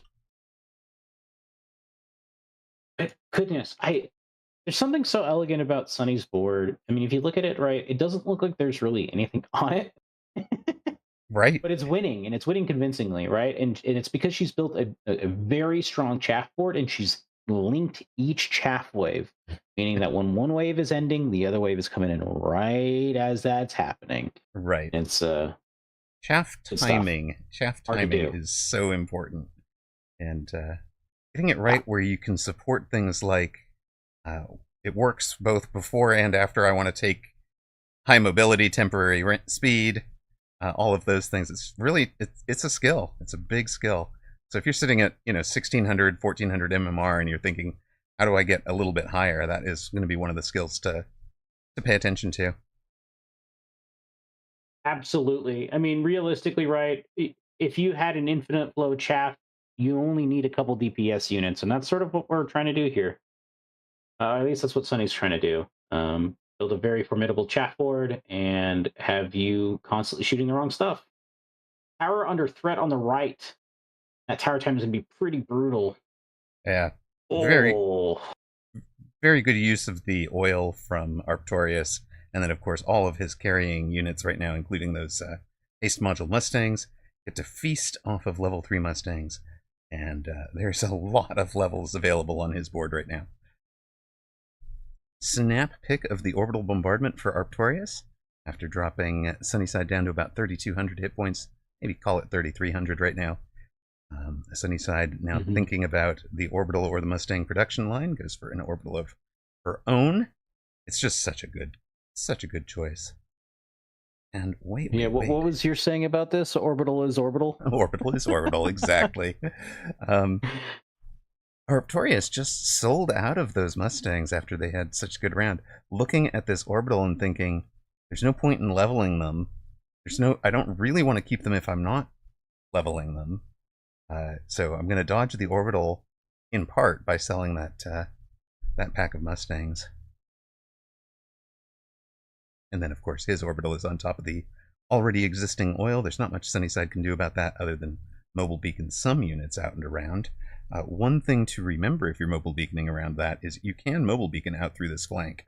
So you don't see a whole lot of people oil far enough to stop you if you try that, to go around oil.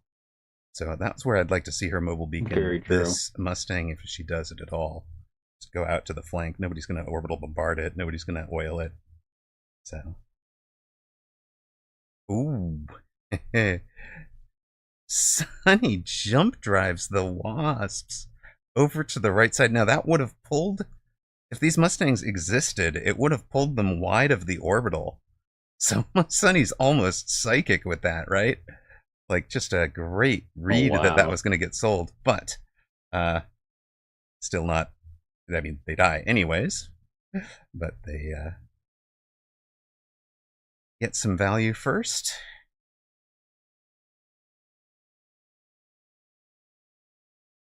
These poor Mustangs are working overtime to remove these Raidens, but you know, Raiden's not the most stable body, but it's still 20,000 HP in the air for one. That's a lot to chew through for a Mustang. It is, and Arcturus. Oh, Scorpstang. Arcturus loves playing the Raiden. Sunnyside does, in fact, take the Scorpion. She gets them. Remember, she's got the cheaper unit advantage for small units, and Scorpions do count. So hers cost 250 instead of 300. Oh, wow. And she's taken anti-air on the Mustangs to try and really accelerate bringing down the Raidens. For Arcturus, that was a turn there. Did he just take Mech Rage and armor on the Hounds right now? That was a double take. Yeah. Yep. That's crazy. Boom. And 3 more of them. Kind of fortuitous that Sunnyside has Scorpions for that, at least. If she didn't, this would be a very difficult turn. This would be rough. And she does range them. Out. Thank goodness. And she's got 150 left right now. She's loaned already and taking temp range. Arcturus not loaning yet, has just range and speed.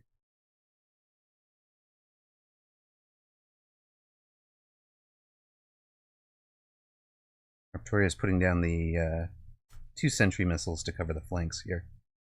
Looks like maybe 4 even.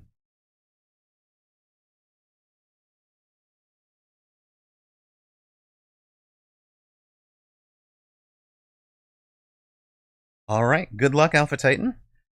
News from the other side of the bracket. Dachshund gets round 1 with a Vulcan Marksman build against Baller. So Dachshund, your winner in that first game. And Alpha Titan versus Roxas will be starting on the other channels casting this tournament. That should be a very exciting game. The Scorpions do turn it. Nice little crack back here. Yeah, the Scorpions do turn it for Sunnyside. Just perfectly into the armored Hounds, not accomplishing much. They both take another orbital.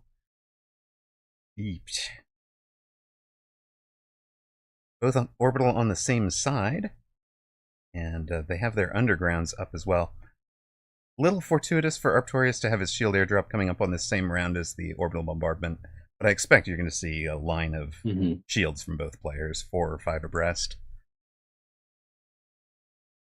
Yeah, it's especially important on Sunny's side. Those Mustangs, if a missile lands right in the middle, will basically decimate the entire pack. Yeah. And those Mustangs are doing it all right now. And Sunny basically desperately needs those to stay alive for her to stay competitive in this game and probably not die on the spot.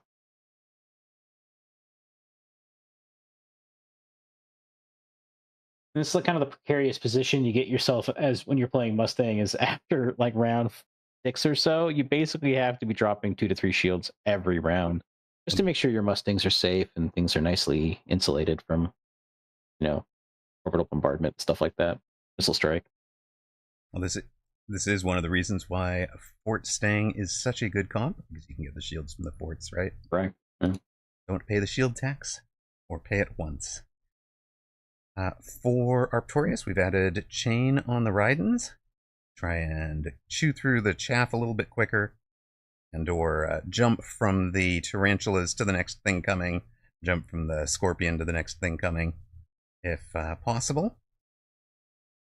A lot of this round is going to come down to those quality of those orbital bombardments. That one just took out a whole bunch of crawlers right there, right at the end. That's going to help Sunny a lot. Random number in orbital goes in Sunnyside's favor, I think. And she gets that's tower a nice on the tower right. timing. Now, tower debuff doesn't make you much worse against shield. It's not quite the same, but ooh, so close. So 60 close. 60 HP in a dream.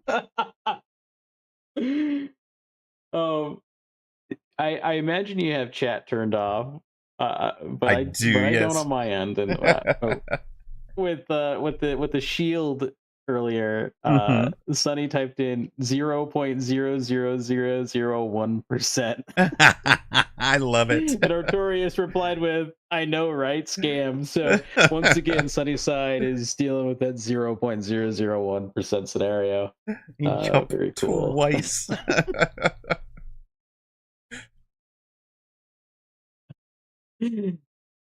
Oil coming out will slow down the push on the right-hand side. That was the side that did lose last round and kind of snowballed the rest of the round into Sunny's favor. I think what Artorias is kind of running into an issue here with is that these scorpions just are huge HP pools, and they're not easy to kill in a fashionable and quick time. And Artorias doesn't really have a single target other than the Raiden in terms of chewing through them. Both the tarantulas and the scorpions, big hit point pools. This one's got the item on it, and even the haste module level 3 is only doing 28,000 hit points. So it takes 3 shots at least to take out this scorpion.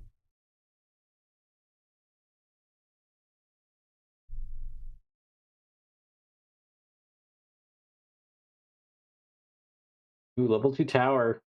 Making it a little more resilient. Missiles coming out. Sunnyside's trying to clear the way. Nice. She wants that last 60 HP. All in. Win now, don't give him a chance to come back, right? Absolutely. Shield and Fangs taking a beating from these forking Raidens or chaining Raidens? Chain Raidens. Chain Raidens, yep. And Chain has gotten deep. Kind of bad. The Chain's gotten deep into those Mustangs. There's not a lot of Mustangs left. No. And that tower, like you said, leveled, taking its sweet time. The last of the Mustangs is down in the oil, and the Sunnyside is down to 1186. Artorias staying alive. Players are really utilizing and showing what people mean by HP as a resource here. Basically, not much floor left to go for Sunnyside, and 0 floor left for Artorias. War Factor coming down from Sunnyside on that drop. I'm a little worried if I'm Sunnyside that Wraith could come down. There it is. It has armor on it. There it is. Oh, no. Now, all she needs is an unit that APs it, right? That EMPs it, even, to turn the armor off, if that's the direction that we're going here. We've leveled pretty much everything. I was wondering if Artorias had a line with Incendiary to light this stubborn side on fire. He's not going for it. The Wraith does get its armor.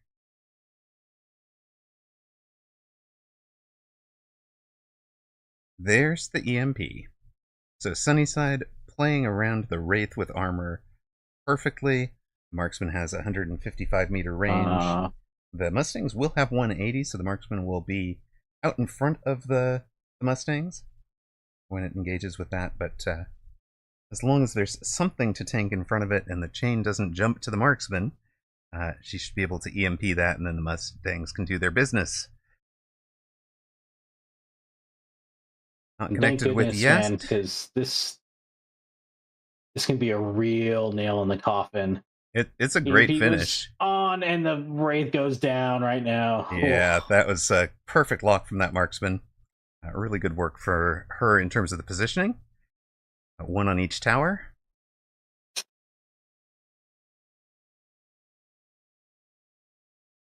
And we're struggling. We're playing in the oil. The tower is under threat. Goes down with that.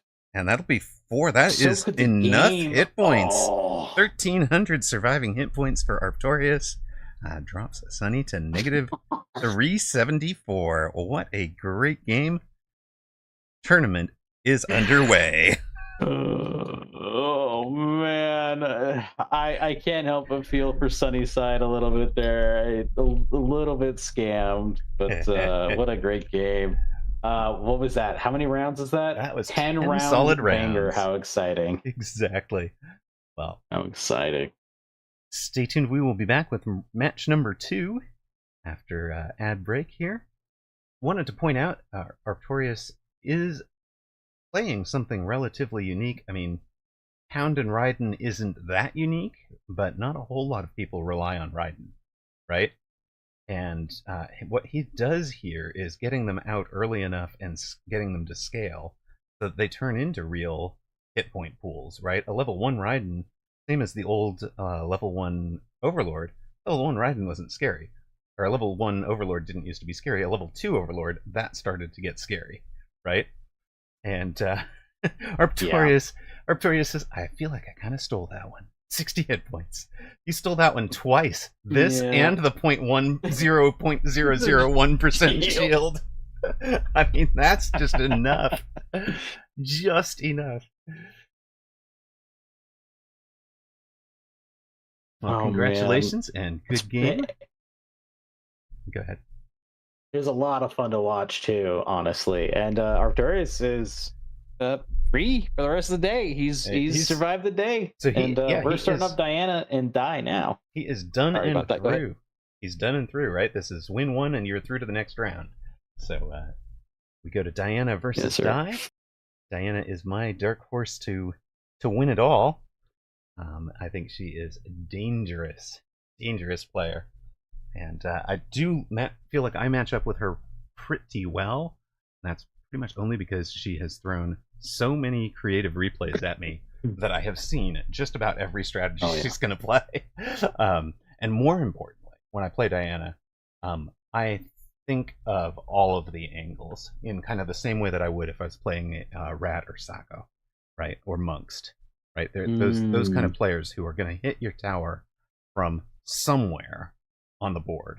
And so your job as a player opposite them is to play to cut off all the angles. Or at least minimize the damage if they do get the right angle that works. Right. And that's the reality with players like Sako, players like Diana, and I think like even players like Roxas is that they have this sort of like infrared vision to find the holes to get to your tower, and they will exploit it every time. And if you're not playing honest, they will remind you, and you will take infinite damage that round. Well, yes, that's the thing, right? Is that when they find that crack, it is a lot of hit point damage. Because they're going to accelerate. They're going to hit it with 1 or 2 units, right? Where you have it covered with 1 unit, they're going to hit you with 2, and that work perfectly to tank and kill that unit, whatever it is. And then they're going to get your tower while your main army is involved in the fight, right? Like, your main army is still involved in the main fight somewhere. Now it's fighting under debuff for however long they can make it fight for. Yeah, and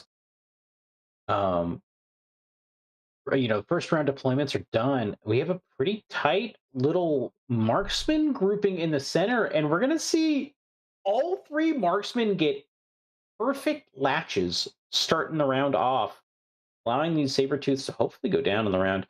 Unfortunately, one marksman's going to get ankle bit to death, but that Sabertooth should go down on the left. Right, we've taken out both the And sabers. Now, Diana, a Typhoon specialist, but the important thing about that deployment is she's got assault mode on the bar for the marksman. So she may be thinking assault mode. oh, that's sweet. And then she may not do it because she got the locks, right? She's not going to want to reduce the she's not going to want to reduce the range until Dai shows that he's going to cover that, I think. She's also taken a Phoenix. Now, if you're going to be an assault mode marksman, the Phoenix become your ranged. Oh, she sold one of them. She sold the one that leveled too. And brings out Crawler, Phoenix, Typhoon. So she shows assault mode marksman, gets Dai thinking about it, and then look in that top right flank. That's a flank, folks. Now, and this is so smart, right? Because there's a real possibility that Dai is just going to drop all of his missiles on the front line here. Right. And, well, what better way to dodge it than just by not being there? We're not there. We're out here. Literally anywhere else. next time those come back up, she's going to have been able to buy barrier. The only thing you're going to be able to hit is the Phoenix, and that's only going to matter if they're level 1 and don't have a defense enhancement, right? Like, this is a really smart flank, and it's an evolution of a 2023 flank, by the way. There used to be a pretty classic Crawler, Phoenix, Arclight flank way back in the day. Where I did a lot back in the day. Yeah, your starting sentry missile takes out the Crawler, the Phoenix are flying, so you can't target that, and then your Arclight in the back is just slow enough that the Arclight survives and doesn't get hit by the missile. Die. Oh my. Oh my. Oh my, indeed. There is no upshoot on his board. Right? No. So those Phoenix are going to get a free level this round, and this is a round win for Diana. I feel like I called it. I said she's going to hit you where you don't have units. You didn't have units protecting the flank. Down they go. Down goes a tower. Oh, there are about 7 fangs left. Oh, there are. And that will actually clean it up. Hero fangs. 5 surviving fangs. Get Dai the round win. 3575 for Diana. 4400 for Dai. But now she's paid the summoning sickness on that flank. They'll be in and strong right from the off. She's got a... Immediately throws the bubble up because he still has the shield.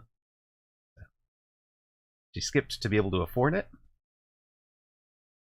It's Whoa. Typhoon number 2 on the other side. Wait a minute.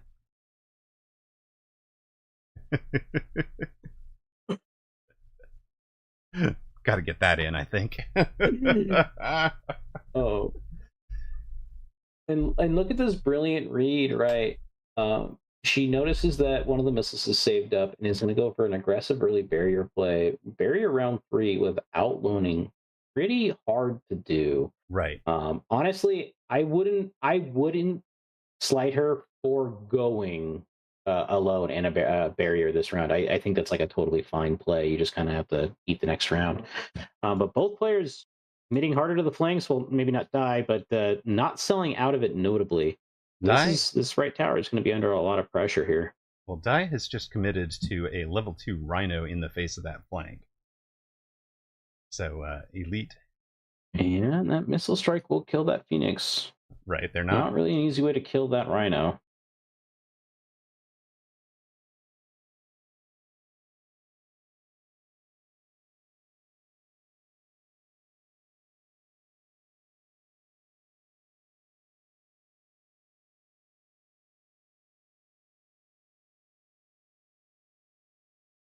Now, what Diana is giving up here is that main flank, but she's got the timings to get these Typhoons established, and she knows from watching a lot of my games that a sentry missile will take out a Typhoon that is being summoned on the flank if it's there on the round that it's summoning in. Once that's established, it's fine. without the shield. But so this is why she's established those 2 typhoons in different places really early, when it wasn't economical or predictable to throw down the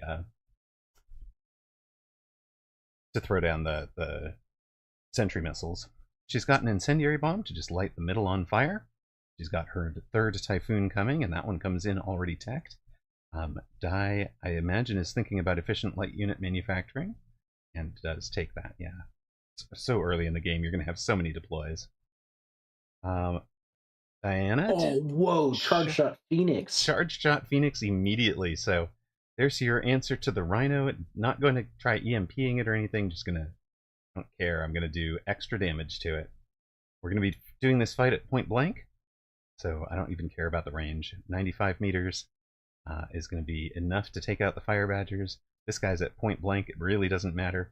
And now the issue for her is everything's going to be locked on the Rhino, while these crawlers get the job done, I think, for Dai on that side.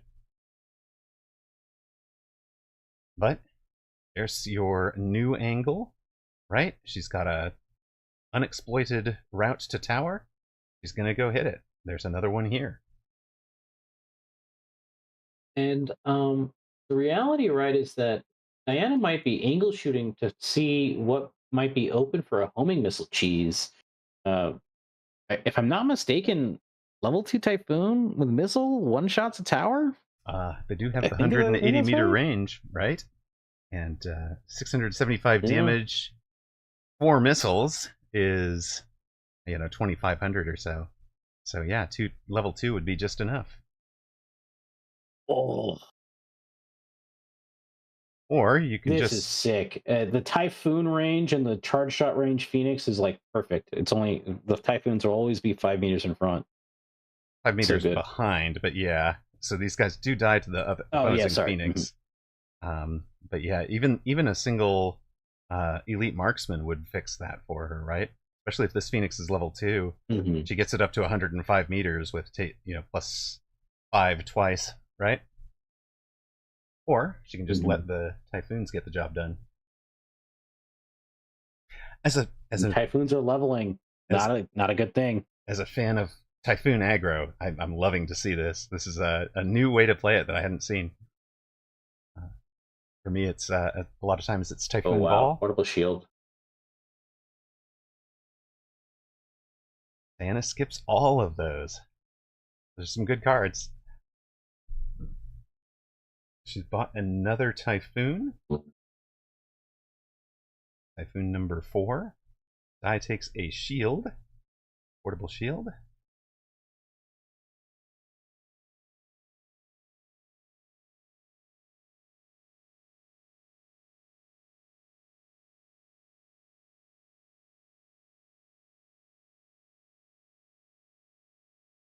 And a game that originally started out as this like middle ground, both players headbutting each other, has developed into this weird like amorphous, like kind of hitting you from all sides. It's very interesting. Both players have basically committed to the flank. Like, look at Dai is even adding more on, likening the idea of Typhoon Phoenix with Badger Phoenix. So that's right. A solid little combo. But it's positioned differently, right? So Diana will be able to missile this to hit both the crawlers and the Fire Badgers right from the off. And I almost feel like I predicted this one at the start of round 4. There was the mobile beacon on the empty tower.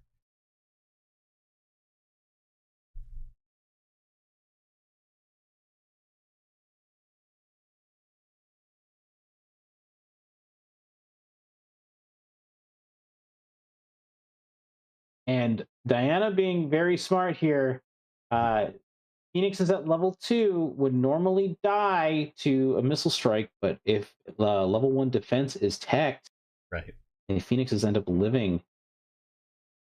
So that sent the missile call in does 3,000 hit points. Level 2 puts you at like 2,800 or something, and you need the tower health to get up and over. I believe we are going to have some. I think he leaves you with like 31 something. Yeah. Update from the other side of the board. Other match complete. Alpha Titan beats Roxas. So he is through to next week. Congratulations, my friend. Well done. Diana here down to 1,200 hit points. Die on 4,000.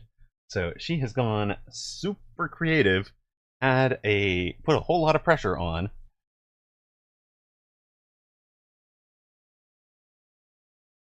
Now she's adding wasps. Now she is an excellent wasp player. That is her preferred build in free for all, among other things. And one of the things she does really, really well with it in free for all is she uses jump drive for the speed in a way that is unique enough. I think Rat uses jump drive for speed a lot more than people think he does, and the only other player that I've seen really make use of it is Sacco. In the same way. Yeah. Like really changing up the timings by using jump drive to get in where they need to get. This is something that even I have forgotten at times, which is, jump drive gives you a ton of movement speed. It seems kind of minuscule, but it's a big part of how Woot plays with boats. Right. Right. He exactly likes the jump drive. Thing. He will take it, jump not drive only is and it, not move the units, right? Just to get the speed. Yeah. And sometimes taking that tower half a second faster is literally all the difference in this game. Yep. And look at Typhoon missiles coming out to try to shred these rhinos up a little bit. Wasp covering the right flank, cleans up nice and easy. Lots of problems in the middle, though.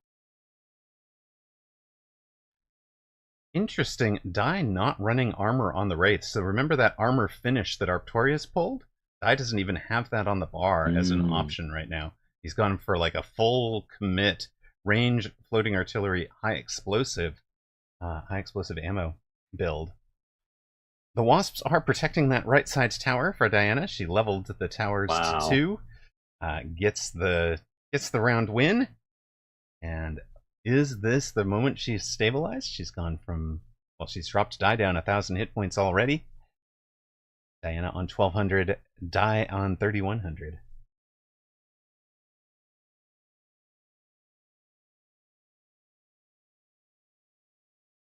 Nuke coming in. This could be. You can't nuke Diana, right? One of those Hail Marys. One of those Hail Marys, man. You can't nuke Diana. Lightning She's Storm all too, over the board. Crazy. She'll take the Lightning Storm for the middle. Oh, that's true. Yeah. Like, that's reasonable. There is a clump of units there, and she is using the pull here to pull these guys away from towers. So.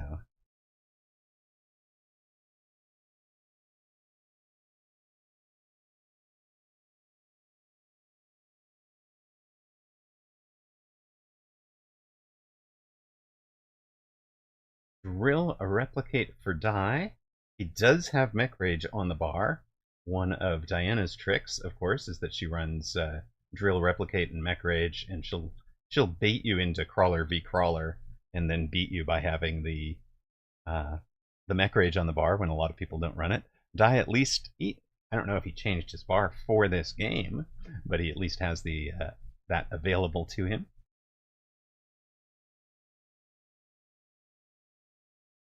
Oh, Diana, that is mean. Die. Look at this, using the two new Typhoons to pin units in that storm. Oh, very nice. Yeah, and that's going to be a lot of damage too. Typhoons can put out a surprising amount of DPS once they start locking on properly. I do appreciate that Die is giving Diana the respect she deserves when it comes to these Wasp plays. He immediately starts building up Mustangs to build a sort of defense preemptively here. Oh, it's just beautiful tower timings left, right, and center over here. And look at the perfection of the mobile beacon too, where the pack of Phoenix actually split. So good. And the Typhoon that had gone to the right turns around and comes back to the left. Another 1,000 hit points off of Die. He's on 2,100. Diana at 1,200.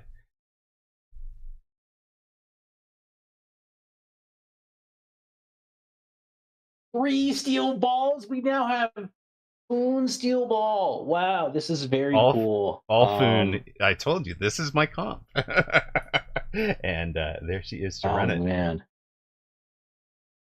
That really solves a lot of the problems with these rhinos that were being presented earlier. Suddenly this armor is no longer a surefire thing against these typhoons. And ranged. It's great. It's exactly what she needs. She's sold out of this flank. I think she needs to sell out of this Phoenix. It's not accomplishing anything, really. But beyond that, it's fine. I don't know what she sold last round instead, or this round instead.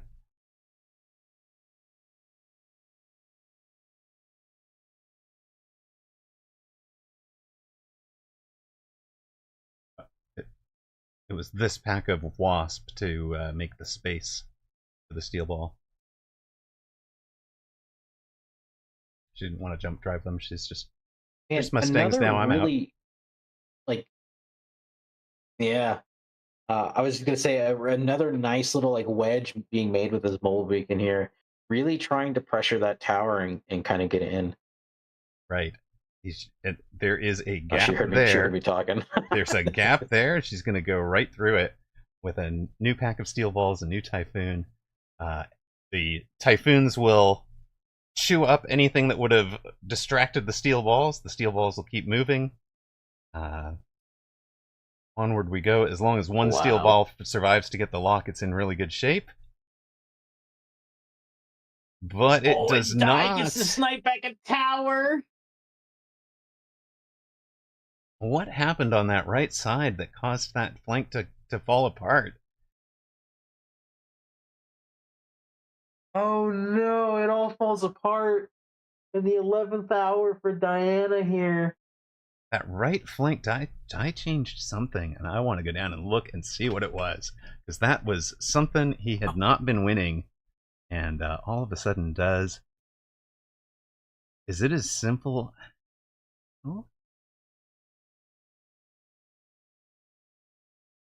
Oh, it was the missile strike. He just missile strikes out the Wasp so that the Phoenix can hit the opposing Phoenix.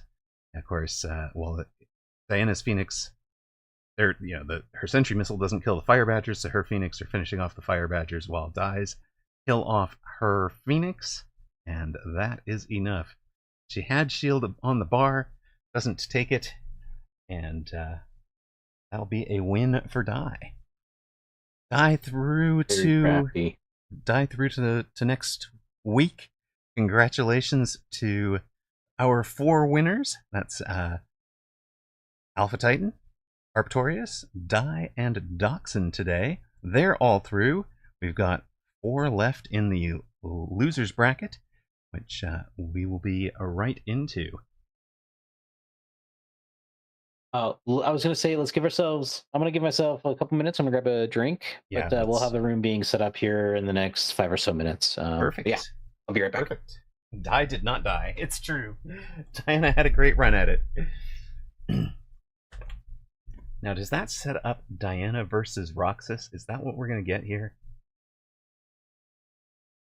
No, we do not get Diana versus Roxas. I think we might get Diana versus Sunny's. No, we do get Diana versus Roxas. Okay, we get Diana versus Roxas coming right up. Couldn't keep the ball rolling. Alpha Titan says it was dangerous, and then I won it in 2 rounds. And Chris Roxas says, yeah, I just couldn't keep the ball rolling. A lot of Titans comps are like that, where he will... I'm not sure if he's calculating the math in his head to just know that he'll still have a few... Yeah, this is what he's saying. He says, I thought I was on the verge of hard stabilize. And by that, what I mean is Titan's style is knowing a build that will be solid from round 6 through 10, 6 through 13, 7 through 13, and he'll calculate that it's okay to lose 1 more round before he does blank to stabilize. And as long as he can see that route to stabilize, and when he's on, he is solid, guys.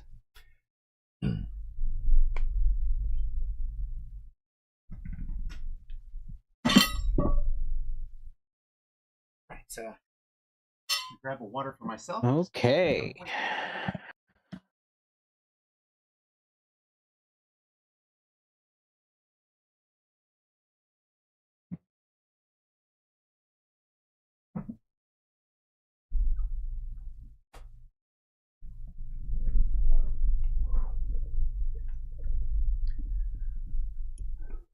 Wow, Clint, thank you very much. Clint says, thank you for covering Mechabellum Mini Masters with gift subs to jump onto the top 3 of the leaderboard for the month with gift subs for Pantsuman, Uncle Buck TTV, Ops Zesty, Jin Suzumi, and Mr. Mevo.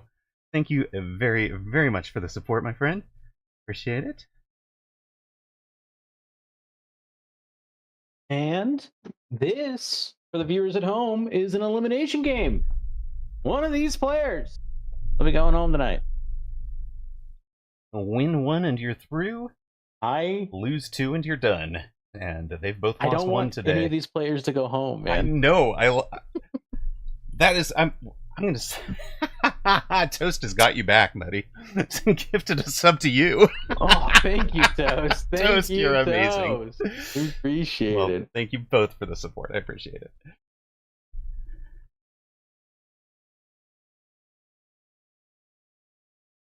So, our elimination match. This spec is interesting. We've got a cost control snap pick. Whoa. Hounds and Mustang for Diana.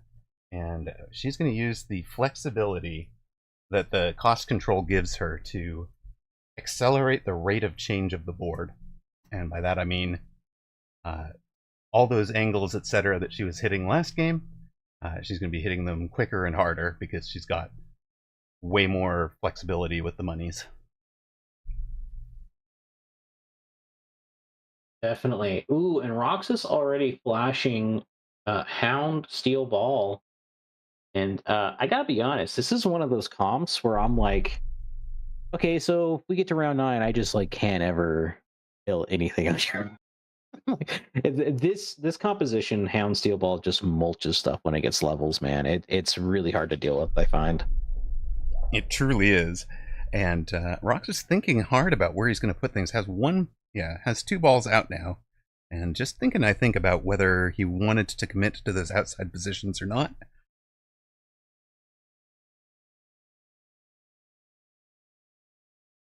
Switching it up, this is starting to look a little bit closer to my formation when I do this. Oh, now it's all on the right. He's still making up his mind. Yeah, both players kind of feeling it out a little bit here. By the way, both of these players known for their creative and high pressure wasp plays. I'm very curious to see if we'll see them potentially lean into the mirror or see if one may not make them at all. I'm very curious to see what's going to happen. Well, I'm also wondering if Ms. Diana knows that, and that's why she took a Mustang starter pack. Remember, she's going to lose. She's going to lose any mirror because she's in the cost control spec. But at least throwing out the Mustangs may just keep Roxas from bringing out the wasps at all. Mm-hmm. Her ad was fangs, by the way. So yet more upshoot against wasps.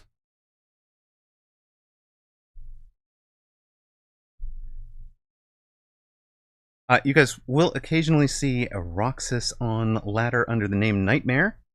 That is also a Chris Roxas account. And he is wearing I believe it's a 2nd place badge from the weekend tournament. I think that was him and Arctorius together, right? In the no, this was the 2nd runner-up, 3rd place from Europe in that previous tournament, the 2v2 tournament. You, sir, are psychic. She has sold a Mustang and gone into 2 wasps already. And Roxas has the Wraith. Improved Wraith? It's an improved Wraith with 100 available to buy another unit for it. So improved Wraith, +5 range.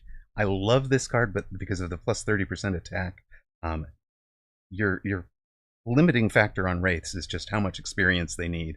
And getting them in 30% extra attack lets them just clear things so much more quickly. Diana says, I think this round might go poorly for me. Indeed. Sad wasp noises. And the wasp deleted. Yeah. Oh, man.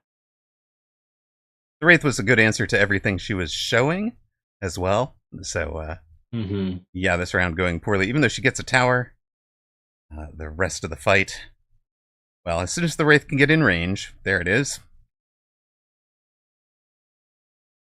Honestly, that could have been a lot worse for Diana.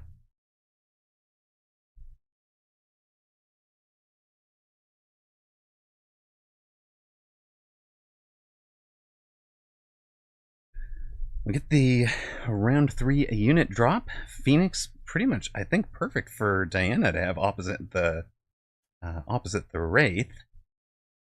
I would have just taken that right away and put it lined up here.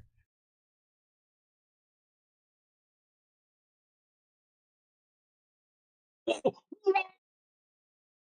happening, dude? Is that Diana? Is that a round 3 Abyss? Excuse me.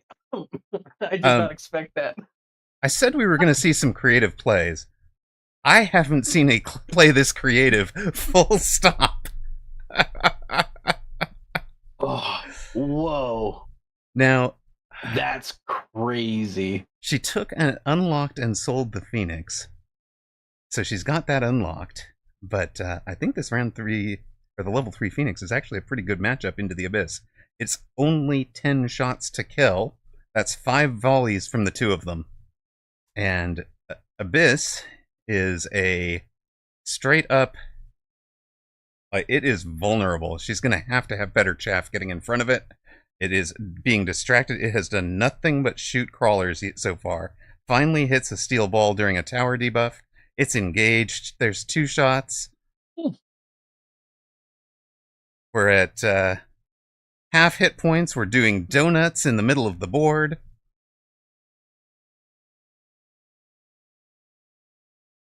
And yeah, those Phoenix, enough to get it done.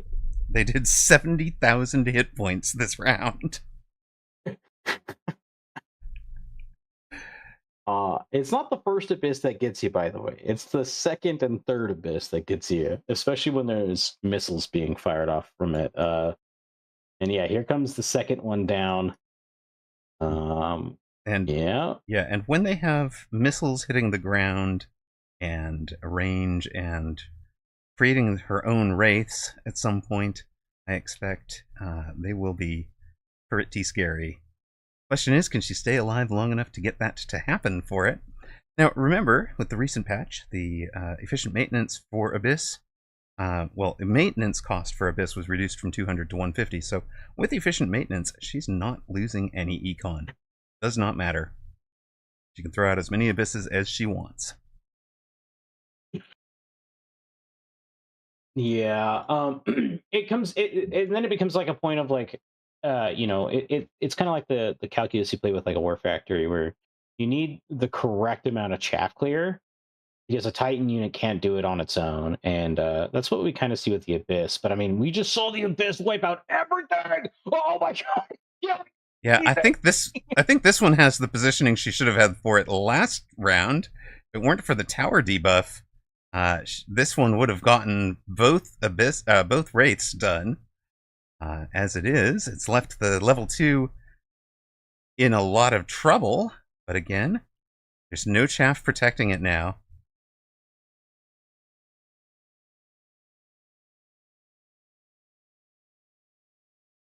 Ah, so close. This is a tight round. Oh, scammed. Diana down to 3122. Roxas at 4,300. 2 Abyss on the board already. And is it just... Well, there's the chaff clear for both of them, I guess. Yep. Fire Badger's a fantastic pairing with the Abyss. It's one of my favorites. The thing I've been doing recently is I've been hard forcing basically Abyss anytime I hit Fire Badger spec. Just make like 4 or 5 Fire Badgers. I click range, Scorch, and then I drop some Abysses on like round 5 or 6 at some point. Wow. And the game gets very fun for me. For you, not so much for opponent. Now that was working because you've cleaned up the chaff. The Abyss is no longer getting stuck on the chaff. For Diana, she's trying swarm missiles.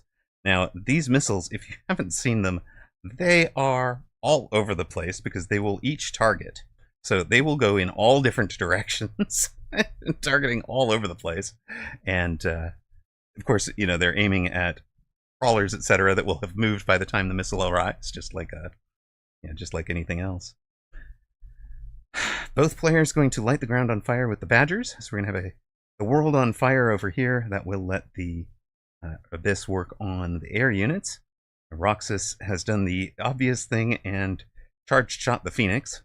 So, yeah, that'll kill an Abyss fast. They should get through an Abyss pretty quickly. Here you see what I mean. Those guys, different targets for every missile there. Missiles go every which way. It looks kind of Macross Saga, if you're old enough to remember that. Missiles moving every which direction, and they turn and, you know, move in different ways. It just looks so cinematic to me. And 2 Abysses left. Roxas is in trouble. Roxas down to 3,000 hit points. In trouble.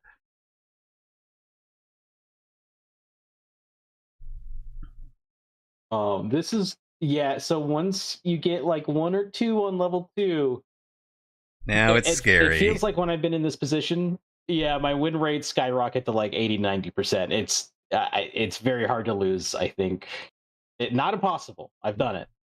Is melting point the right answer for Roxas? I don't think big stuff is the correct answer against the Abyss, because the way the laser sweeps across them, it does more damage. The laser multi-hit large targets. Yeah, so they end up doing tons and tons of damage to things like melters. And he's also into. And you gotta stagger him. You can't have him lined up like that. I think he's thinking of it as 1 for each, right? But he's also into 2 teched single target answers against them. There's the Wraiths as predicted. Dark Companion Tech is going to bring out the Wraiths for Diana.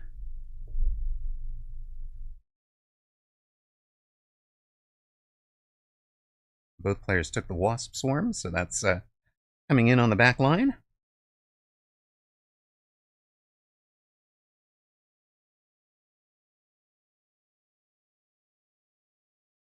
Oh, Wraith spawning, triple tech now.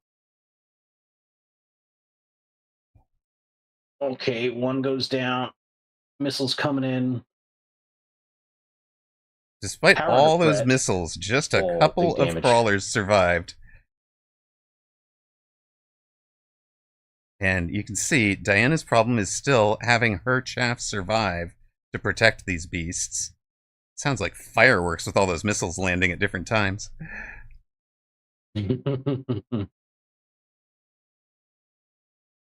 Diana down to 1482. Roxas at 3017.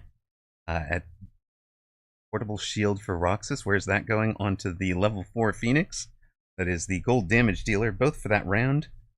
Right? This is pretty telling, right? If your Phoenix is the gold damage dealer on a round that you had 2 level 2 melters, right? Yeah, I really do think it was not the correct decision, but it does work for him, right? In that he wins the round. But Diana going for immobile beacons to take out that level 3 tower, and has a 4th Wraith now.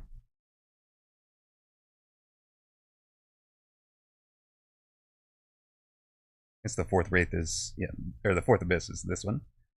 I think Diana might need something just like a range on Fire Badgers, just to have some more longevity on Cap Clear. For me, I actually want to see her just have some chaff arriving from the deep, the deep row. Like, I just want to see those, a couple of crawlers arrive at this stage once the fire badgers are dead, right? I think that turns her board around. Because it's literally this pack of crawlers and this one that are causing her trouble right now. And the fact that the single targets all get to lock on the leveled abyss during tower timings. Oh no! This tower the mobile beacon just feeds the abyss to the melter. That was pretty painful. Oh, that's unfortunate. But it did also keep the fangs alive for the end of the round. Not going to be enough. 3, 6. Another 650 there. And Diana is down and That's out. It. That is 2 losses. Nice try, Diana. 2 losses for my personal dark horse choice to win it all. So I have been proven wrong. Congratulations, Roxas is through to the next round. And Diana is out. Diana says, well played, Roxas. The charge shot Phoenix just were amazing over here. It's so much work. So much work. Some really exciting games from both of those players, honestly. Quite a bit of fun to watch. Indeed. I think we still have oh nope, they're all finished up over there too. So that's actually it for Mecha Bellum Mini Masters for today. All right, that is our day 1 complete. This is, I'm going to remind you folks, a 3 Friday night tournament. So tune in next week for the round of 6. We're going to have, again, as we had today, two players eliminated, correct? 4 players through? Is that the idea? Clint? Yeah, sorry, I'm trying to do a little logistics back here. Yep. So the next day we will have 4 games set up, and we'll just be going through those as normal, and we'll be eliminating 2 more players. All right. On day 2. So we'll be going from 6 to 4. We'll have 2 more knocked out, 4 into the finals. Please tune back in for that same time, and thank you all for being here tonight. Clint, thanks for all the work putting it together. It was a lot of fun. Great idea, and I love it. I love that you guys did that. And did you want to give a shout out, I believe, to Game River and our new publisher? And because I know you've gotten some support from both. Game River, Dreamhaven, thank you guys so much. One, for making the game. Yeah, indeed. Thank you, Bear Lake. An endless amount of hours. Hey, endless. My Steam just says 4,022. Really, when I look at your Steam page, it just says infinity right next to it's just an infinity symbol right there. But beyond that, they've also provided a couple DLC keys to kind of add onto the cash prize. It was a bit unexpected, and it's very kind of them. So we'll be, in the general announcement over on my channel. If you type in !MMM, you'll see that the general announcement has the prize pool reflecting the DLC keys. So yeah, big shout outs to them. Thank you guys so much. Thank you to you, Amarok, and Free For All, and Whooped, and Apucci, and Fab4 for dedicating an hour and a half of your days to for hang out with me and talk about Mecha Bellum. For those of you that didn't catch exactly what that was, big shout out to Free For All and Whooped for doing a ton of organizational work behind the scenes, and then being today's Johnny on the spot moderators, so that Clint can concentrate on casting rather than managing the tournament. Really appreciate you guys doing that for us. Awesome. I'm gonna hop out of here, and we will chat again soon. Yeah, brother. Amarok. Thank you so much. Really appreciate it. Have yourself a wonderful night. I'll catch you next week, Cheers, buddy. If not before. All right, that has been day one of the 3-day Mechabellum Mini Masters. That is going to bring our broadcast to a halt for the night. We are done. So, big thank you to all of our. I mean, you've heard the set of thank yous, but we're going to add thank yous to our sponsors here. And that includes Clint Leetwood today with a bunch of subs gifted out to the community along with Toast. Thank you both. Blue Feral, Just Nash XYZ, Fab4200, and XFireX, Mike Tyson have been amazing supports over the lifetime of the channel. Very, very much appreciated. We also had a gift sub. Wait a moment. We had some subs from Incarsis, Dr. Bois, and 2 gift subs from Escape Velocity Nova today. And I don't know if I called out Willy Rap with a gift sub to Ignatius Pennyfeather at the end of our Wednesday night stream. So thank you guys very, very much all. Blue Feral, Ocelotus Gaming, Mr. John Thursday, and Salt Monkey is Zach are responsible for the hardware we are gaming on. And I really appreciate you guys. Tonight's mods included Zalex, Cody, Tab Target, Catsamu, Alpha Titan, and Whooped GG. So pretty much the entire list there, bar 3. So thank you guys very, very much. Yeah, be back on tomorrow for some weekend tournament action. And we will have Kiddo tomorrow, so possible guest appearance there, of course. And I'm not planning on... Oh, wait a minute. Alpha Titan. Did you hear? We think we have the hardware sorted out. So I should be available for a 2v2 tournament on Sunday if you wanted to sign back up for that. So look forward to that one. I'll talk to you in Discord about it. Yeah. Good. All right.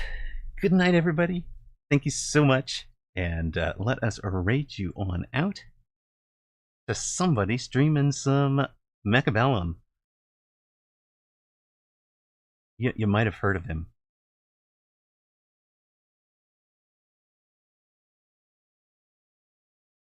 Good night, guys. And thanks for watching.